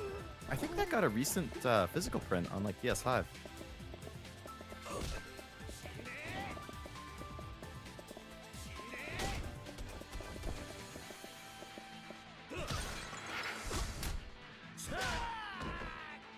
Certified goons, their IQ isn't very high. That's true. If they're a goon, they're required to have a lower IQ. Besides Sneaky, the genre that's dead is rail shooter. Like the House of the Dead type stuff.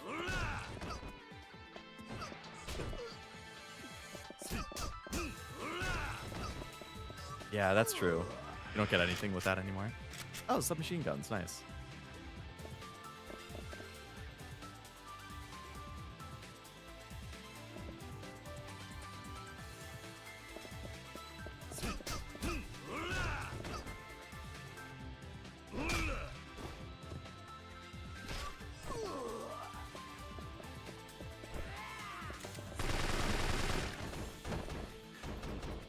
How's the Dead My Beloved?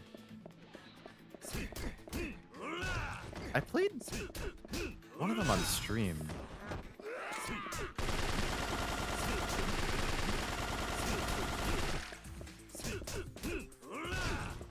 Typing of the Dead? I played that on stream. New He-Man was fun? Oh yeah, I saw some clips of it that looked kind of funny. I didn't really watch the cartoon as a kid, so I don't have a whole lot of like attachment to it, but glad to know it was good.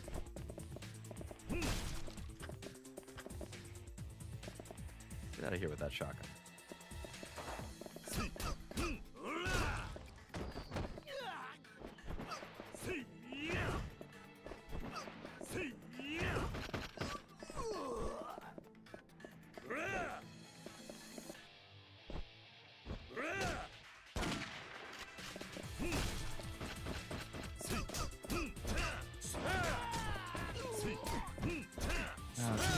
Coming out, He-Man Masters of the Universe. Oh, there's a He-Man beat 'em up coming out?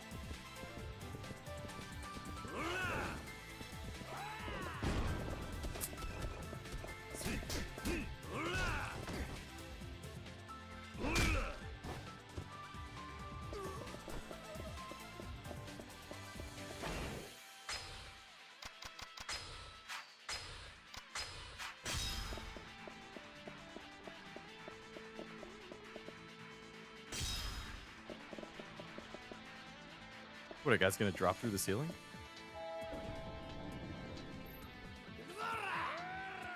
Ah.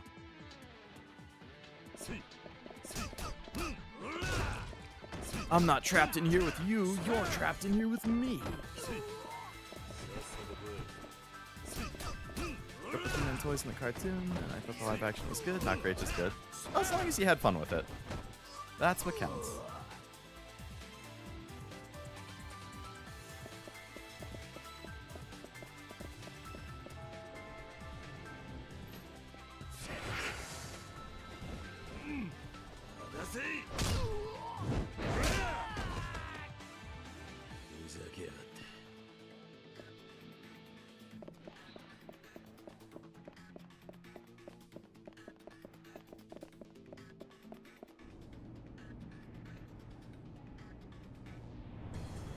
It's easy to use the door. Yeah, definitely. You just never know with Yakuza.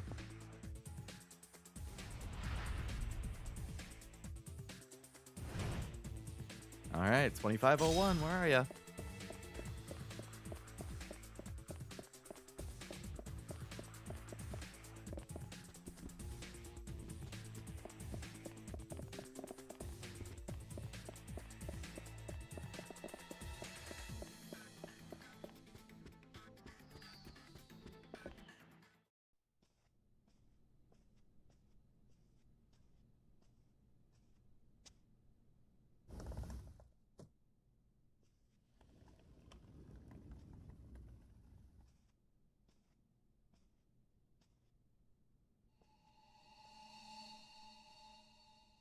Wesker.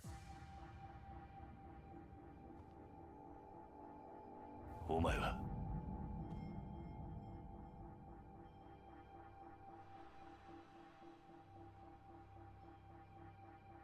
どうしてお前が Looks like you're a little late. You just missed him.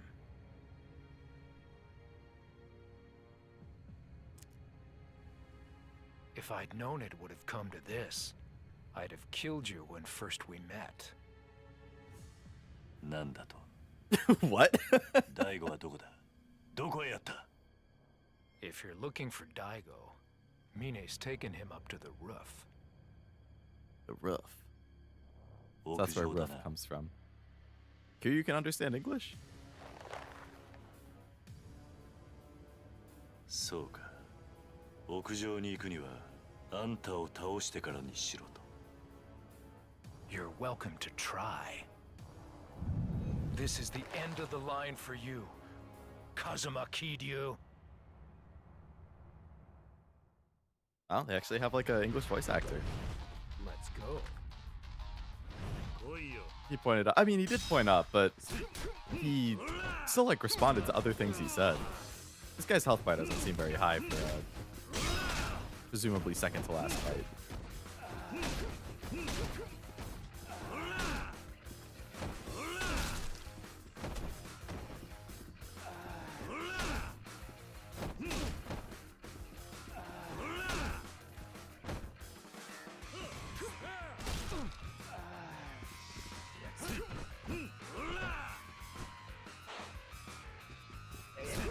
When he gets up, he says, "Ah, shit." Oh yeah.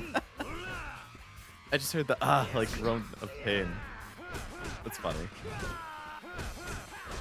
Damn, he's freaking juking on me. Picture me lying in the bed as a kid in the hospital with my T-Man toys. Oh, it seems like T-Man was big for you then growing up.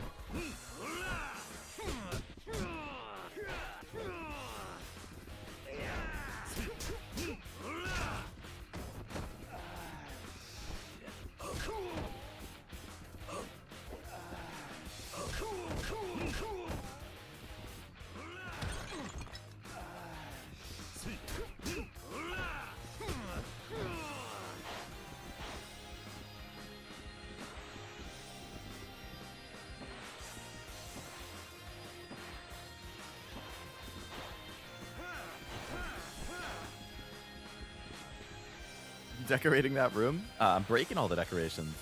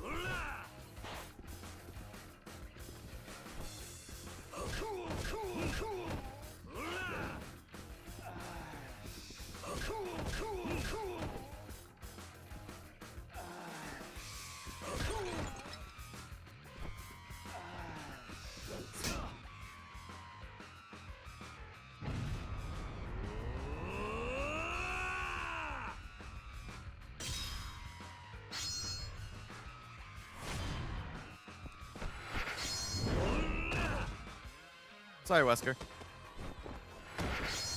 This is gonna hurt.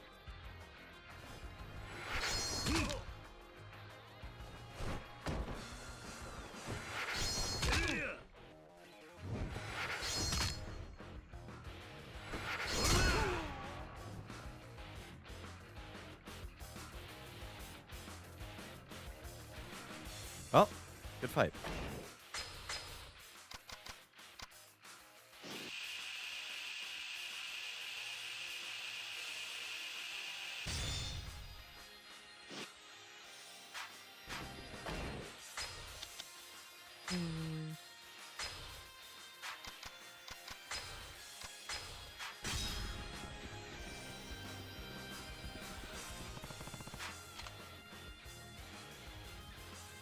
To the roof. You gonna get back up? Is there round 2?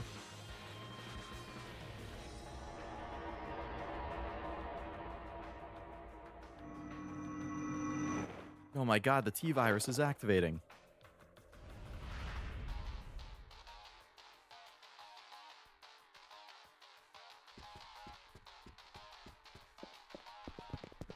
Oh, hello, CIA.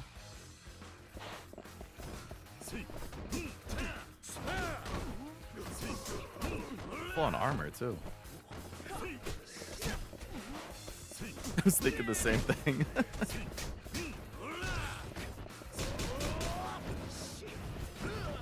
Damn. A hell of a combo.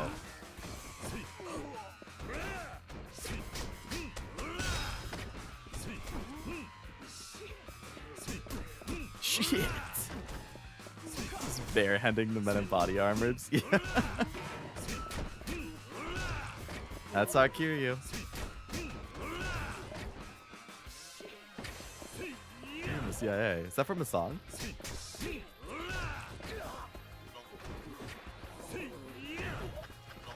Or is that a spoof on Party in the USA from Miley Cyrus? Ah, you're back again, are ya? Dual wielding. Let's do Get extra cool points now. Oh, now you have like 3 health bars. Okay. I have a gun too.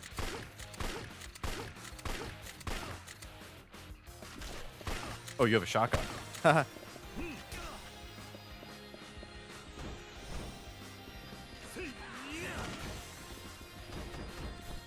Yeah, well, I have another gun.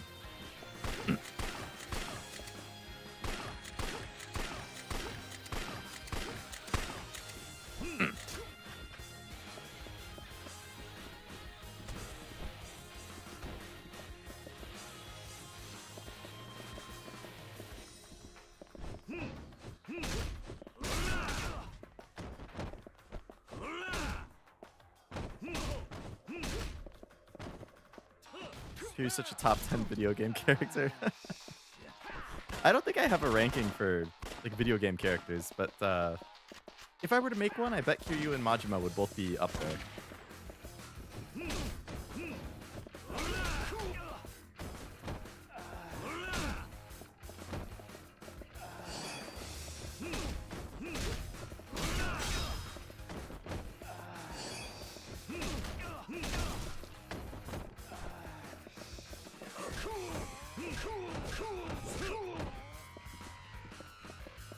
Man, I'm just being kind of a jerk to this guy. There's so much stuff in this room I can hit him with.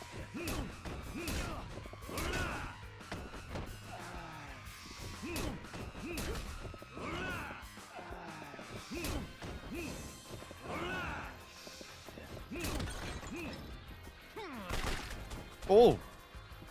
Wow, look at you. One second in the poll that RGG held at one point for popular characters in this universe.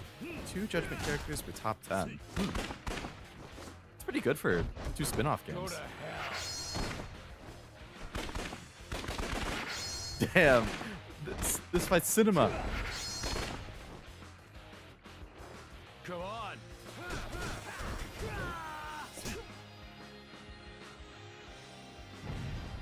You want another Hell's Gauntlet, buddy?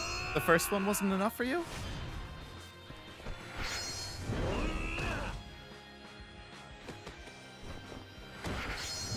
His fault for being in a room full of stuff when Kiryu's your opponent? Yeah.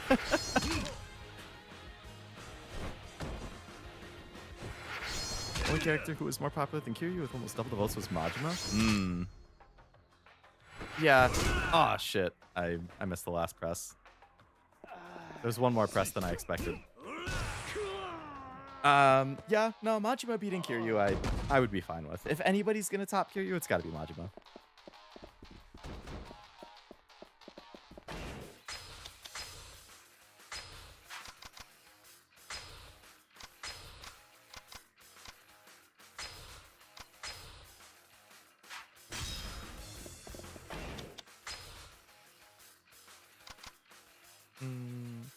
YouTube, cool with that? What did I say? If anybody's gonna top Kiryu, it's... Oh. I didn't mean it in a sus way.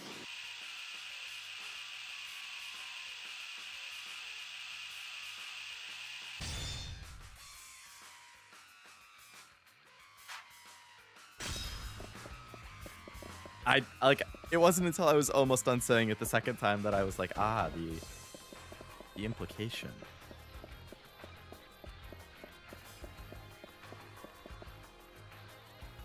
Should have more quotes like when you hit them with the chair, you should say something to share with you. That'd be funny.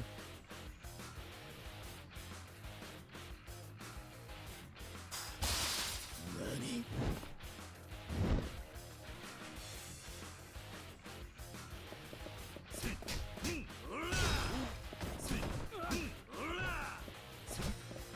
You think just because you're in the CIA, you have a chance against the Tojo Clan chairman? Oh, you fool. You sweet summer child.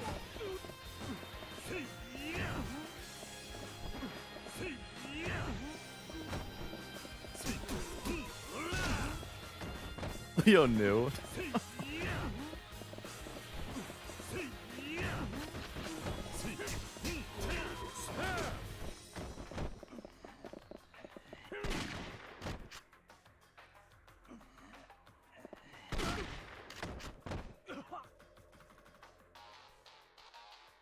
Come on, get back up. You wanted to fight, right?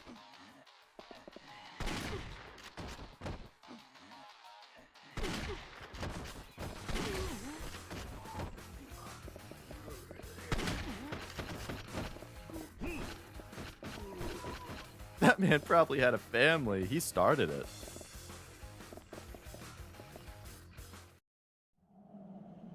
Not my fault. What, you just wheeled Daigo up to the edge of the... What the hell, man?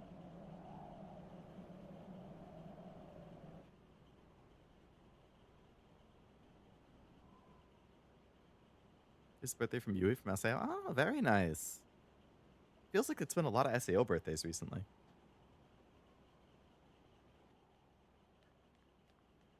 Mine!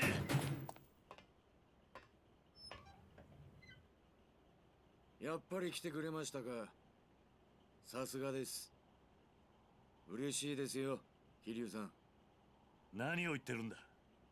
お前、大悟をどうするつもりだ。お前、大悟を殺して、登場界の跡目につくつもりなんだろ。跡目か。本当はそんなもんどうでもよかったんですがね。こんなことになっちまうとは。こんなことだと。何を言ってるんだ。桐生さん、俺はね、大悟さん、いや、六代目のこと、本当に心配していたんですよ。何？この人は俺の人生で唯一、俺を一人の男として信じてくれた人なんですよ。桐生さん、俺がこっちの世界に入ったのは神田の口利きだってこと知ってますよね。ああ。あれは俺が神田に金を積んで頼んだことだったんです。無所から出てきたばかりのバカな極道を探していたら、たまたま神田に行き当たった。それだけなんですよ。どうしてあんな男にすり寄ってまで極道に？俺はね、あんたと同じ孤児だったんですよ。何？俺も生まれた時からたった一人だった。物心ついた時から貧困の限りを味わう毎日。まるで戦後の孤児並みの生活しかできなかった。今の日本でもまだそういった現実はある。あんたならわかるでしょ。誰からも愛されず、誰からも必要とされず、ただ孤独と向き合いながら生きていく辛さを。だから俺は絶対に偉くなってやる。偉くなって金を手にしてやるということだけを考えて育った。俺は誰よりも働いた。そして誰よりも我慢した。なぜかわかりますか？金のためですよ。金という目標ができた瞬間から、俺は手段を選ばず、生きる時 You good, 間の Kevin. すべてを金を作ることに I feel like it was kind of implied with his childhood picture earlier, maybe. 欲しいものは何でも買える。いい女も好きなだけ抱ける。周りのみんなも俺の命令を喜んで聞いてくれるようになった。I did not know Dead or Alive had a live action movie, though. だけど気づいたんです。すべては嘘だと。嘘？ That's right, money's not the overall goal. そうです。人間はみんな嘘つきで身勝手だ。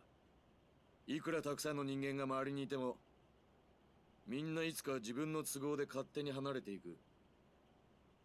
そんな様子を見続けながら俺は悩んだ。人間の絆なんてものはこの世にないものなのかと。I would say it does. Damn, Mina. そんな時、俺は絶対的な人間の絆があると言われる世界の存在を知った。それが極道だったというわけか。そうです。俺はそこに絶対的な絆というものが本 I 当 like にあ Mina るの not か just because 知 he's った good か at hot. だから神田に金を渡し、That's the simple saying, though, isn't it? If evil, why hot? そこで知り合っ That's た how の I が felt with Esteth in Kamega この Kill. 大悟さんでした。大悟さんは極道として経験のない俺を、いや中身のない人間だった俺を Daigo is a good dude. 普通に He's one of my favorites in the series so far, I would say. 年も俺と変わらない。だけど人の上に立つ男のカリスマがこの人にはあった。俺はかけねなしに初めて人を好きになることができたんです。それならどうしてこんな真似を？俺はね、桐生さん、今回の一件、もし大悟さんが生きていたら無条件に手を引いてたんですよ。何？じゃあどうして？だが大悟さんは死んだも同然。俺は虚しかった。目標になる人間を失った以上、次の生きがいが俺は欲しかった。そして心に決めた。嘘だろうが何だろうが、誰にも文句を言わせないほどの力を得てやろうと。それでブラックマンデーに協力を？そうです。何を言ってるんだ？それに大悟はまだ生きているだろう。こんなチューブをつけて生かされているのは人間じゃない。やめろ、ミネ！俺にとっての大悟さんはこんな姿をした人じゃない。こんな大悟さん、俺はこれ以上見たくないんですよ。ミネ！お前何か思い違いしてんじゃねえのか。人間しがみついてでも這いつくばってでも生きることに価値があるんだ。わかるか。大悟はまだ必死に生きようとしている。そんな人間をお前は自らの手で殺すというのか。まさにあんたの言いそうなセリフだ。なんだと。大悟さんもあんたのそういうところに惚れていたんだろう。That says all the juicy deets of Mine and Daigo's bromance when you get around to it. I'm looking forward to it. あんたみたいな義理人情だけで生きてきたみたいなやつが大嫌いなんだよ。 Not even flinching, Kiryu, ever the badass. あんたも俺と同じ孤児だろうが。なのにどうしてそんなことが言えるんだ。 Didn't flinch a single 今俺がや time. るべきことは2つ。俺の目標だった大悟さんを俺の手で最後の幕引きをして、大悟さんが大切にしていたあんたを殺す。そして俺は登場界のトップに立ち、新たな生きがいを。そんなことをして何になるんだ。何？お前は何にも分かってない。お前の周りから人が去っていく理由、俺にはよく分かる。 Brutal line. あんたが何を知ってるって言うんだ。お前から去っていった人間が今でも恨めしいか。ああ、あんな金をたかることしか頭のない血も涙もない連中、今ここにいたらぶっ殺してやりてえよ。だったら何なんだ。お前も同じだぜ。お前もその連中も金に振り回され、人間そのものと向き合うことをしなかったんだ。お前は自分しか信じちゃいない。自分以外の人間を心から信じれない。だから人から愛されないんだ。黙れ。お前を迎え入れた時、大悟は人としてお前を信じたはずだ。だからお前も大悟のこと。黙れ。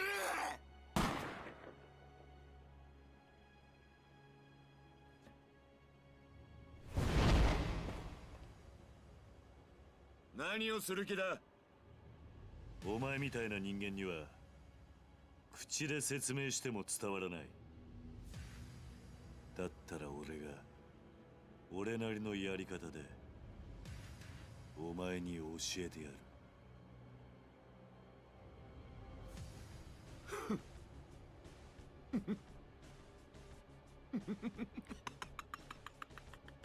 やっぱりあんたって人はこんな時でさえ何にも変わらない。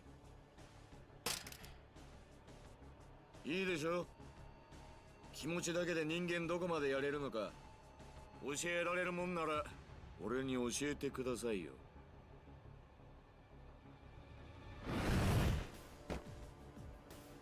でも言っときますが、いくらあんたでも俺を倒すのは簡単じゃないですよ。History was made at the start of this fight. 桐生さん、 I'm looking こ forward to れ this があ boss なたの theme. 最後の戦いです。思いっきり来てください。言われなくても遠慮はしねえ。とことんやってやるぜ。行くぞ。ヒリアー。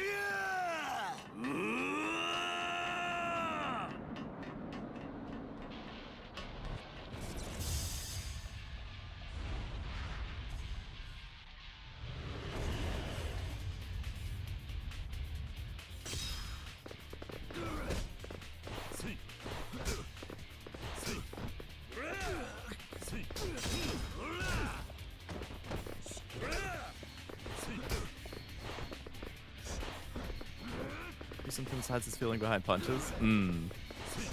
Damn, he is speedy. This dude didn't have a dynamic intro for none of the games. It's the first dynamic intro in Yakuza history. Oh!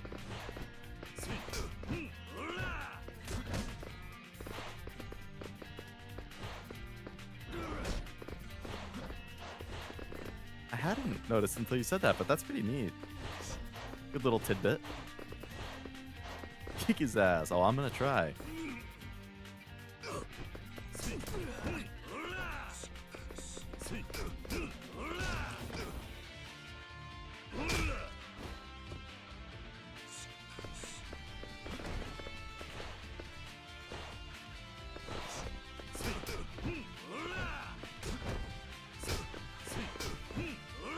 Setsu is Kirin, one of the only creatures said to be able to defeat a dragon. Oh.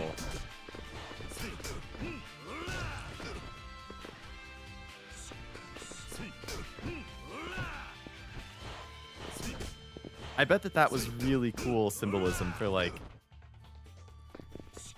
people who played the game and actually knew that kind of history. Like, oh shit, like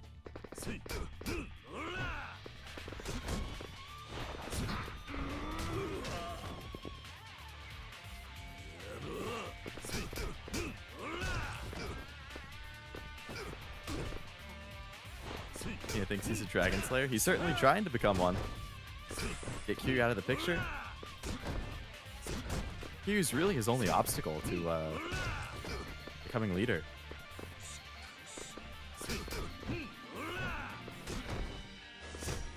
I think getting tattoos of your favorite things is if you're gonna get a tattoo of anything, that's a good call, Drunkle. I think I remember you saying Berserk you have one.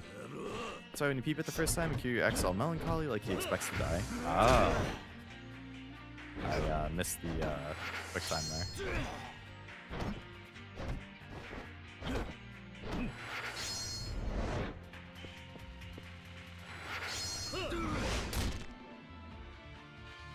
Damn.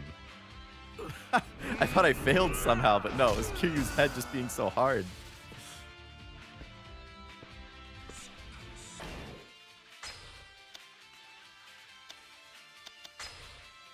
It was for the drama.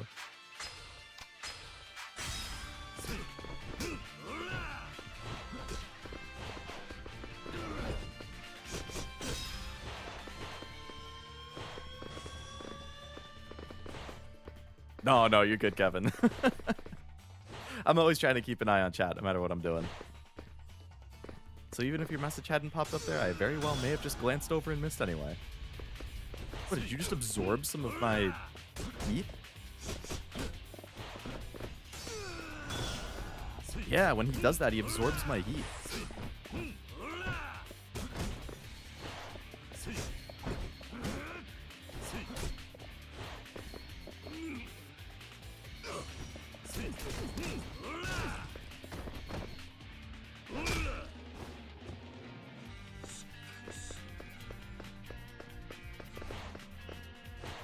He heals during that too? Oh, jeez.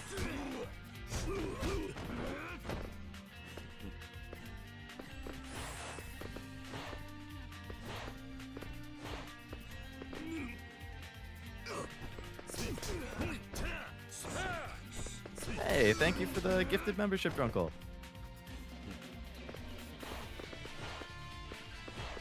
I'm kind of surprised it didn't pop up and say who got it. Usually it does. Oh, there you go. Oh, Kevin got it. What do you know?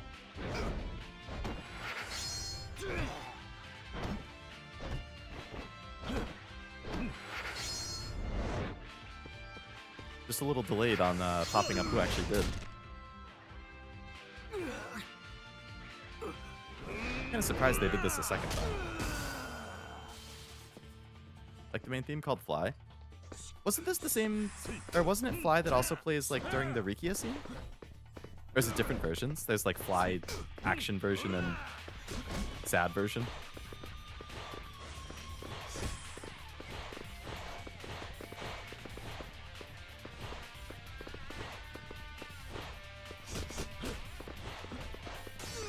Like, wow, ooh. Oh yeah, he heals a lot during that, jeez. You gotta really get in there and hammer on him. That was the sad version.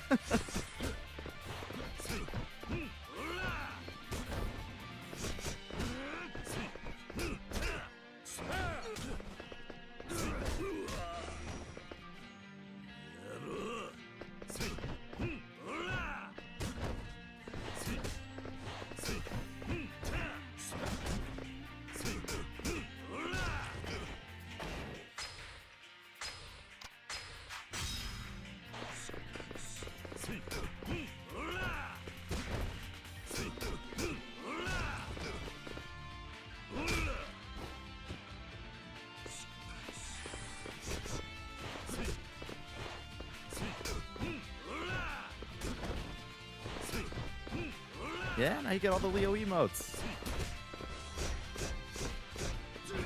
Did you see me dodge all 4 of those? Oh my god.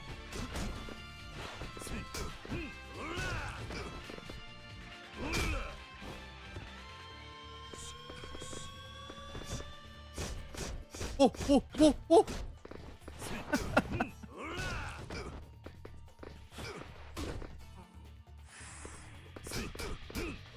Hopping around like a kangaroo.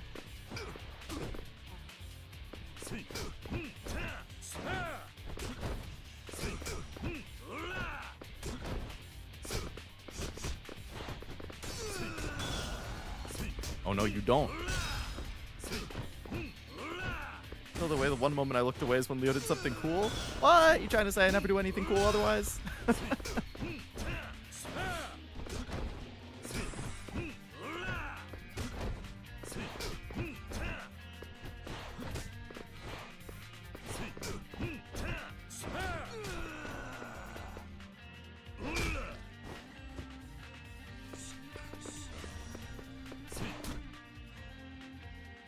Charge up, Kiryu, charge up. Put him through his Hell's Gauntlet.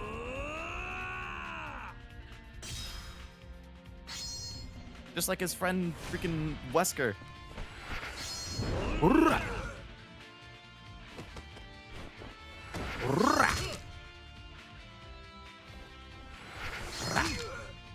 Break every bone in his body.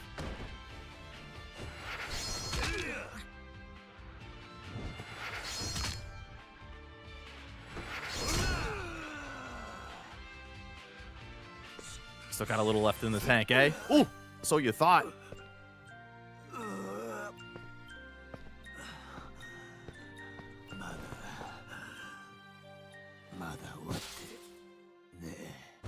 What's Kiryu's status in the next cutscene?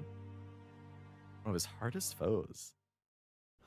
I'm sure on a higher difficulty, that would be brutal.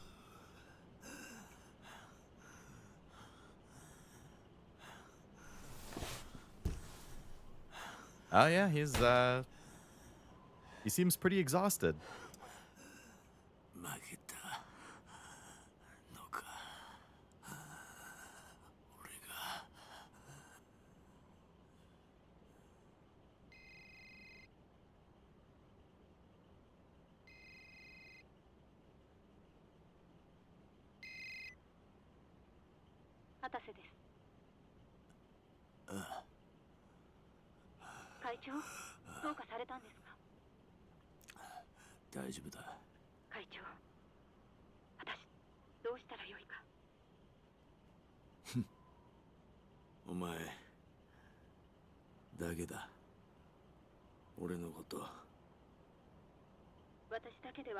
Whoever cared.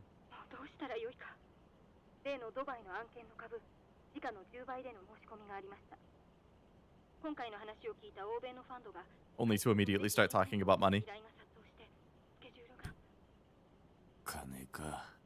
Mm-hmm. The one time he thought somebody cared.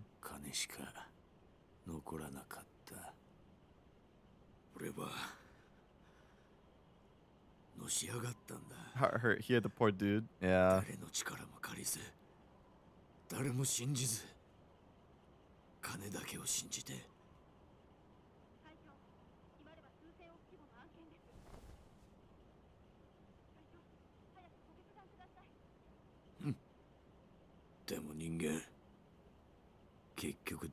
Such is to be human. I normally play normal, Drunkle, but I did play this one on easy. それだけなのかもな。なあ、桐生。隊長、返事を先送りにしていると、前方が態度を変える可能性もあります。隊長、お返事ください。隊長。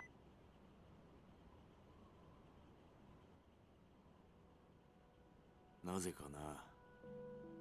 He's actually winded and beat up. That was a struggle, which is rare. Definitely. すべてが終わるときってのはこんな気分なのかな。いや、人間生きてりゃ終わりなんてない。いつだってやり直せるんだ。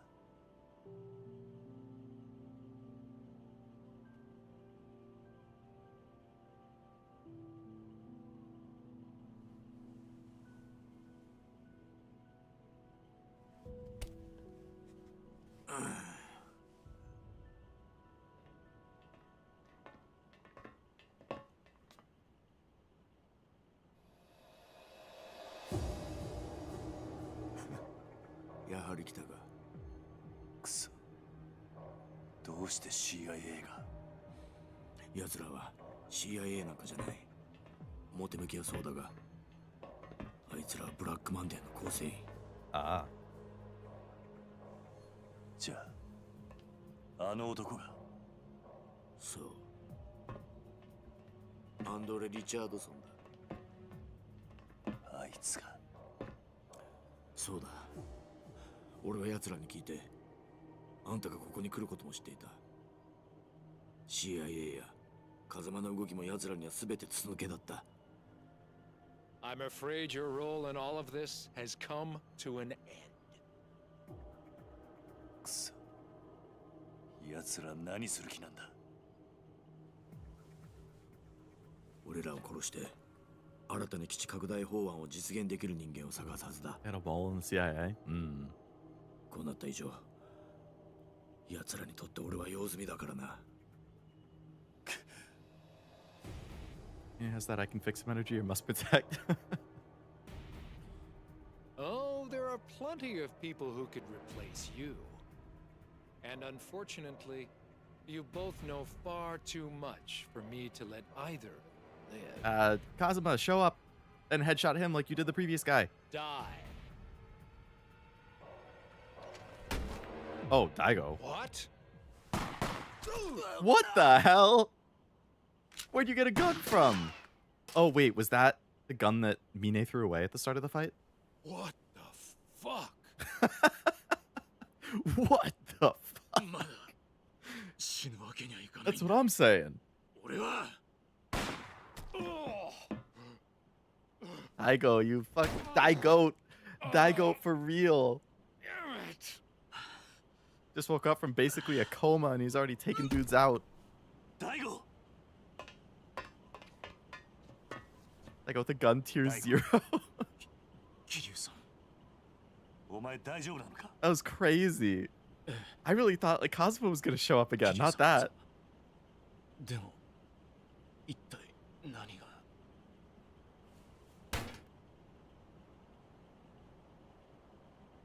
ミネお前どうしたんだ大丈夫か危なかったなだがもう大丈夫だ会長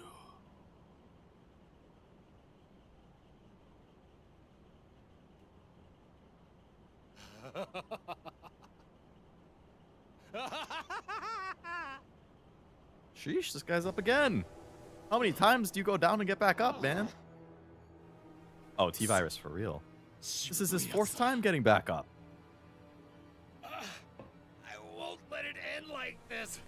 I'll Oh no, 3rd time, sorry. kill you all.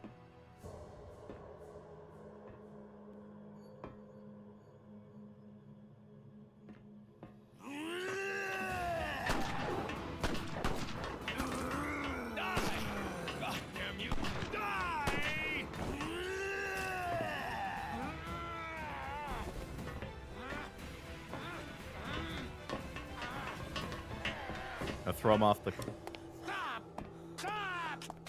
会長すみませんでした Oh, he's gonna jump off with him. 何を言ってるんだ何をしてるこっちに来い今の俺にそこへ行く資格はありませんミネ桐生さん俺も極道の端くれ俺なりの筋通させてもらいますミネ Stop it! Are you nuts?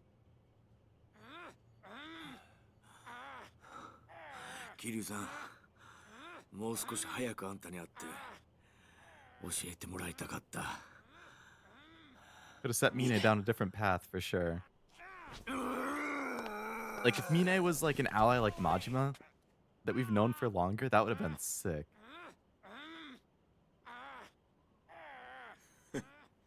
生まれ変わったら俺もそっちに入れるかな。やめろ。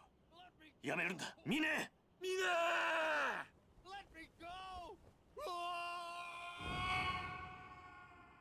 Yeah, Mine too. Like Daigo cared about him. There was somebody who cared about him.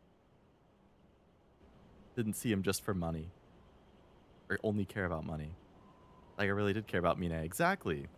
And I'm sure Kiryu would have too.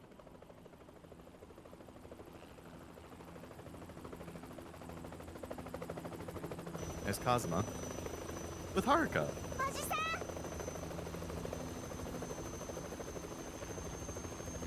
I wish I met you sooner line. Yeah, that kind of thing always kills me. 桐生さん、まさか登場会を裏切ったの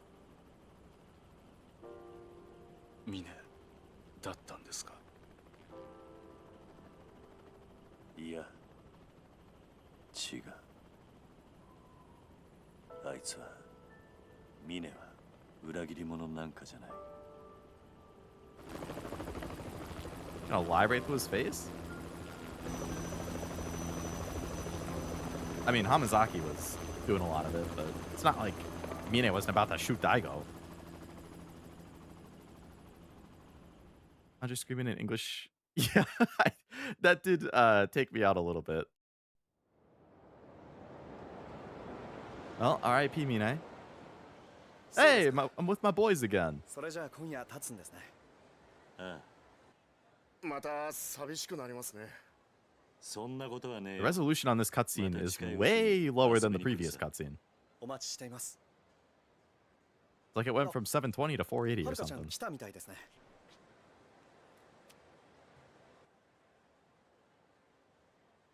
He wants to preserve the nice memory Daigo has him. Yeah, I could tell he was doing it for Daigo. But like, you have to imagine Daigo's just gonna hear about it from somebody else. Oh, Kiryu.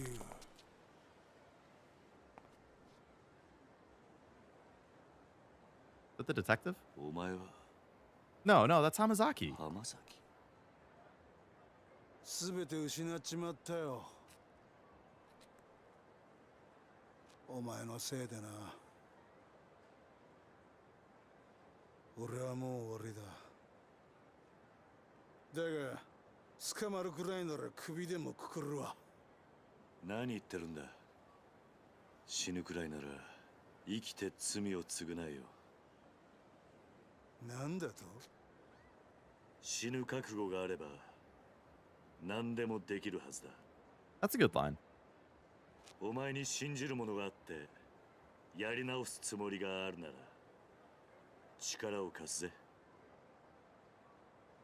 そんなこと信じろってのか。ああ。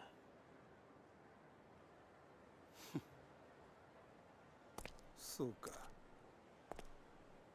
なら試させてもらおうか。Yeah, I saw that coming.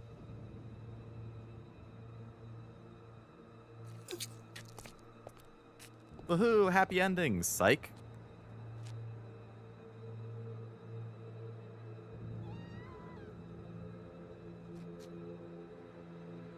あ？死ぬ気にならって何でもできるってか。信じる？やり直す？ああ？ふざけんな！お前に教えてやるよ。人間死んじまったら信じるところじゃねえんだよ。おめえはあんねえんだよ。おら、言ってみろ。死んじまうときは信じるとかどうとかどうでもいいんだよ。俺は信じる。おい！てめえ何してんだ！こいつ！この野郎！おとなしくしろ！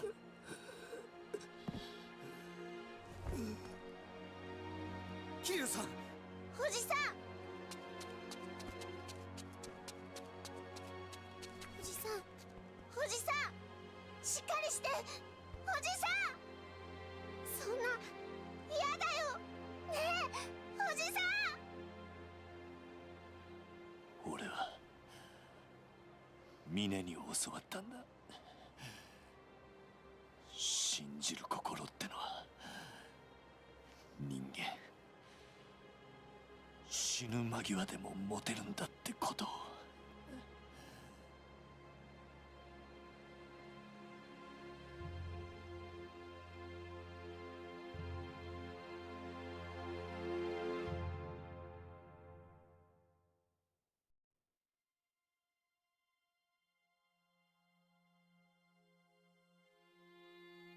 How, how the hell do you end the game like that?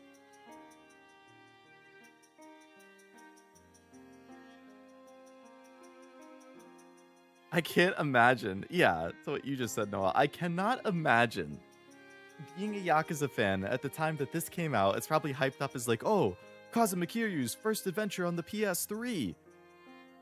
And he goes into the final fight thinking it's going to be his last one, that he's going to die. He beats Mine. It seems like a happy ending. And then he just gets shanked and credits roll. What the hell? Like, that's crazy. That's absolutely crazy.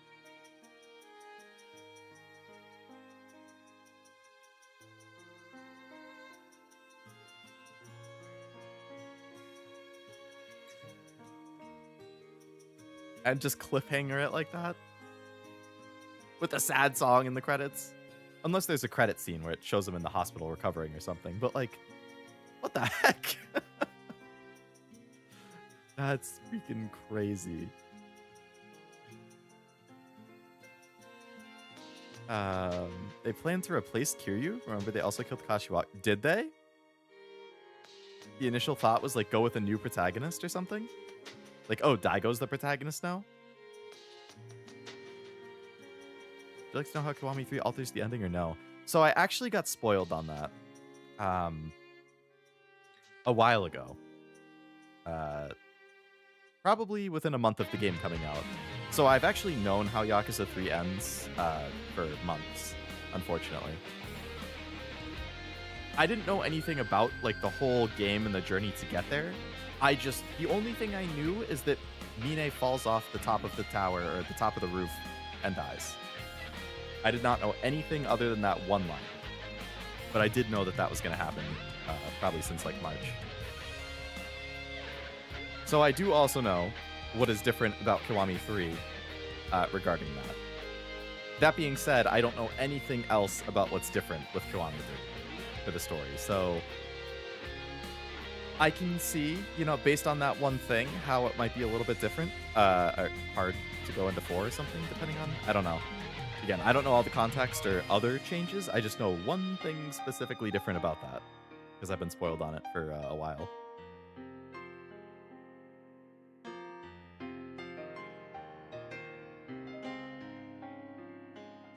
Four's title in Japan is Like a Dragon, Heir to the Legend. Oh. Yeah, because then it would be like, okay, heir to Kiryu's legend.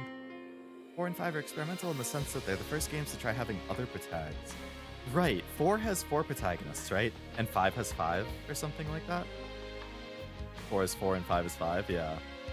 So you're going to be switching back and forth between them throughout the story, which is interesting.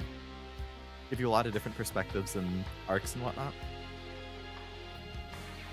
I think I was looking at the time to beat for the future games, and I saw that 4 isn't that much longer than like Kiwami 1, 2, and now 3. But 5 was like notably longer.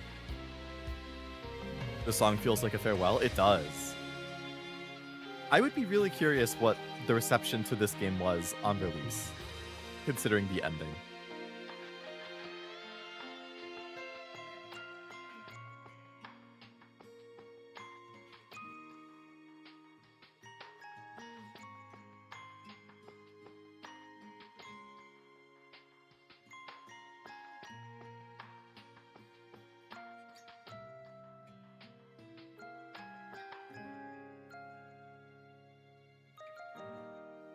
More like each character gets 4 chapters. You run through each character one by one. There's a finale. Oh, okay. So you focus on one character at a time. Okay. Is 5 the same way? Like it focuses on one character story the whole time and then it...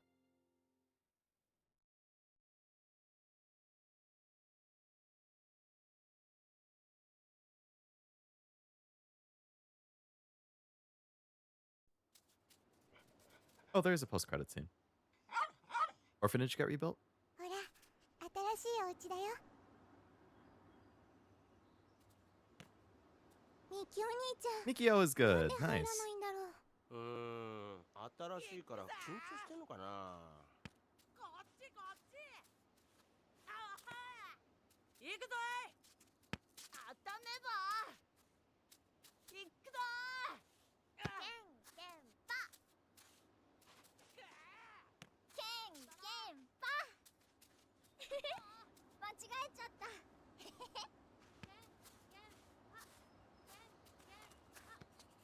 すごいね。やっぱさきちゃん絵上手。そんなことないよ。ねえ So ね she's talking え。normally お now. 姉ちゃんも見てみなよ。 Mark is still here.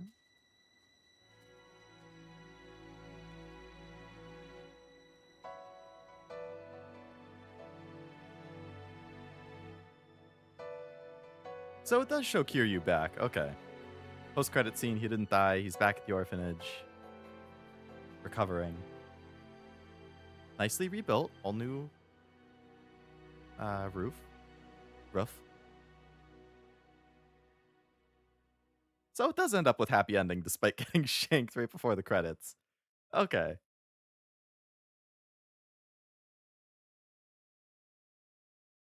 Not the best moment to say after what just happened, but congrats on beating Yakuza 3. Yeah, it was a good time. So playtime 25 hours, minus probably like 3 hours of yapping, maybe. Let's see how close I was to the time to beat. On how long to beat. I feel like Yakuza, I end up being really, really close to the times every time, which is interesting. Yakuza 3. Main story, 17 hours. Main story plus side content, plus some of the side content, 31. And I'm at 25. So I am right in the middle of those two things. And that includes yapping time. So that's pretty good. Right in range. But yes, I'm glad I beat it. 5 is huge. It's like the 3rd longest main story. I would assume 5, Like a Dragon, and Infinite Wealth are the 3 longest. 5 is markedly longer because that's the first game to really overhaul with the side content. Lost but Judgment's also huge with the side content. It's like a whole new game, really. What was the point of the hopscotch? Just to show the kids having fun, living life. Haruka trust level F. 14 pedestrians knocked down. Much like Yakuza 0 Real Estate and Cabaret, 5 had careers for each character that serve as the... Oh, okay. I could see how that would add a lot of time, yeah.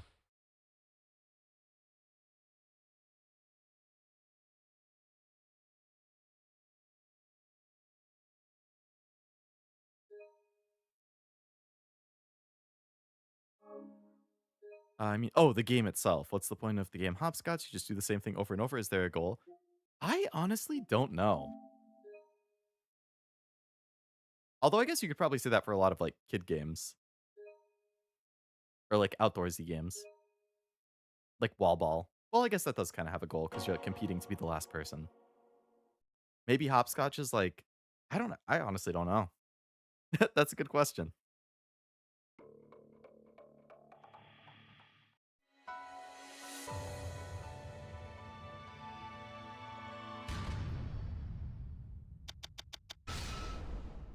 What do we have an extra? Survival tag.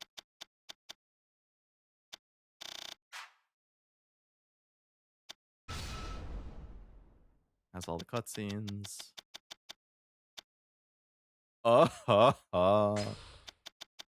A noble death.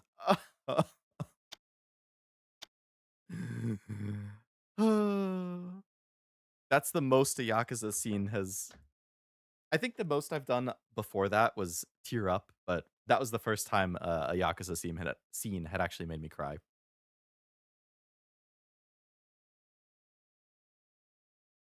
That was a good scene. That was a really good scene. VA for Kiryu went hard on that. He did. Both of them did, honestly.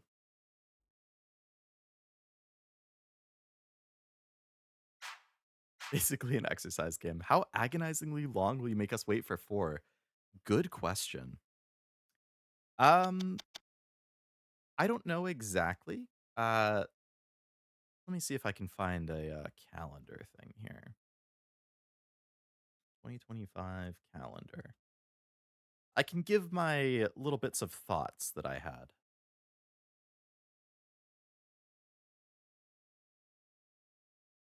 I need a high resolution calendar picture. This one's good enough. Save image. 2026 calendar. Save image. All right. I'll give a little sneak peek, which I'll talk about more like uh in my stream tomorrow, which for people who were not here at the start of the stream, I did already schedule my Sunday stream, and it is going through my whole backlog for games. Adding stuff to it that I haven't added yet because I've definitely picked stuff up that I have not added to. And basically updating which games I want to play, which ones I might stream, giving them a priority for myself so I can track like high, medium, low priority, and then potentially talking about like future stuff that I will stream moving forward, or in the coming months, I should say. But I can give a rough idea for what I was thinking for Yakuza at least. Um,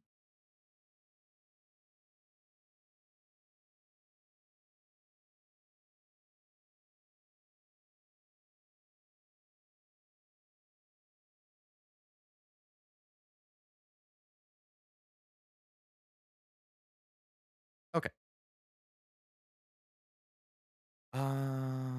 Takes out pen and paper to steal stream games.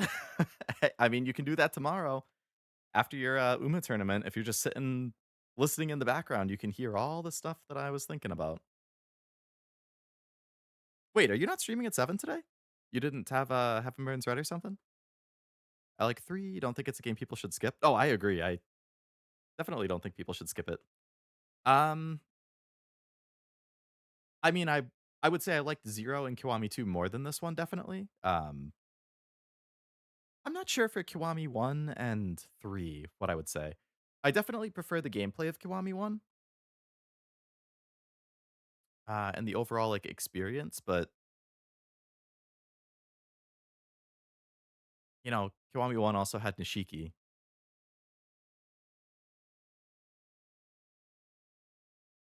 I don't know. Gotta see. Working on birthday stuff? Ah, yes. Cashew's birthday is in, like, what, 3 days, I think? Tuesday? Figure out any exciting plans for a birthday stream, potentially? Um, I really wish I could draw on the screen.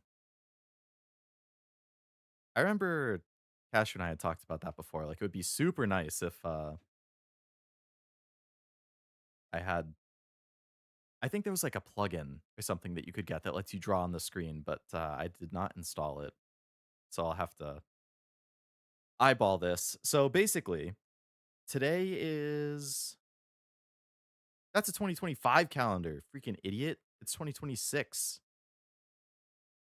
What am I doing? I need a 2027 calendar. Stupid, stupid, stupid.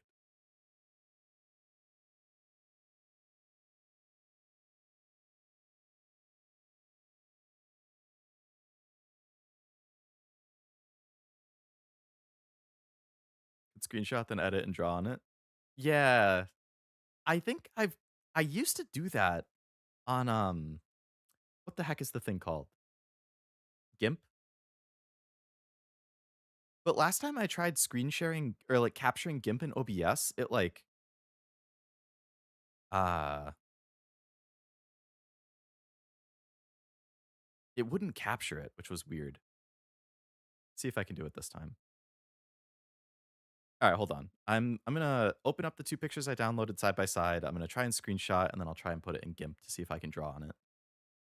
All right, give me a sec here.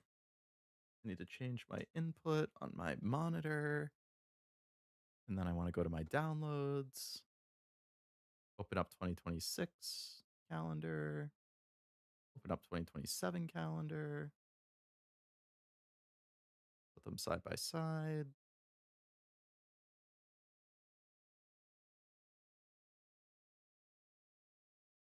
Make them bigger so that it looks better.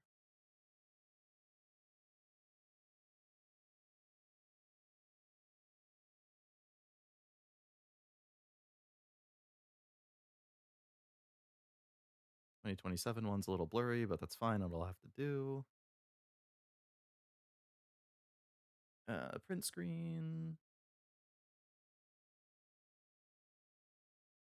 Do a little bit of that. All right, so now we have a screenshot. So then I go to GIMP and I go to File, Open, and then I go to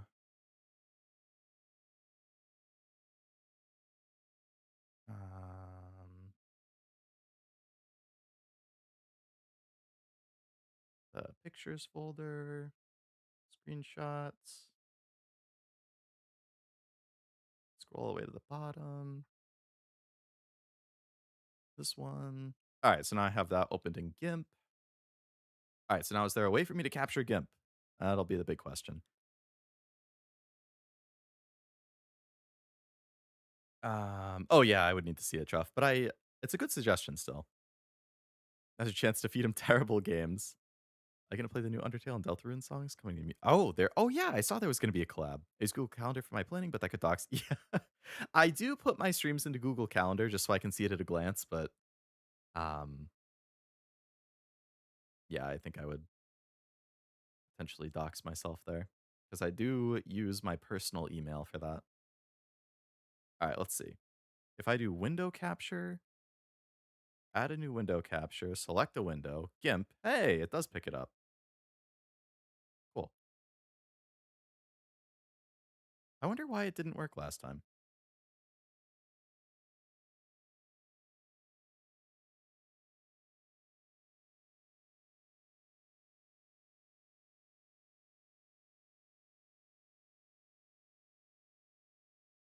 All right, so this is kind of small, but I will try to do my best to show. So today in 2026, right? So we have just finished Yakuza right there on Saturday the 1st. I played 75% of those songs because my game is modded. The other 25% I played off stream. Don't got room to shove it anywhere. Your schedule has been pretty packed recently. Where do I even change the color? Ah, right here. So let's pick red. So, also in August, I am on vacation all of that time. So I'm gone that whole week pretty much. So I wouldn't do anything that day either.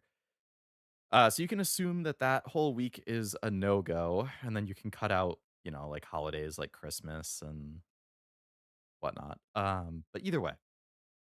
So the main thing that I'm thinking about is, I believe, on let's get yellow. On the 18th right here, and that's like lime green.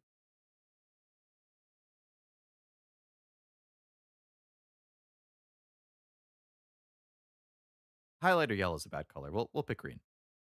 All right. So on the 18th in February here, I'm sorry that this is small, but the 18th of February in 2027, that is when Persona 4 Revival comes out, which I am putting on my schedule as soon as it comes out. And that will more than likely be my Saturday slot, which is when I typically stream Yakuza.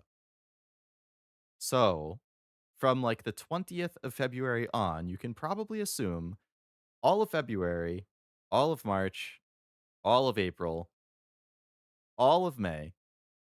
Persona 3 took me 22 streams to finish, I think. So let's see, that's 5, 9, 13, 15. All of June. That puts me at 19. I don't know how long Persona 4 is compared to Persona 3. Let's say halfway through July, just to be safe. That puts me at 22. Same number of weeks. So you can probably assume for basically the entire first half of next year, I'm going to be playing Persona on Saturdays. Uh, which means obviously that time is not going to work for Yakuza time. And then if I could switch to like that blue color again. These days, that's green, actually. What happened to blue? Uh, these days and this day, basically all the Saturdays for the rest of August, I kind of have as like a flex day. Like I could play something, I could do like a one stream game on 3 days. I could do a two stream game and a one stream game. I could do a three stream game and just have a 1 week break. But I could do something a little shorter in August. But then we come to like, let's get pink here. So on September 4th, that's blue. Basically in a month. Oh, sorry. So let me also just fill in other streams that I'm currently doing. Let's go with orange. So on Wednesdays, I'm currently playing Trails. So let's assume that Wednesdays are my time to finish Trails. I'll be finishing chapter 1 next week. There are, I think, 4 or 5 chapters in the game. Next week will be my 5th stream, and I'm just finishing chapter 1. So I wouldn't be surprised if Trails takes me probably the rest of August and all of September, potentially to finish. I don't think it would go much longer than the end of September, but I wouldn't be surprised if it goes through September. Thursdays, you can probably assume, will continue to be some type of collab, whether that is MeZero and Cashew doing stuff like Back for Blood, or if, you know, depending on people's schedules and availability, I know that there are certain games that like Zero and I have talked about that are on the longer side that maybe Cashew wouldn't want to do because it's a longer commitment, or, you know, for whatever reason, maybe somebody is busy. But you can probably assume that Thursdays are mostly going to be like a collab type thing. So just ignore Thursdays for the time being.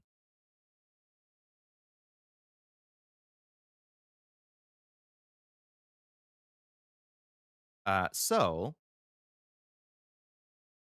then if we go back to, I've used pretty much all the colors here. I don't have any colors left.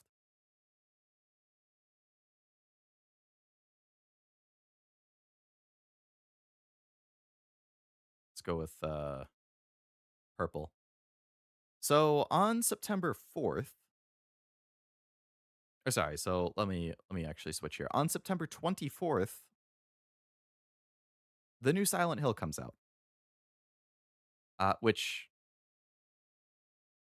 I do plan on playing on stream.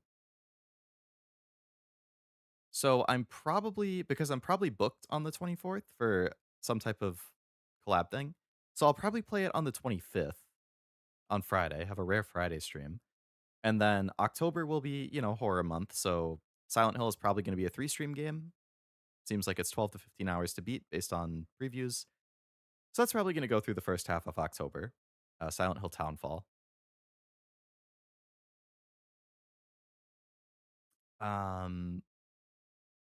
Then we have Also coming out in September is, let's go with whatever this color is. On September 4th, the new Onimusha comes out, which I am interested in checking out. I think it looks pretty good. I have it pre-ordered. So chances are I will play Onimusha on Saturday in September. Give that a shot. That could change depending on how I feel about, like, see how some reviews are going and whatnot. But I think I will probably start playing Onimusha right after that comes out. So you can assume like all of September is probably going to be Onimusha. I think they've said about 20-ish hours to beat that. So that would probably be 4 streams, maybe 5. So you could just potentially the first Saturday in October. And then because October is, horror month, I'll have Silent Hill in there. Probably some type of collab thing on Thursdays. Uh, but then after, let's go with like dark blue. After I finish Onimusha, which hopefully is either the last weekend of September or the first weekend of October, uh, I'm thinking the rest of the Saturdays I might do Resident Evil 4. So I would have like Silent Hill and Resident Evil potentially the first couple weeks of October. Again, trying to stick with like, oh, October, horror, spooky, haha. Um, so I think I would probably have Saturdays be mostly Resident Evil. I forget how long that is. I think it was like 20-ish hours. But then there's also the DLC, which I would do. Resident Evil 4. Yeah, the remake says 16 to 21 hours. And then the DLC is 5 to 6. So that's probably 1 stream by itself. So 21 to 27 hours, which would be, we'll call it 5 streams for now, but it could go 6.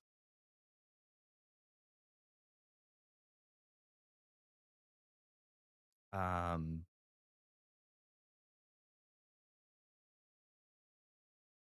so that's those. And then let me double check the other stuff that was coming out this fall.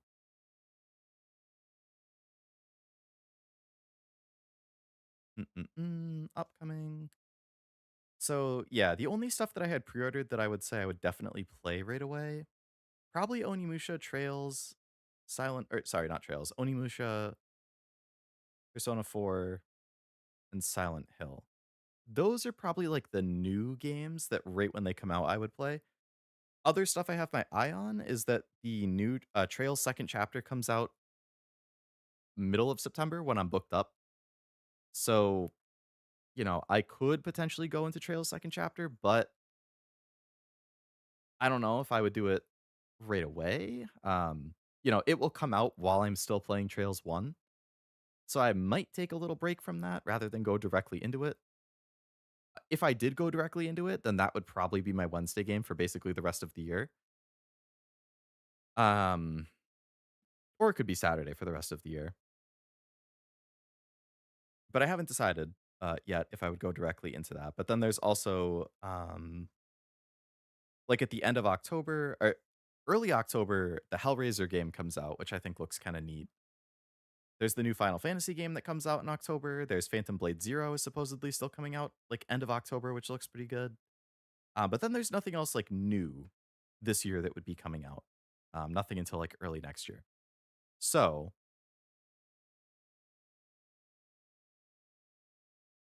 um, I would say I would try and get one more Yakuza in, so Yakuza 4, before Persona 4 comes out.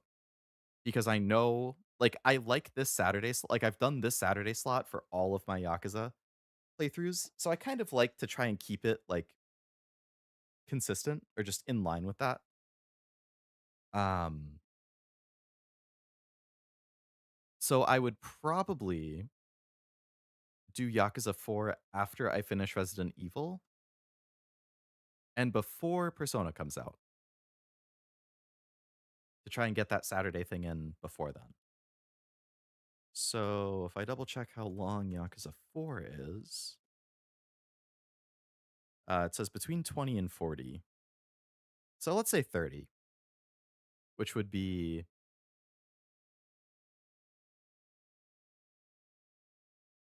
6 streams.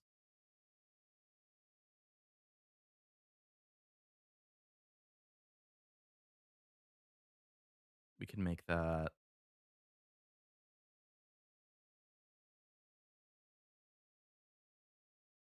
I guess we haven't used this light blue yet.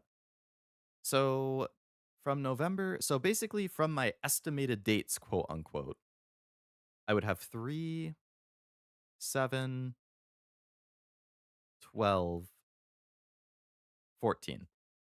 So I would have 14 Saturdays. In theory, again, things could, like, if Onimusha takes me 6 weeks instead of 5, then, that pushes Resident Evil slightly. And then if that takes me 6 instead of 5, that pushes that slightly. So, you know, hard to say 100% to read too far into things. I never know how long exactly things will take, but I basically have 14 weeks where I would probably say within that stretch of 14 weeks from middle of November through early February, um,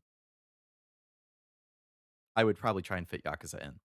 And I would probably try and do it on the sooner side than the later side because, like, again, if I look at February, so like, uh, the 11th right here, February 11th, which I currently have crossed off as a potential collab day, that's my anniversary, February 11th. So I wouldn't do a collab that day. I would do an anniversary stream of some sort. Um, if I can do anime awards, which I would obviously love to do because I didn't get to do it this year. I have a lot of work to catch up on for, you know, so many anime I would have to binge, but if I did do an anime awards, I would probably try and do it on the 13th, or I could do it on the 20th, I guess. And then I would start Persona on Friday instead of Saturday. But if I did anime awards, it would be like either the Saturday of that week or the week after. So, leading up to anime awards, I spend a lot of time editing and preparing and recording and binging stuff. So, that can potentially eat, like, January, February tend to be a lot of like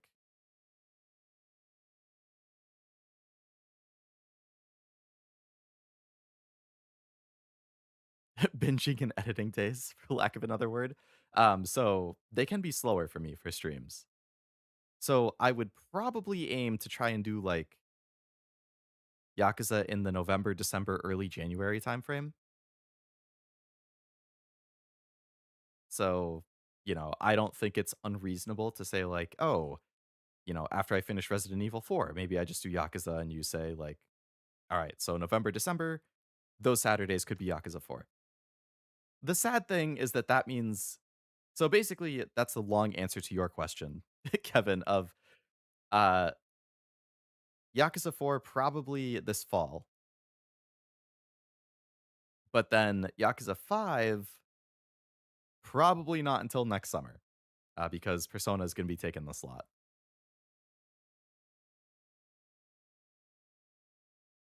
But yeah, I would I would probably guesstimate something like that. Um, so this year then, so last year I did 0 and Kiwami. This year I've done Kiwami 2 and 3, and then I'll try and do 4. So next year I would do 5, and then I would probably try and do 6 before my, I mean, I know 5 is longer, so that's already kind of pushing it, considering Persona's going through, like, let's say, middle of July, and that means you only have 5 months, 5 and a half, or let's say before my 5th anniversary. So that would be about 6.5 months to do 5 and 6 potentially. So there's a chance 5 and 6 could end up being back to back or like with one shorter game in between them. But that's more or less what I have kind of been looking at schedule wise. October on Wednesdays, after I finish Silent Hill, I don't know what those Wednesdays would be. I wouldn't be surprised if it's like a shorter horror game, just to keep things consistent. Since P4 is going to add new content, might be somewhat longer than P4G. Yeah, I'm not sure. Like, if you compare 3 like fests and reload, if reload is about the same, if it's longer, like, not 100% sure. If you play Onimusha, might finish early November. I hope it's not that long. I'm really hoping that it's not longer than like 5 weeks, which would be like 25 hours. I think I Googled it. Let's see. Onimusha, Way of the Sword, length.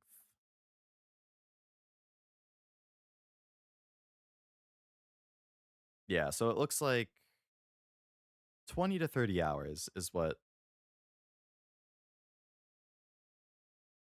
says, about 20, ranging up to 25 to 30 if you explore some optional side content. So yeah, hopefully about 5 streams, maybe 6 to get through Onimusha.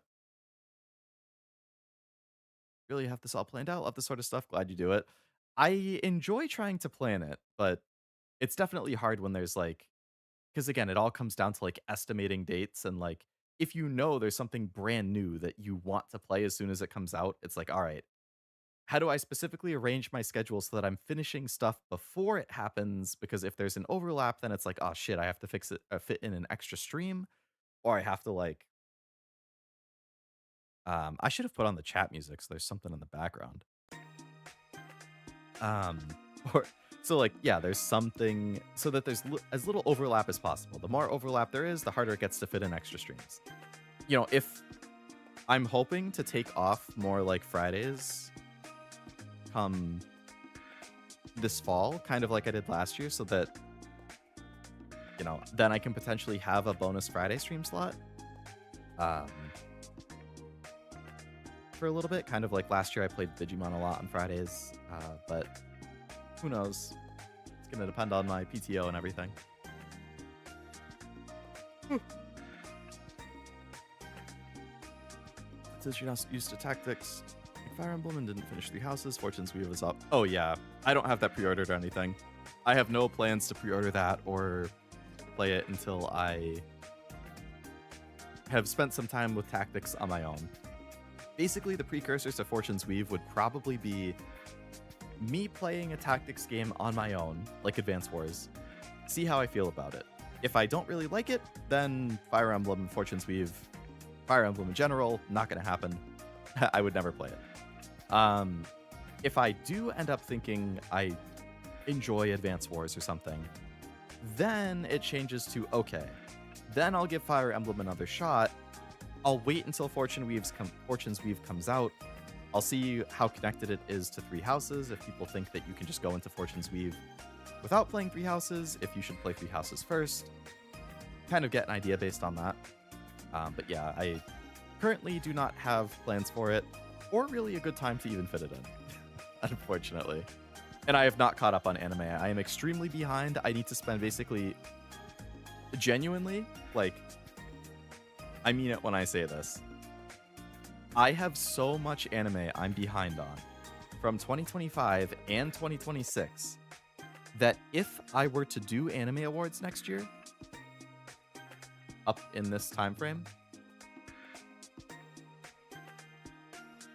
I basically, oops, I don't know what I just did there.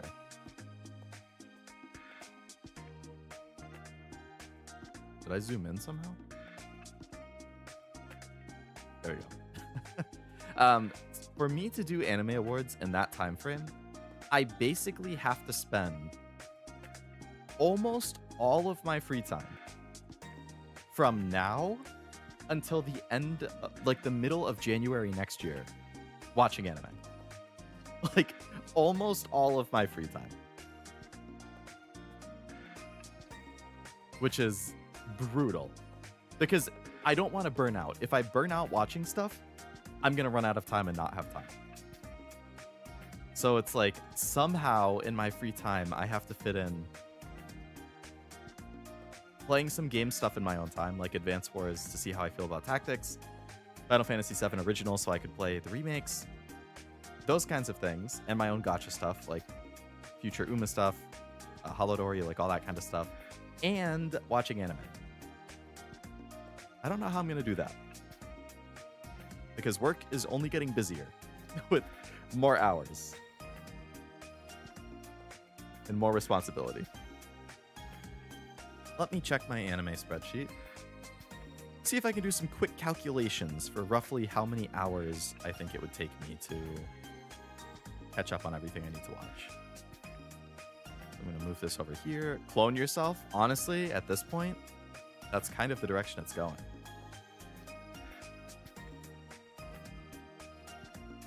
All right, so I'm going to try and just spitball numbers off the top of my head. So I'm going to list off numbers, which is how many episodes I need to watch by series. So we have 25, 13, 12, 12, 6, but one of them is an hour long, which is basically 2 extra episodes, so we'll call that 8. 25, 16, but one of them is an hour and a half, which is actually 6 episodes, so we'll call that 21. 12, 12, 12, 12, 25, 12, 12, 12, 12, 12, 25, 12, 12, 12, 12, 6, 12, 12, and then we have movies. So we'll say a movie is roughly 6 episodes worth, so we have 6, 6, 6, 6, 6, 3.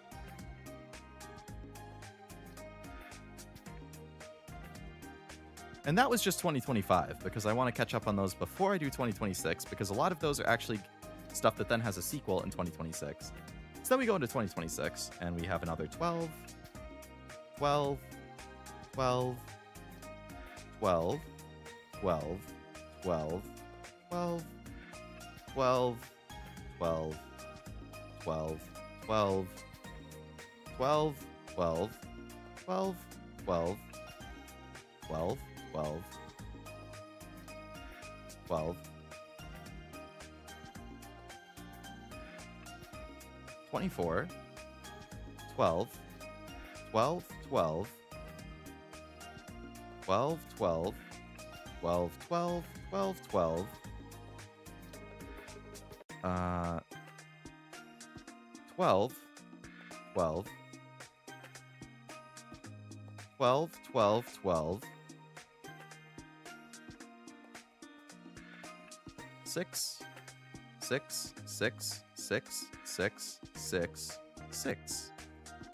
So roughly 835 is how many episodes I have to watch to catch up on all of 2025 and all of 2026.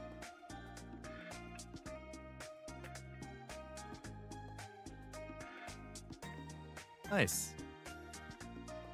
So 835 episodes. So you can watch 3 episodes in 1 hour.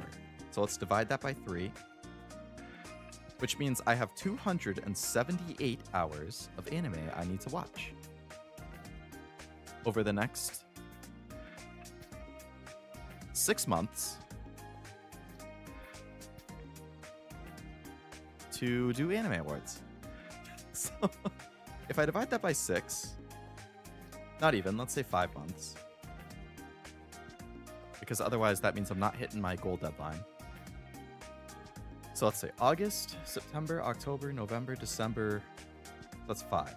So I would have to do all of that, let's say in 5 1/3 months.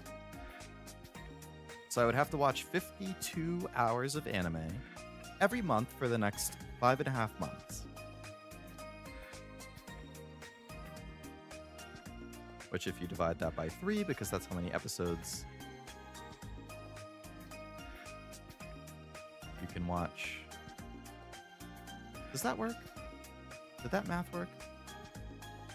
I divided it by 3 to get how many hours I needed to watch. Right, so 52 So basically, I have to watch, like... That's 52... Did I say 52 hours? Yeah, because I divided by 3. And then I divided it by the months. So dividing the original number by 3 gave me how many hours I have to watch. And dividing it by months is hours per month. So that means 52 hours worth of... Let's just divide or times it by 3 again. So I have to watch about 157 episodes a month. And if you divide that by 30, I basically have to watch 5 episodes of anime every day for the next 5.5 months. And that includes days I stream, which you have to take those out because if I'm streaming, my day is, especially if it's a work day, my day is basically wake up at 5 a.m., get ready for work, go to work. So from like 5 a.m. up until about 5 p.m., I'm either getting ready for work, going to work, working, coming home from work, or eating dinner. And if it's a stream day, I stream at 7. Those in between hours, it's like house stuff, chores, you know, getting stream things ready. So you basically have to write those days off. Like I can't, Wednesdays and Thursdays, which are work and stream days, I can't watch anything.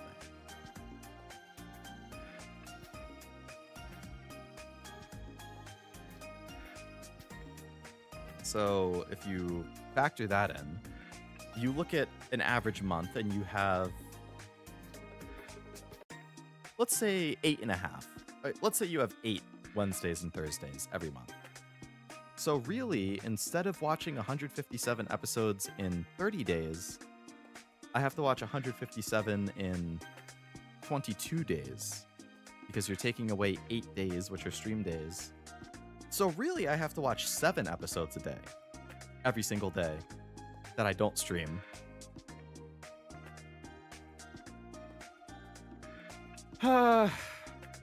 Even just hearing that number makes me feel like it's not feasible.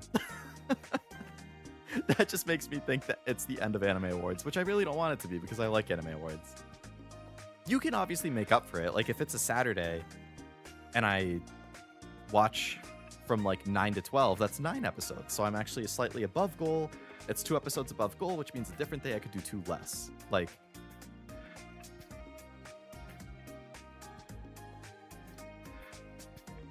I don't know. It's a humongous undertaking. I could also lessen it if I just cut some anime out. Like, okay, I'm not going to watch this one. I'm not going to watch that one. But at the same time, I don't really like doing that because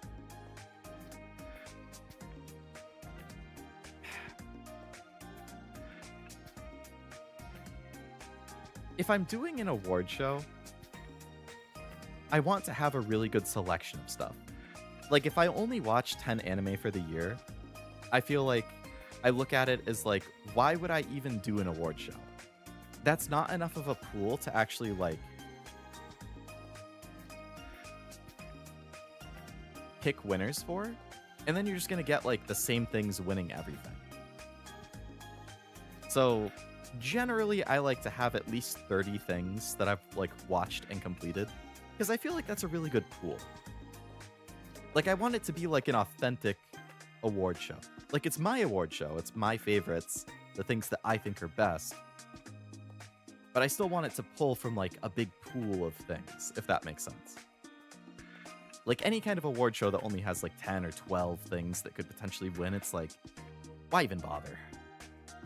It's not a true award show. It's not truly representative of the year as a whole. Put on episodes while you sleep. I wish. Stream non-interactive watch-alongs. Your viewers can join in and watch with you, but you can focus on watching whenever you're watching. Maybe talk for 10 minutes after each episode. That isn't a bad idea. I have considered watch-alongs as like a way to force myself to watch things, kind of like gaming streams are a way for me to get through my backlog. Like, that would be a way for me to like get through some of my anime backlog. It's just like where I get wary with it is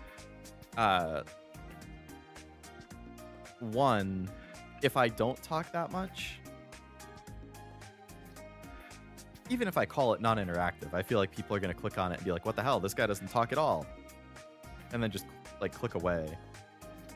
But if I do talk over it, me talking, like, just the act of streaming makes it a little harder to like fully pay attention to whatever you're doing, because you're looking at chat, you're like, I don't know. So I feel like it would be harder for me to pay attention to like specific aspects that I might normally pay attention to, if that makes sense. But I have thought about it. I just don't quite know how it would. Not that you don't talk, just not get distracted with chat is what I mean. You can still commentate. Right, yeah. Just like not really respond to chat a whole lot. Yeah, it's something to consider.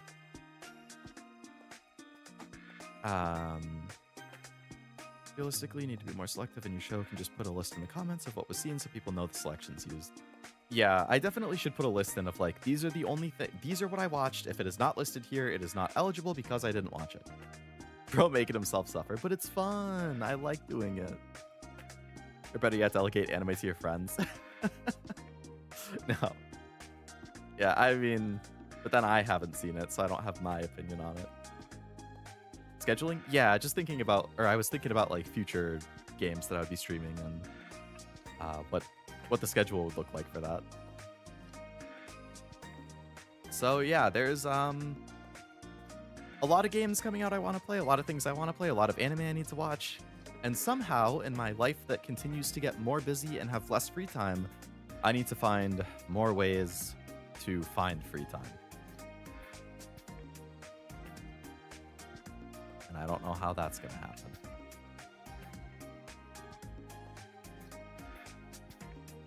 Because work is taking more of my hours.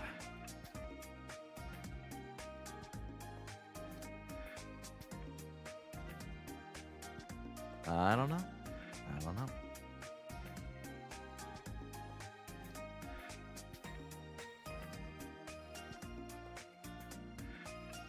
Poor friend who has to watch all of One Piece. I could never make somebody do that. Too much. Way too much.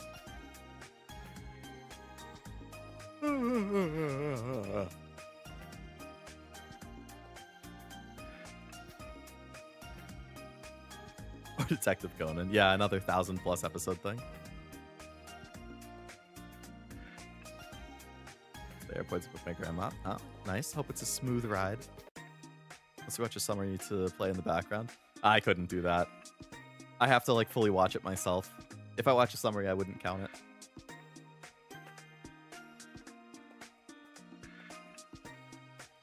Like generally, yeah, it's such a big project. Like that's why it's like not being caught up on 2025 stuff makes it harder for me to.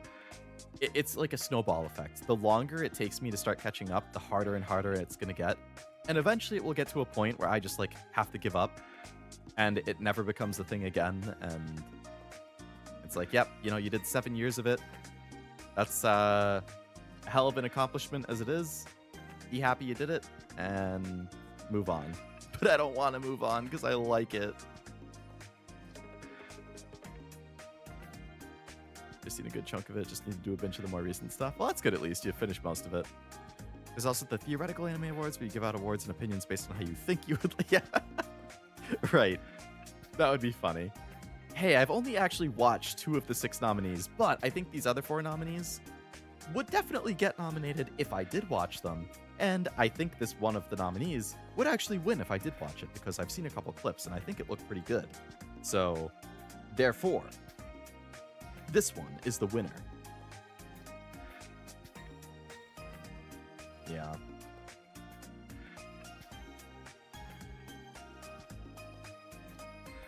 Who knows? Today, I'm hopefully going to finish Shangri-La Frontier Season 2, though.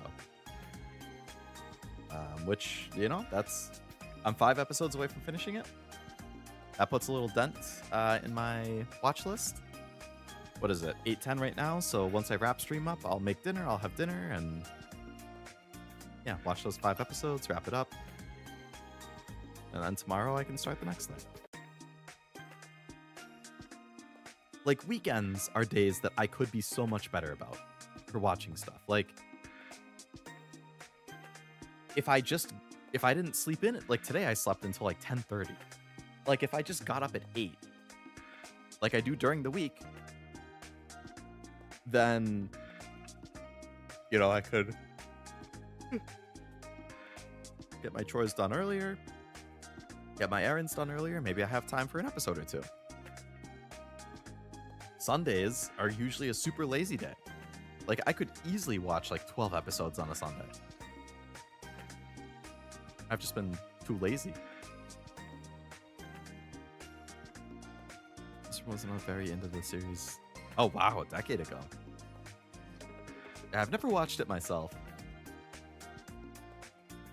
I probably wouldn't, just because anything that's super long I find very intimidating. And as I was just saying, I have so many shows, even just from the past year or 2 to watch, that it's like, I don't have time to fit in anything super long like that. So anything really, really long, probably never gonna get on my list. I would say the only thing I would consider watching that's kind of long is Gintama, because that seems up my alley, and it's not as long, and it's split up into concise like seasons that I can kind of focus on. But like, yeah, anything like One Piece, Naruto, Detective Conan, like anything super long running, I think it's a lost cause. I can't do it. I don't have the time, unfortunately.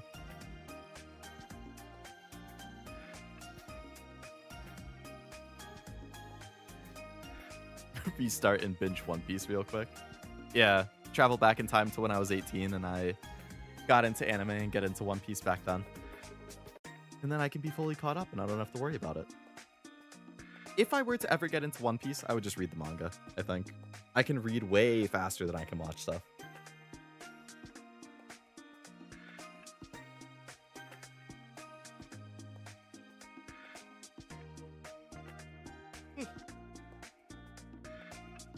My big question on this streaming schedule is going to be basically what I'm doing on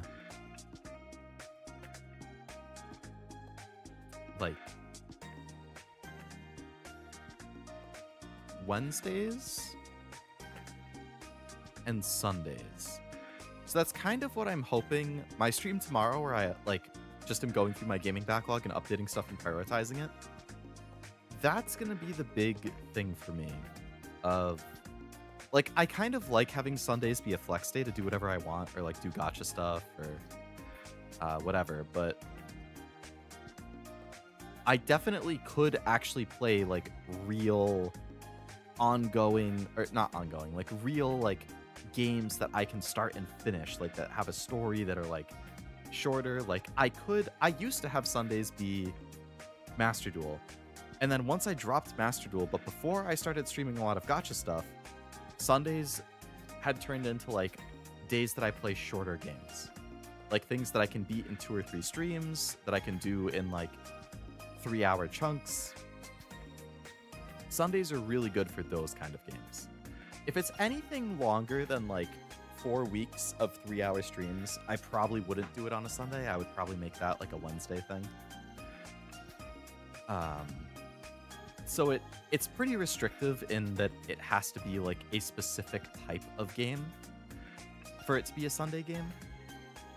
Wednesday could be pretty much anything. Saturday could be pretty much anything.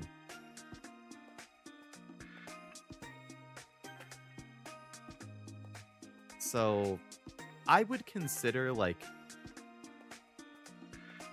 doing less of like the random gacha stuff on a Sunday. And prioritizing like games, and then if I'm like, you know what, I really want to play a gacha today, I really want to do some Zenless, I really want to do some Uma runs, like make that more of like a guerrilla stream on like a Friday night or a Saturday night kind of thing. but I'm not 100% sure. It really depends how many games I even have that could kind of fit in that time frame. Yeah, something like Unbeatable that's probably like 3 hour streams to beat or something. Like, that probably works. Titanfall 2. I think that would be a Wednesday or a Saturday thing. Either one long, like 6 to 7 hour stream to try and finish it in one sitting, or split it into like 2 3.5 to 4 hour streams. But that is on the list. I believe I have that one as medium priority.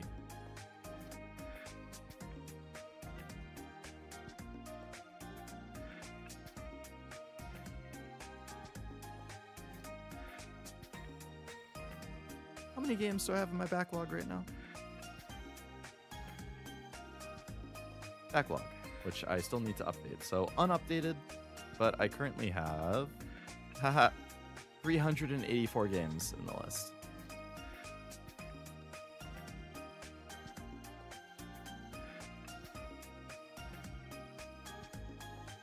Oh boy.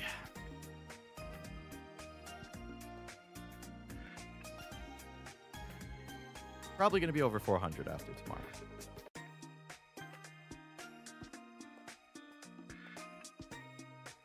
But I can update my stream. Yakuza 3 goes on the list of games I finished on stream. Woo! And that is the 1, 2, 3, 4, 5, 6, 7, 8. That is the 10th game I beat this year. And by year, I mean the...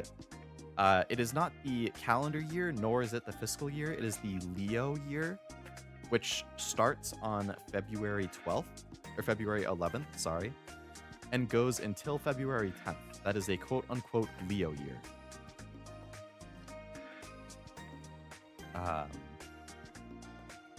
Because my calendar year goes from anniversary to the day before anniversary. It's currently trending to be this is the year that I beat the least amount of games, which is kind of unfortunate. In 2023, the first year that I streamed, I beat 25 games. The second year that I streamed, I beat 24 games. The third year that I streamed, I beat 22 games. And I am currently at 10 for the current year. And I'm just about halfway through. In 10 days, I will be halfway through. So it's looking like the third year in a row that I beat less games than the year before it. I don't know if that's because I've been playing longer games, or because I've just been getting randomly busy so many days. I mean, last year made sense because I was moving. Like, I had to take a week and a half off around, or a week off-ish when I moved, and then I had to take off another, like, 2 weeks in the summer when I was traveling for the convention and seeing friends and stuff. And so, like, last year made sense. I took off probably 3 to 4 weeks throughout the year. I mean, this year I beat... Escape Sim was 2 streams, Halo was 6, Persona was like 8 or 9, Pokemon was like 7, I think.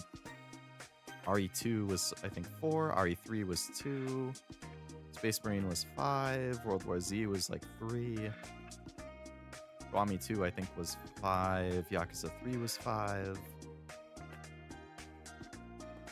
Trails is going to be on the longer side. I guess this fall is kind of when I'll make up for it, because, like, I mean, Trails will be number 12. That will go through, like, September. Back for Blood, I would be surprised if it takes us until, like, early to mid-September to finish that one. That would be 13. And then we would have, like, Onimusha is 14. Silent Hill Townfall is 15. Resident Evil is 16. Yakuza 4 would be 17. So then you're only 5 away, and that doesn't factor in whatever the heck we do for collab days. That doesn't factor in all of my Wednesdays for basically... Yeah, you know what? Maybe I will beat last year, or at least match it. I don't know. We'll see. Stream lasted longer than I expected. Did Leo eat today? I have not eaten dinner yet, no. I will be making myself some... probably mac and cheese.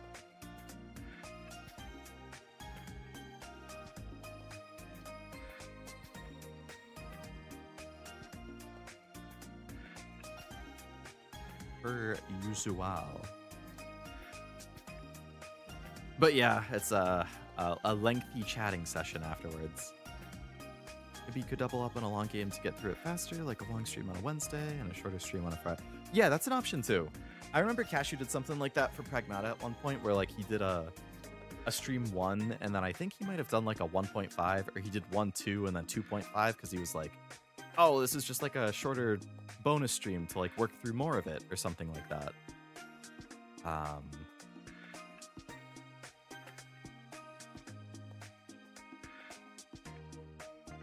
But yeah, that's definitely an option. It's like, oh yeah, you know what?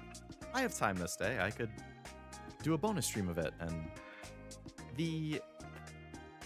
I like it, and at the same time I'm also hesitant for, like, I like it for getting through something faster, and if I'm really, really liking something, it's like, oh yeah, I can play it more. On the other hand, I think the good thing with the schedules is that, like, it's a consistent time and day.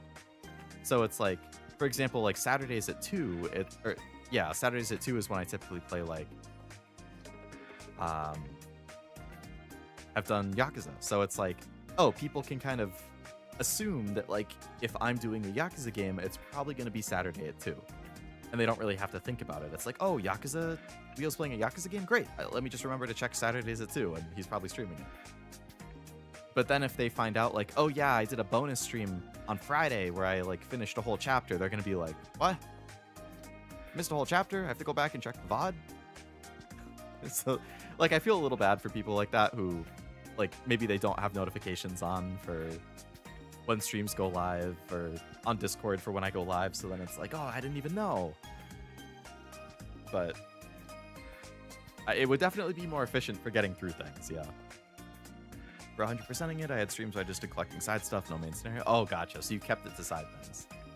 That makes sense. Stick to main scenario for the actual scheduled stream, and then your bonus stream is just doing side content. Yeah, I guess if you did bonus streams, keeping it to side stuff makes more sense. Like a side stream of just side quests and grinding or something. What are you going to play after you finish Midnight Suns? Who knows? I mean, it's on my list. Both that and XCOM are on my list. But it's probably going to be interesting looking at the list tomorrow, because I think, like, Fire Emblem, I want to say I had that as, like, high priority. Oh, I actually don't even have a priority tab. I thought I did. Maybe I have that somewhere else. I could have sworn that I had a separate thing where I said, like, yeah, high priority, medium, low. And I thought Fire Emblem was in high. But considering I played it for one stream and dropped it, that didn't go so well. But who knows, like I said, maybe I go back. I've also had increasing interest in, like, going back to play some, like, PS3 era stuff. I guess because I've been picking up more PS3 games because of, you know, the whole announcement recently and, like, getting nostalgic for it, so.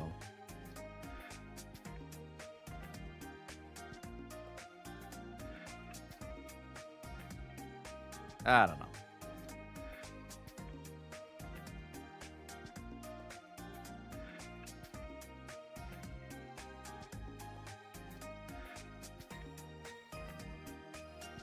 Yakuza 3 is PS3? It is, that's true.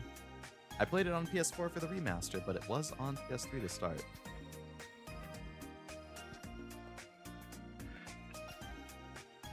I wonder how much copies of the original, like the PS3 version, I wonder how expensive that is if I wanted just a physical copy of the OG. About $22 complete, that's not bad. Yakuza 4, only 15. Yakuza 5.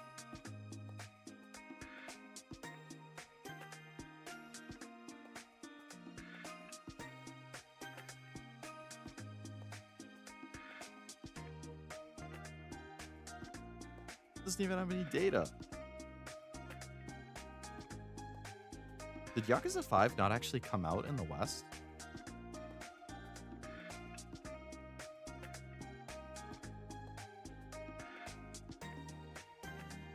Or price charting just doesn't have the data for some reason? Oh, no, it looks like Yakuza 5 didn't get a Western release. That's interesting that they did 3 and 4, but not 5. But then 6 they did again.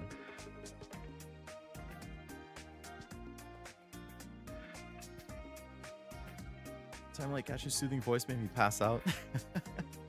It is rather soothing, isn't it? Hello, boy. Hope it's going well.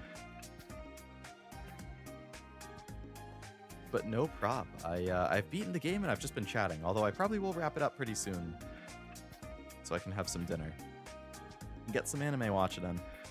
Keep hearing Cashew makes people sleepy. Maybe you should make a sleep track ASMR. Yeah, Cashew voice pack. First Cashew ASMR. Your local neighborhood catboy lulls you to sleep with soothing, positive affirmations and ear rubs. I hope you enjoy your dinner and show. Thank you. I hope you enjoy your nights, whatever you end up doing. I proposed that as a merch idea, and I don't think it got a single vote. I'm gonna check. I remember that you said, like, hey, people, what potential merch would you be interested in seeing? As a poll. I don't remember seeing what the results were. I don't know about the ear rubbing, but I could do the rest. I like it personally.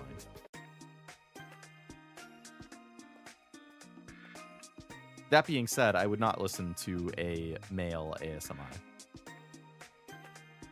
I only listen to female ASMR. I don't think I want to hear a guy whispering in my ear.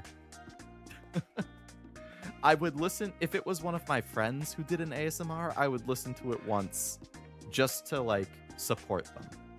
I would listen to it. If they wanted feedback, I would give them feedback. I would give it a like and everything. But outside of the one time to support a friend, I think I would stick to girls if I'm listening to an ASMR.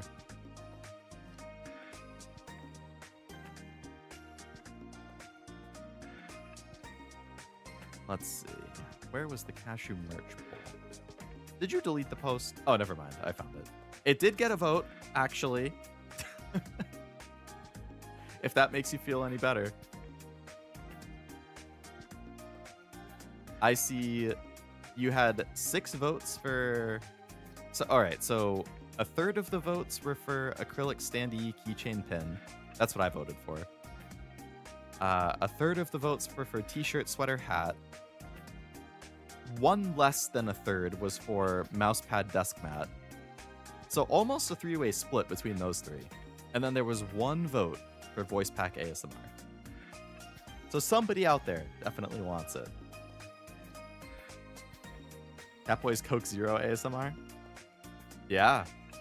Just ASMR of Cashew cracking open a cold one, taking a few swigs, doing the like, ah. God, nothing hits quite like a Coke Zero on a hot day. RP males Majima would be sad. The Komen Majima, maybe an exception for him. I would do really niche ASMR, smoker's voice ASMR, air horn ASMR. There was a whole trend for like weird or funny ASMRs. Like falling down the longest staircase ever ASMR. Like stuff like that. May have been me. Cashew voted for it. I voted for a hat. Hats are good. I like hats. How about Morgan Freeman? He doesn't count. His voice is majestic. His voice is pretty iconic. That dude could narrate anything. That's every stream though. That's true. You don't get a stream without hearing an authentic copyright Cashew Zero opening an ice cold Coke Zero.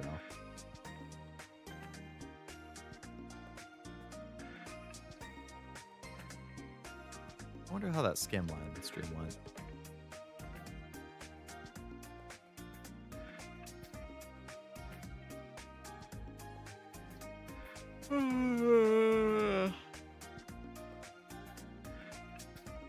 This is my 571st stream. Oh my goodness. We'll pass 600 this fall. And also my first stream of August. Oh, I have to update my spreadsheet for how I track things to account for the new month. So we'll have Yakuza 3, which which was on a Saturday, but it's in August. August 1st. So what that means is row 572, if I update my spreadsheet, is the start of August. So I want to update this to be 572, August 2026. And then this needs to be updated to only go to 571. Get all my automatic calculations going.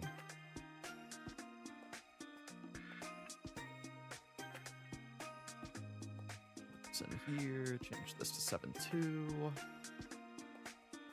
This guy, throw him over there, put him in 7.2.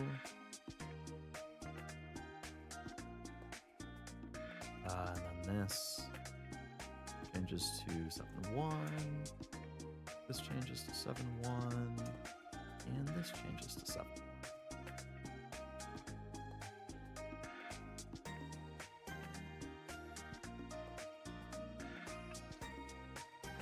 Perfect.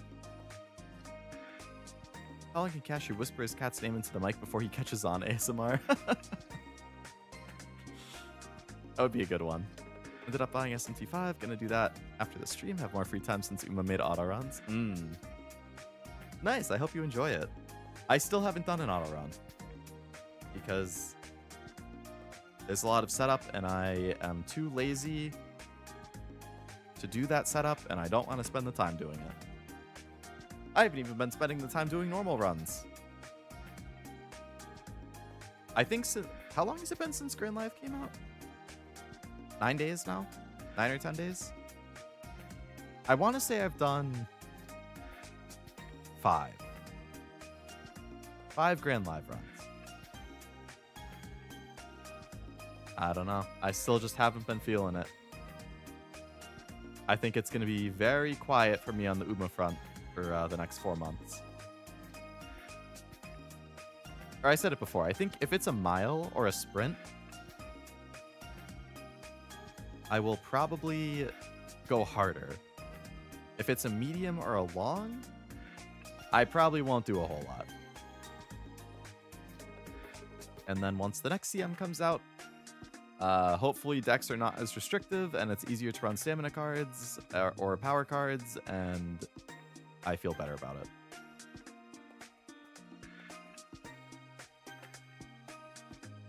I saw they announced the August schedule, and we have 2 CMs this month. The Dirt one starts in like 3 or 4 days, I think. Or maybe that's when registrations opens. And then I think it was August 25th is the next CM, which is a mile.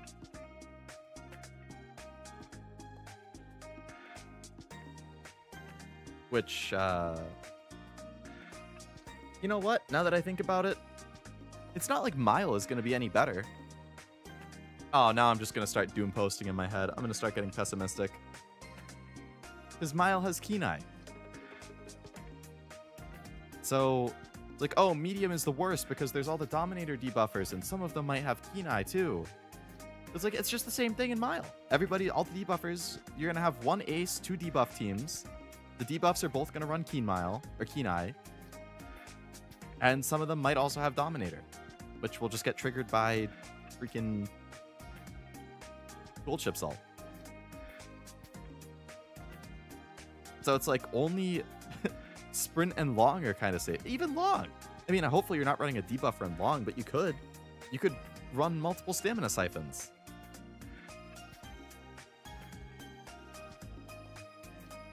Debuffs just actively make the game worse.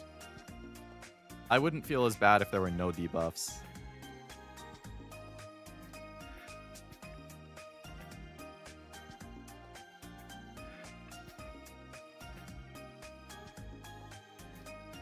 I feel like Uma's gonna get dropped. You picked up the Hololive game. I did pick up the Hololive game. I don't think it would replace Uma because, I mean, the thing with rhythm gacha games is like, you really don't have to play it that much. Like, there's not really competitive events unless you want to rank on like a leaderboard, and I don't really care about that. So it's really just like playing through the main story, which I have finished at this point. So it's kind of like when they release a new main story thing, I can play that. But the main story is pretty short. And then when there's events, like, play it enough to unlock the event story. Like, I don't think you really need to play that more than a couple hours a week once you're more or less caught up. That's kind of the point I'm at now. It's like, right now I'm trying to full combo every song on hard in the game. And then once I finish doing that, I'll start playing more songs on expert and see how many full combos I can get. But like outside of just a personal thing like that, like, yeah, I think it would be fun to see how many I can full combo. I don't really have anything I'm doing in the game.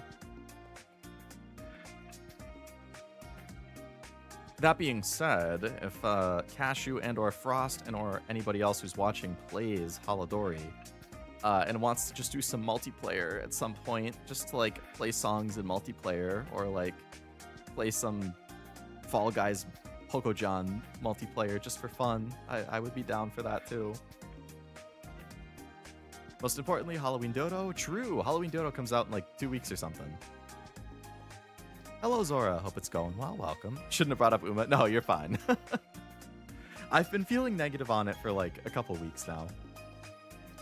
Negative in that I'm a little less hopeful for it than I used to be. I've super simplified it. Get both SP bonuses ASAP. Before last summer, get both 10% effectiveness songs. And as many 5s as you can. Profit. Yeah. I mean, that's definitely the strat. Get the SP bonuses as early as possible once you've done that.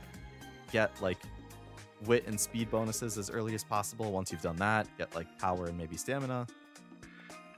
Or the effectiveness one, yeah. Pokojan, you say. Indeed, I did say that. Doesn't have to be on stream. I'm cool just playing it offline. Just for fun. But yeah, I agree with that flow, Truff. I think that's more or less what I try doing. Or what I've deduced in my few runs. But I just find it immensely frustrating dealing with the stamina and power in particular. Like, even on the runs that go better, I still don't feel good about it. Like, something is always lacking. And I didn't feel that way with, like, Trackblazer. Like, I never really felt like every run would, like, I would have runs and I was like, nice, this is pretty good. And even on runs that weren't like, I don't know, I felt like I hit potential ace runs pretty often.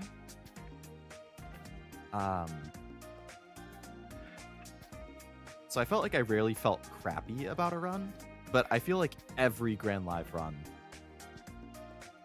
whether I door it or finish it, I never feel happy about it.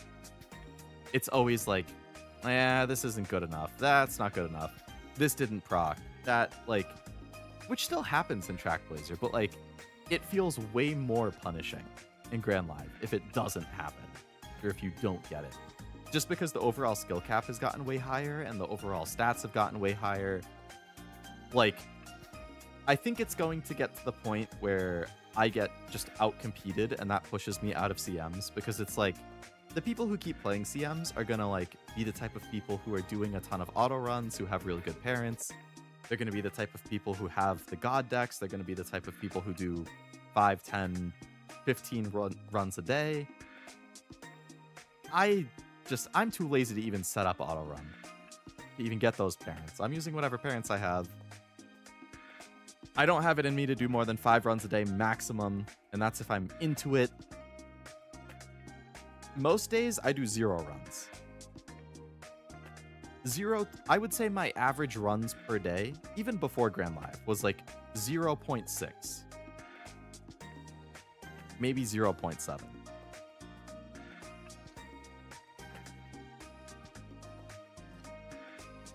Tired as heck? I hear ya.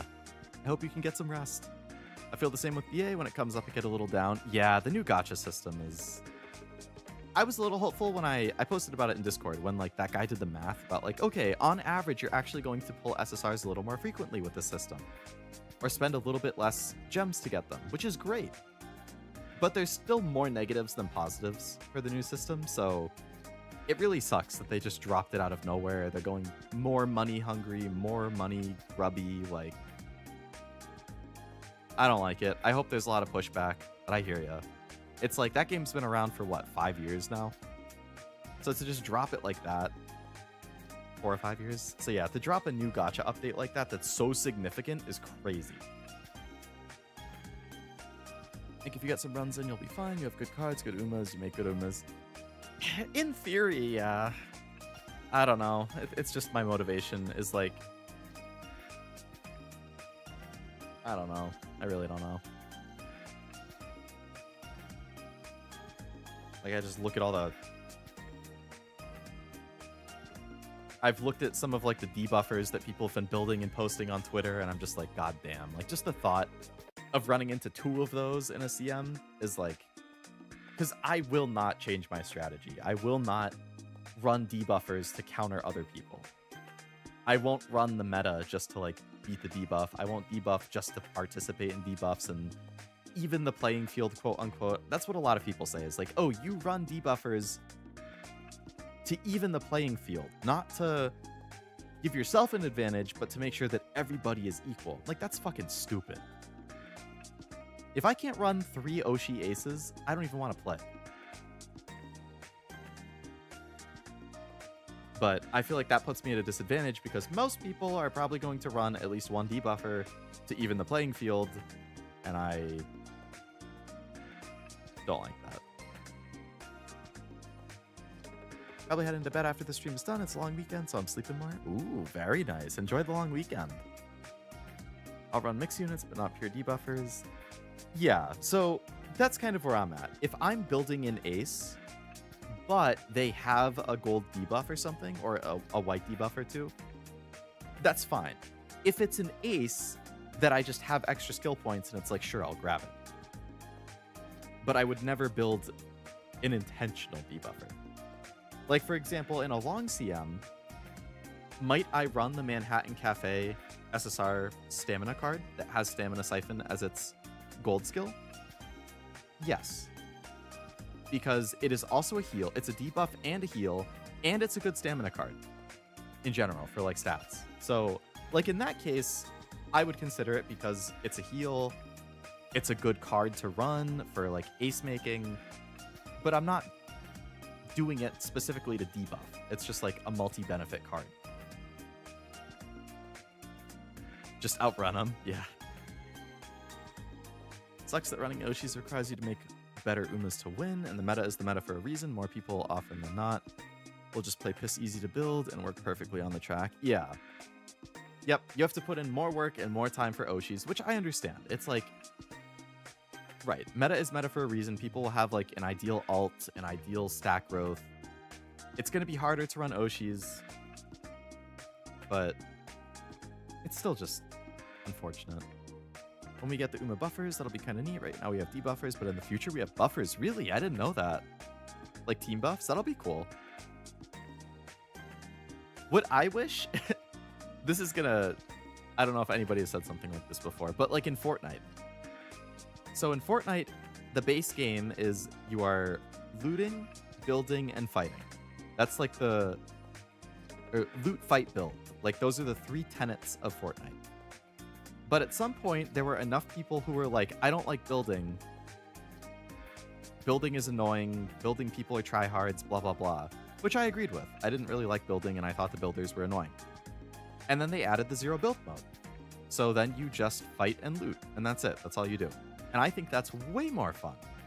I wish they would split the CMs. And they had like... They had graded CM, which is the current CM, where anything goes. And then they had graded with no debuffs allowed. And then they had open. If they just added another CM league, which was the no debuff CM, I would feel so much better about the game. If I could just play, because people are just going to run Oshis in that. Maybe you're going to, like if it's an Exogre map, maybe your opponents both run Exogre. But their other 2 are probably just going to be Oshis. Because it's like, well, there's no debuffs that I'm going to run, so what does it matter? Yeah, I'll run the best Uma for this track, and I'll run 2 of my favorites. I would be totally fine with that. I am fine. I am confident in my ability to beat the meta stuff. I've done it multiple times. I beat Exogre on both of the Exogre previous things. I got platinum on both of her dominated tracks. but just like, let me play it without the debuffs. You can absolutely win with whatever Oshi you want, but it might take 50 runs instead of the 3 it takes to do a 10 out of 10 Ogre. Yeah. Yep, because you need way better spark hits, you need way better parent hits, you need way better luck with your cards. Yep. Neo Universe buffs her entire team. Oh. Very nice. She's on my potential pull list if I have the carrots to pull for her.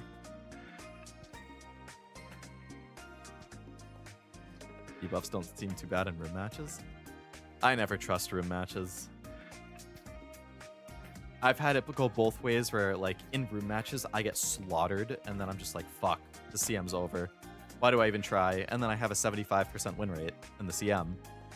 And then I've had room matches where I dominate, and then I go in the CM and I get my ass kicked, and I'm like, what the fuck is going on? I killed it in room matches. It doesn't make any sense. It's like people just run whatever the hell they want in room matches because why not or something. Like, I don't know. I don't understand. I've never understood. They're everywhere, but I think they're marginally effective. I think it's gonna be most noticeable on Umas who are kind of fringe for stamina.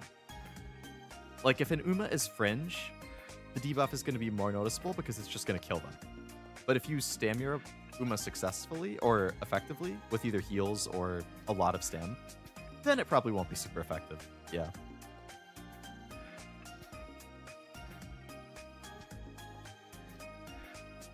But I think my biggest struggle point, if I were to sum it all up, is that I don't have it in me, motivation-wise, or time-wise, or interest-wise, to make really, really good parents. Like, the people who get the most out of Uma and who win the most are going to be people who spend the time to build really good parents. They probably are like looping specific white skills throughout all of the parents. They're going to have like 8 or 9 stars for the blues and the pinks. They're going to have insane parents. And that's going to be the difference between the winners and the people who... It's the difference between winners and losers. And I have never liked doing parents. I don't think auto would even change that for me. I have had Spark reroll. I was like, this is going to be the greatest thing ever. Like, we can reroll our shit Spark runs. 9 times out of 10, I reroll into something. I will get dog shit Sparks, and I will reroll even into like double dog shit. And I'm like, oh, what's the fucking point of this? I literally get worse Sparks 97% of the time when I reroll them.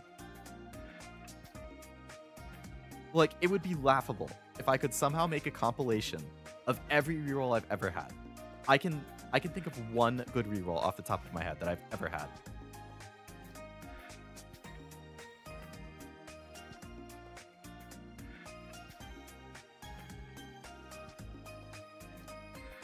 Debuffs kind of lose power as we get more stats. This might be the last mode if the stats are still affected, and that's because this one has low stats for stam.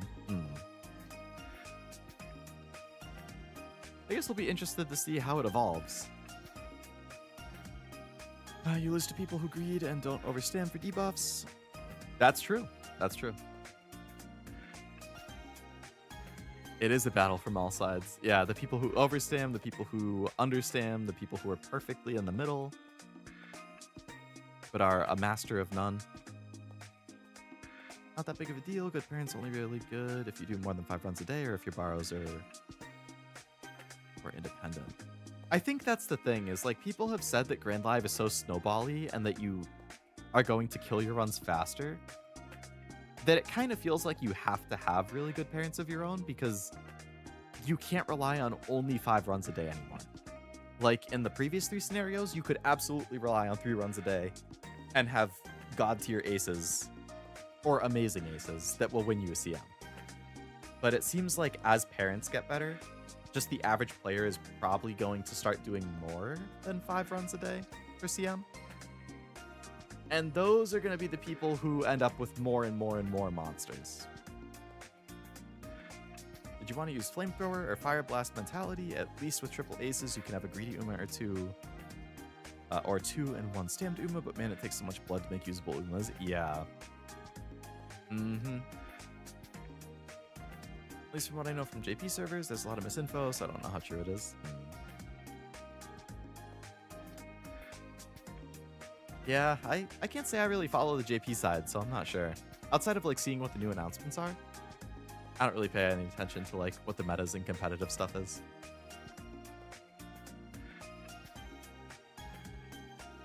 You know what else actually really set me off recently with Uma? I forget. I think it was earlier this week, Monday or Tuesday. I did a couple of Ogre runs for the current CM because I was like, okay, like I would run Frontrunner Anime McQueen, Late Surger Festival Gold City, and Pace Chaser Original Ogre. That would be my team. So I had a Festival Gold City that I was like good enough after 2 or 3 runs. And then I was trying to do a Pace Chaser Ogre. And I think I did 3 runs for Pace Chaser Ogre. And the deck was something like Kitasan, who has Professor of Curvature, Tachyon, who has Unstoppable, so both very good gold skills. I brought only Stamina Sparks, I believe. No Stamina card. Because she also has Gourmand as a gold heal in her kit, so I was like, I could understam a little bit and I'll just buy her gold heal. 1 power card, which was Daiwa Power, which has Neck and Neck, so the gold excel. So 3 very good golds for pace. Fine Motion, Speed Star, good gold for pace. Light Hello, obviously. And it was 1 more wit card. I forget what the other wit was. I forget if it was an SSR, an SR, whatever. I might have actually borrowed Teo. I wonder if I can pull it up. I might have borrowed Teo Wit, which also has Professor of Curvature and is also a good wit card. And she has pace skills. I'm just pulling it up on my phone quickly to check. What was the deck?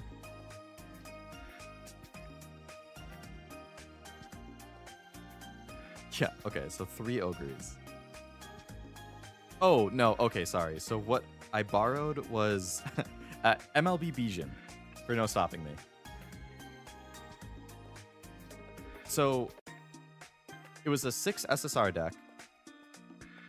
1 of them is Light Hello, the other 5 all have gold skills that I would really like on Ogre. Getting some combination would be great. Ideally, 1 of the 2 Excel cards, and then 1 of the 2 speeds would be fine. 3 of them would be fine, whatever it was. So I did 3 runs like that. My first run, with that being my deck, I did not finish a single SSR chain in the entire career.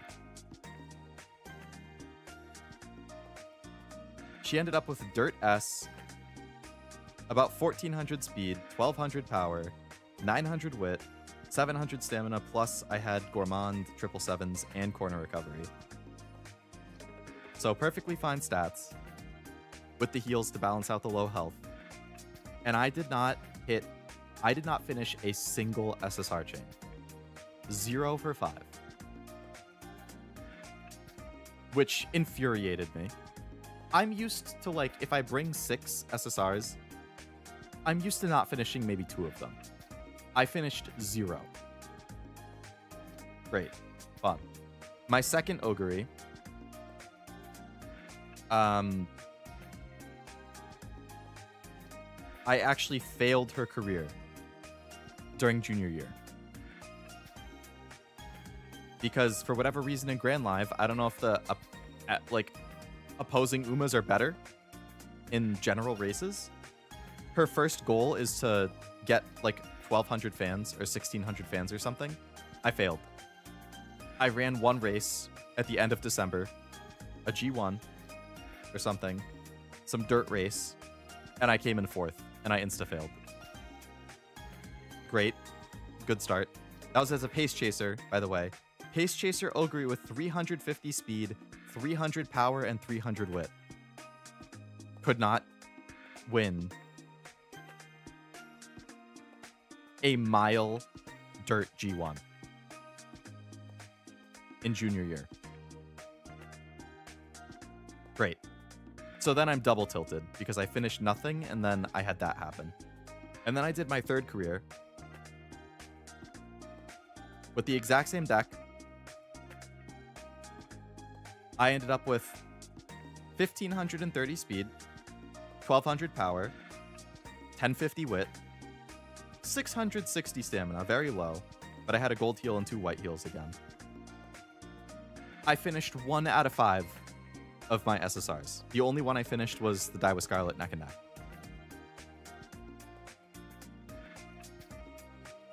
What the hell is that? How do I complete 2 careers and not finish more than 1 of my 5 SSRs in either of them? That's fucking bullshit. And then I fail my other career. I have not played, I haven't, like, I'm just beside myself. That was July 28th. Which was Tuesday. So I have not played Uma since Tuesday. Because I was so mad about that 3 set of careers. I was like, this is bullshit. Like, my careers are bullshit. The RNG is bullshit. Everything about this is bullshit. And I've not done my dailies. I haven't played the game. I have not done anything since Tuesday. So I'm like, this just sums up Grand Live for me. Nothing goes right. Everything ends up tilting me. It's over.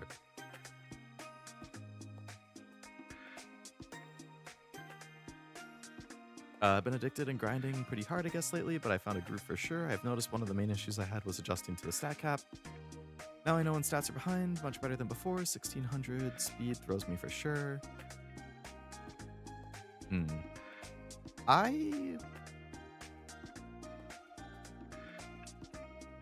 I've never hit the cap. I think I usually target around like 1500, ideally. Let us clock non-goal races, please. Absolutely, I wish. Even if we don't win, like if we come in second in a goal race and it's just the top 3, let us clock it. I want to come in first. The same thing happened with Falcon a few times. Very tilting. Very. Wonder if you're behind on songs. Now I've gotten the like better concert every time. I always end up between like 18 and 20 songs. I do the whole like I prioritize the songs with the SP bonus and then the speed and whip bonuses. I always have between 3 and 4 songs for every concert. I sometimes have up to 5. I bank songs to immediately buy after the next concerts. Toma has reached the chapter where you meet Dorothy. Toma. Is she the, like, horse VTuber? Like the Uma VTuber?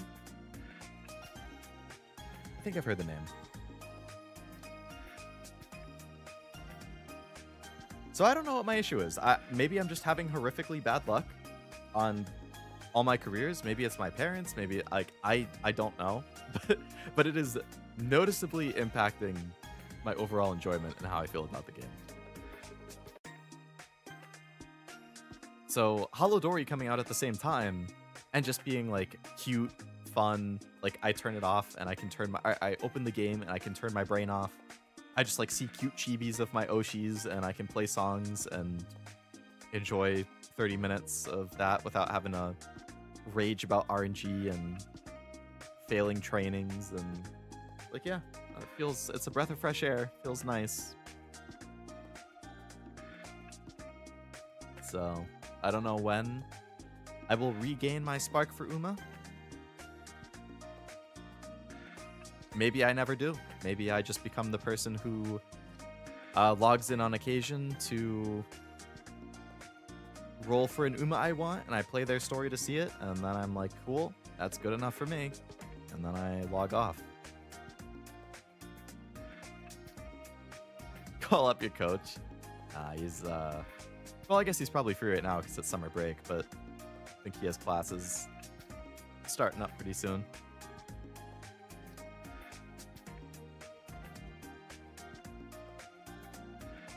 RNG sucks. I keep rolling a 1. No. Hey, isn't... Oh, yeah, no. 1 is bad, right? A nat 20 is what's good. A 1 is bad. I think Ash, you should do a coach sesh with... Was it Ray? Ray was one of the coaches in the event. The server, or the Discord server for that event, like, it's still... Like, not everybody uses it, but it is still, like, semi-used. Just like in the general chat, people will...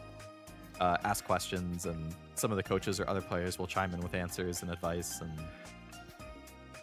it's not like popping activity, but people will still ask questions here and there.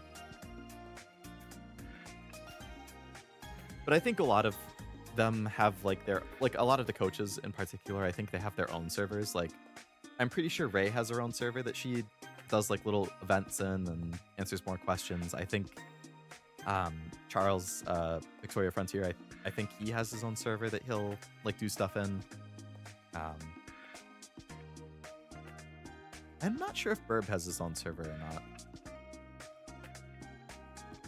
Burb is the main one I watch for any kind of like CM guides. I really like his approach to like the numbers and the probability and like how effective each skill is, and you know, how he does the big breakdowns for every running style, and like here's what you should try hitting, here's the Umas who are, you know, really good in this style, here's ones who are like decent but you might have to work a little harder on, here's like theoretical deck builds for this running style, here are the skills you might want to look for, here like the like I really like how in-depth he gets, and all of the numbers and stuff is pretty much for every CM I will watch his videos that pertain to the running styles I like. Raze is insane, so much going on. I would believe it. I think she was one of the bigger ones. Still waiting for his frontrunner guide. Hopefully soon. I think he was traveling recently, right? So he might just be busy with that. But his Pace Chaser, Late Surger, and End Closer guides are almost always... I either watch it right when I see it, or I dock it to like... Or, not dock it. I throw it on my watch later list to listen to while I'm at work or something.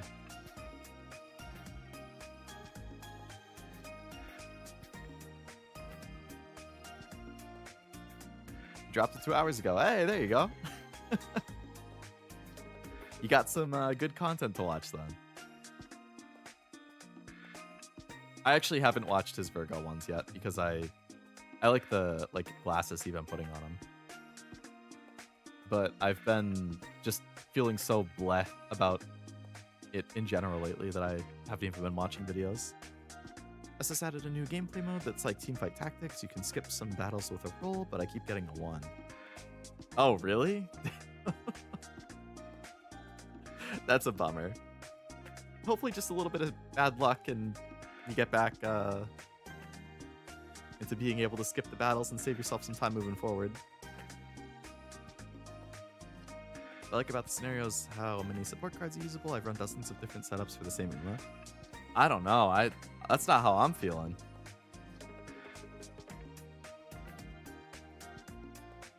I feel like only having one flex card is insanely limiting. Like I can't do like a 2-speed, 2-stand, 2-wit deck. I can't do a 2-speed, 2-power, 2-wit deck. Like, I have to have Light Hello in there.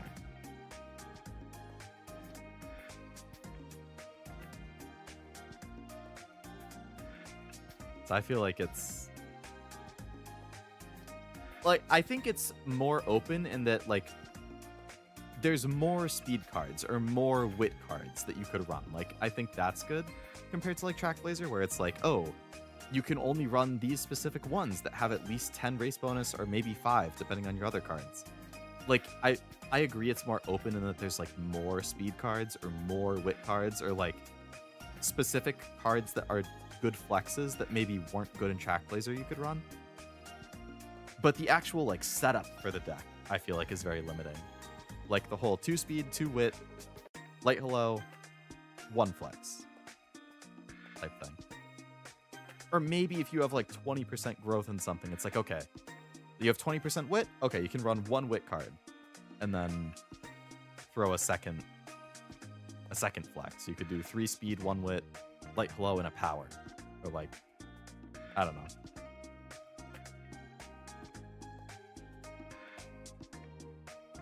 But that's very dependent on the growth.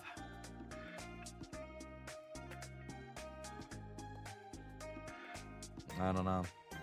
And I hate being negative about stuff. Like, I hate feeling that way about something that I really, really enjoy, because Uma has been such a boon for me. Like, such a good thing for me in the past year. Like, I've had so much fun with it. I got to participate in the cool event. I feel like it's been really good for, like, the community. Like, I had multiple people in my community who liked it. Cashew has it in his. Like, the Cashew races are always fun, the Cashew Cups, but something these past, like, 2 to 3 weeks has just, like, snapped in my head, and it's like a lot of that good feelings and goodwill that I've had is just kind of dissipated into the ether. And I can't fully explain it. Maybe I just needed a break. Maybe it was time for a break. Kiryu is different. They also have differences in their campaign now instead of Track Blazer slop. Yeah, I do like that the stories are back. That's nice, at least. And the secret events.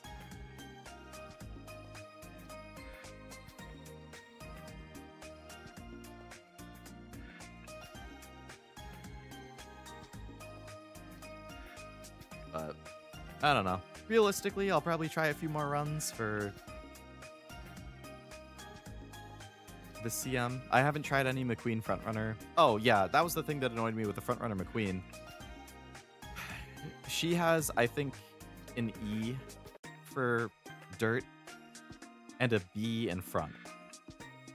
So if I want her to be good for the CM, I have to bring at least 10 dirt sparks, which means I have to have dirt on my parent, which is going to be a front parent. Like, I have to look for a 9 dirt front parent, and then I have to have my own front parent that is going to have at least 1 dirt spark, 1 front spark, and then ideally 3 medium. Or 2 or 3 medium. I don't have a front parent who has that kind of thing. And frankly, front is my least favorite style to run. So I have 0 interest in building a front parent who is going to have those sparks and good white skills. So I noticed that after I got triggered with those Ogre runs, I remember that's actually what I was going to do. I was like, fine, I'll look at Anime McQueen instead. I'll run McQueen. And then when I saw that I didn't have a parent that I could use of my own, I was just like, that's it, I'm done. And then I haven't played since then. The gacha luck could be tainting you? Maybe, since I've gotten so annihilated with gacha recently. Such an abusive friendship. It is. It really is. It comes and goes quite a bit, but I've just been playing less gacha in general recently. Like, Uma I've been very quiet on recently. FGO I still need to play the newest chapter, but like I haven't really been playing. Azure Lane I've barely been logging in. Blue Archive I've barely been logging in. Nikke I do my dailies a couple times a week, but that's about it. Persona I've barely been logging in. It's like if I've been playing anything recently, it's been like 30 minutes of Polidori and that's it. But could also just be because I've been really tired in general lately from work and whatnot. So I haven't felt as compelled to play anything. That is a lot of gacha, yes. I don't like actively keep up with most of them. It's more just like doing dailies and rolling on stuff here and there. The problem is I feel like I can't really drop most of them. I could, but I feel like I can't because I have like spent some money on all of them. And since I have some investment, quote unquote, in them, I feel like just dropping it is like, well, damn, I spent that money for nothing. So I might as well at least keep logging in here and there and rolling on stuff. Or like making a little bit of progress here and there when I can. But yeah, realistically, I think it's best to stick to like 2 gacha. 2, maybe 3. And just focus those. FGO would always be one of them. So I really get 1 or 2 slots outside of FGO. And I would say, you know, Azure Lane is the one that I've played the longest and invested the most time into. So that's probably the one I would feel the worst about dropping. Persona I've barely played, so I wouldn't feel too bad about dropping that one, but like Blue Archive, I made an account on that day 1 and I've still been logging in ever since then casually, so like I don't really want to drop it. Nikkei is the one I've invested the most time into out of all of them other than Azure Lane, so like again, I'm the furthest into that. That's the one that has the story that interests me the most, so I don't really want to drop that. Or sorry, not that Uma's the one I've invested the most time into. Not even close for anything else. So I would say that's... If it were to be ordered from like least likely to most likely to drop, it would probably be like FGO, Uma, Nikkei, Holodori, Blue Archive, Azure Lane. No, Azure Lane, Blue Archive, Persona, maybe in that order. Sunk cost fallacy, kind of. Yeah, a little bit. Skipping or casualing a CM might be good. Yeah. This week is, I mean, this month is going to be busy for me in general too, with like month end at work is this coming week, so I wouldn't be surprised if I have to work late hours a couple days this coming week, which is going to be annoying. Like I said on my thing here, I have like a full week basically that I'm going to be gone and traveling, and so I'm going to be busy, going to be having fun, like I'll be at the convention and seeing some friends and family and stuff, but I'm really not going to have time to play anything that whole week, which is right before a CM too, so like an entire week before that next CM, I would have no time to do anything for it.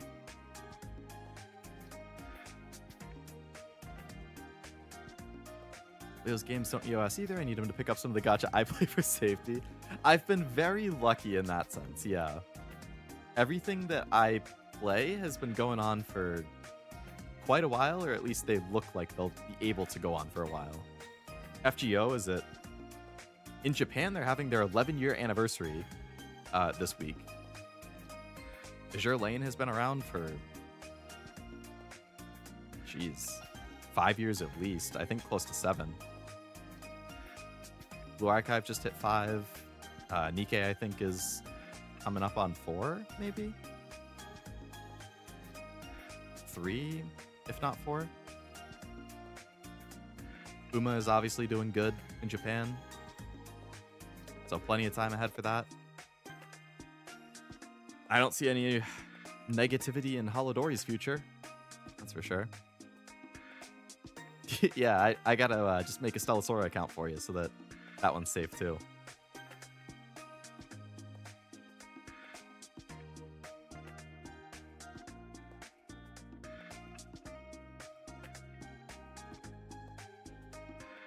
A lot of mine died. Fire Emblem is still alive. That one is. Yeah, I know Jack plays that one a lot.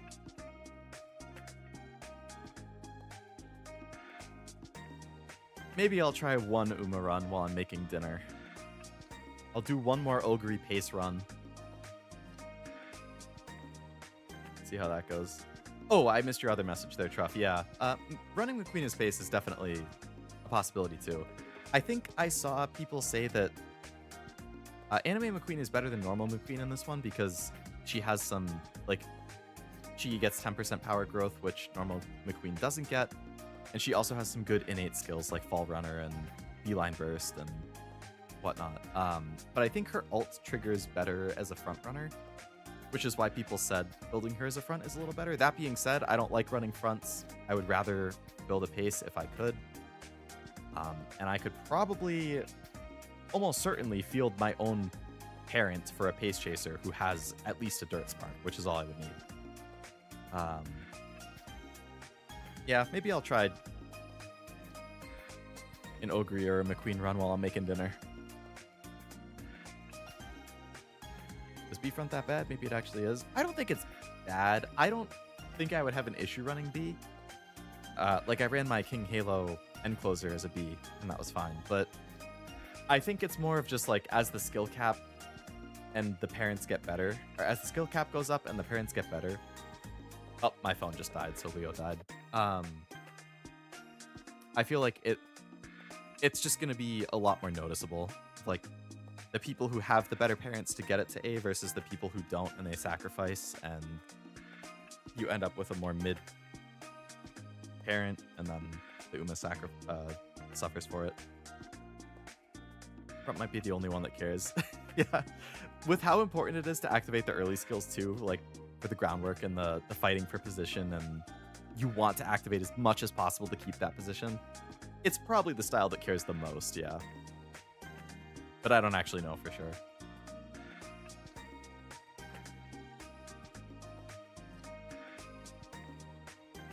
I can take this away.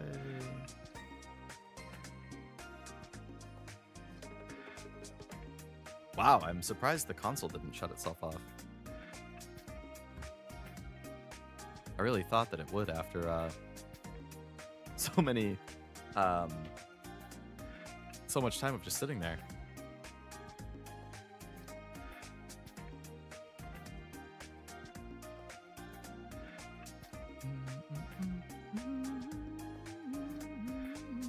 So Sora and Heaven Burns Red are the ones I'm most worried about. Trickle blew up pretty well after the meme, so I feel safe. Uma's Uma, it won't die. BA, I don't really care at the moment. It feels sad saying that for BA, but yeah, with what it's been doing recently, I hear you there. I forgot about Trickle too. Yeah, that's another one that like I probably log on like once a week. I still feel so guilty or so bad after I got that like the sad return scene when I logged in a few weeks ago. I haven't logged in probably a couple weeks again though. I think my problem with Trickle is that I feel like I'm stuck for progress and I really don't get how to get better or get further. I remember that you had explained some stuff in Discord, which definitely helped me for a bit. But I think I hit another wall or something, and now I'm just like, what the heck? I can't do anything, and I don't know how to do anything, and there's so many things to click on to get different materials, and I'm just like, what the?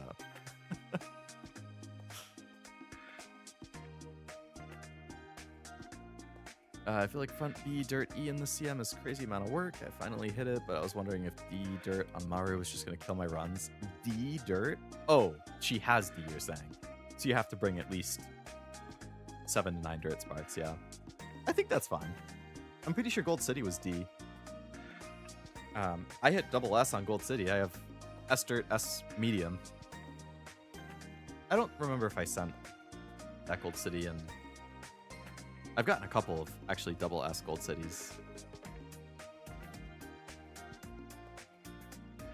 Did we see the Yakuza 3 OP? It's safe to watch. I believe I watched it.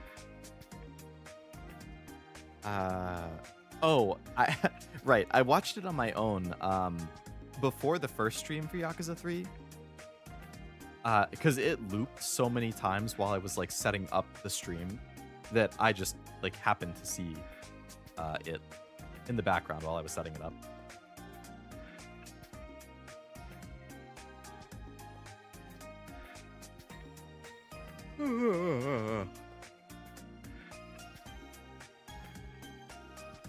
So you're less likely to play is okay for you to explain it. Story spoilers or no for now? I would say no for now just in case.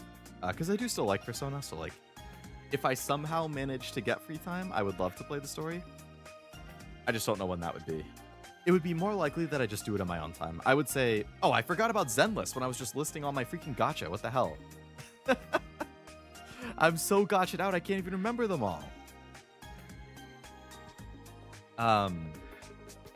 Zenless I've definitely been enjoying. So I'd say that's also pretty unlikely for a drop, but it's just, there's so many gacha that I'm interested in. I made a mistake of trying so many and then getting invested in so many. But yeah, I probably, for pretty much all my gacha at this point, I probably will just try to catch up in my own time when I happen to have time, which I don't know when that's going to be because I feel like I never have time to do anything nowadays. But yeah, I'll P5, Nikkei, Blue Archive. Probably try and do most of that on my free time. Zenless is probably the only gacha that I would consider trying to do main story on stream, and even then, it's like anything that isn't main story, like the agent stories, the special episodes, well, those are kind of main story. I don't know. Sunday is like the only day I could do it unless I gorilla, but if I gorilla, that's less anime that I could watch, which means anime word is less often. I don't know. I have too many things I want to do. Speaking of Zenless, who do I pick from the free picks? I like Ambi Girl. Personally, I would pick Waifu first. I think picking whoever your personal favorite of them is out of like design and maybe personality is a good call. Especially if you're like a brand new account. I feel like it's not really like you are looking for like, oh, well, I have these SSRs and this one synergizes really well. They make a really good team. Like early on, I think you just kind of want whatever SSRs you can get. So they're all limited characters that you can't pull in the normal gacha. So if Anbi is the one who catches your eye the most, then I would say she is probably a totally fair pick. I picked Jane just because I liked her in the story so far, and we got the free outfit for her a while back, so. RB girl. RB.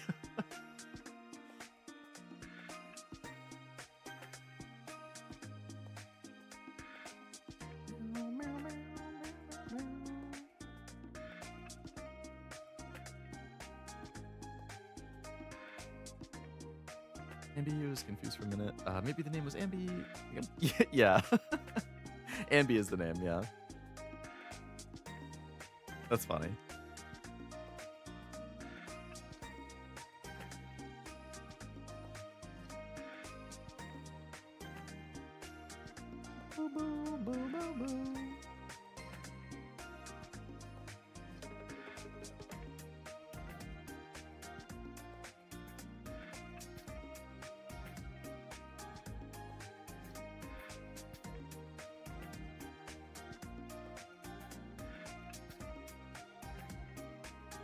I just got distracted looking at Discord for a second. Yeah. Well, it is 9:22. It is significantly later than I typically stream to on a Saturday, so I think I should probably call it and get myself some dinner, and then do a little bit of anime watching if I still have the energy, because I might just pass out after I eat, because I'll go into a food coma and it's already going to be like 10 o'clock at that point, so I don't know. But this has been fun. I enjoyed Yakuza 3. Obviously, I was very sad about the Rikia scene, but it was a lot of fun. I'm looking forward to 4 when I get to that, hopefully this fall. And it was another great game to add to the list of games we finished on stream. Reminder, tomorrow, 2 o'clock, I do have a stream scheduled.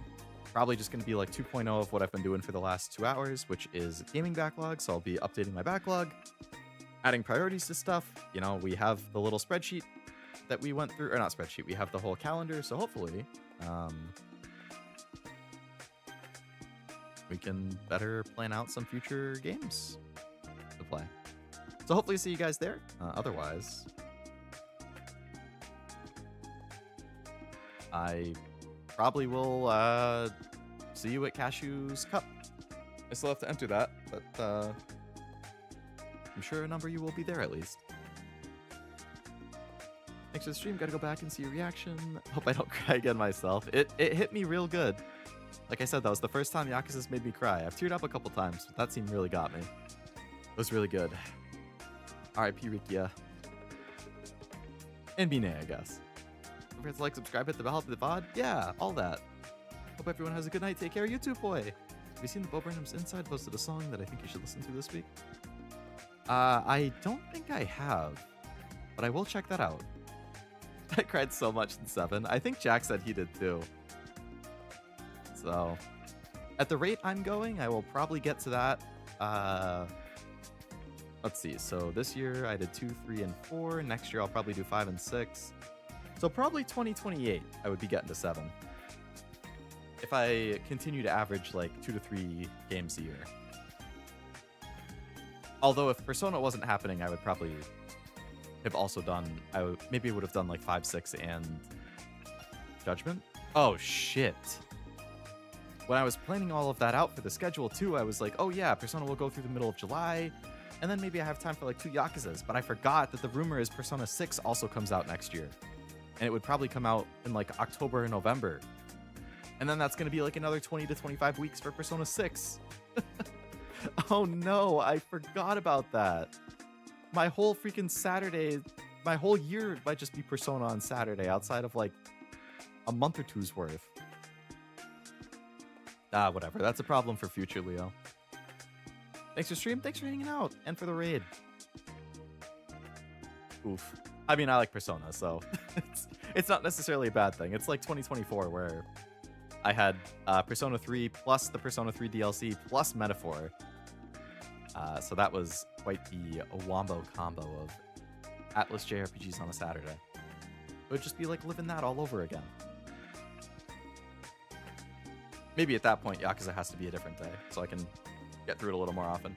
Anyway, I'm tangenting again. I'm going to wrap it up. I'm going to have dinner. Thank you all again for coming to the stream. I hope you had a good time. And I hope you have a great rest of your night. Oh no. I'm tired. And I'm hungry. Until next time. Bye-bye.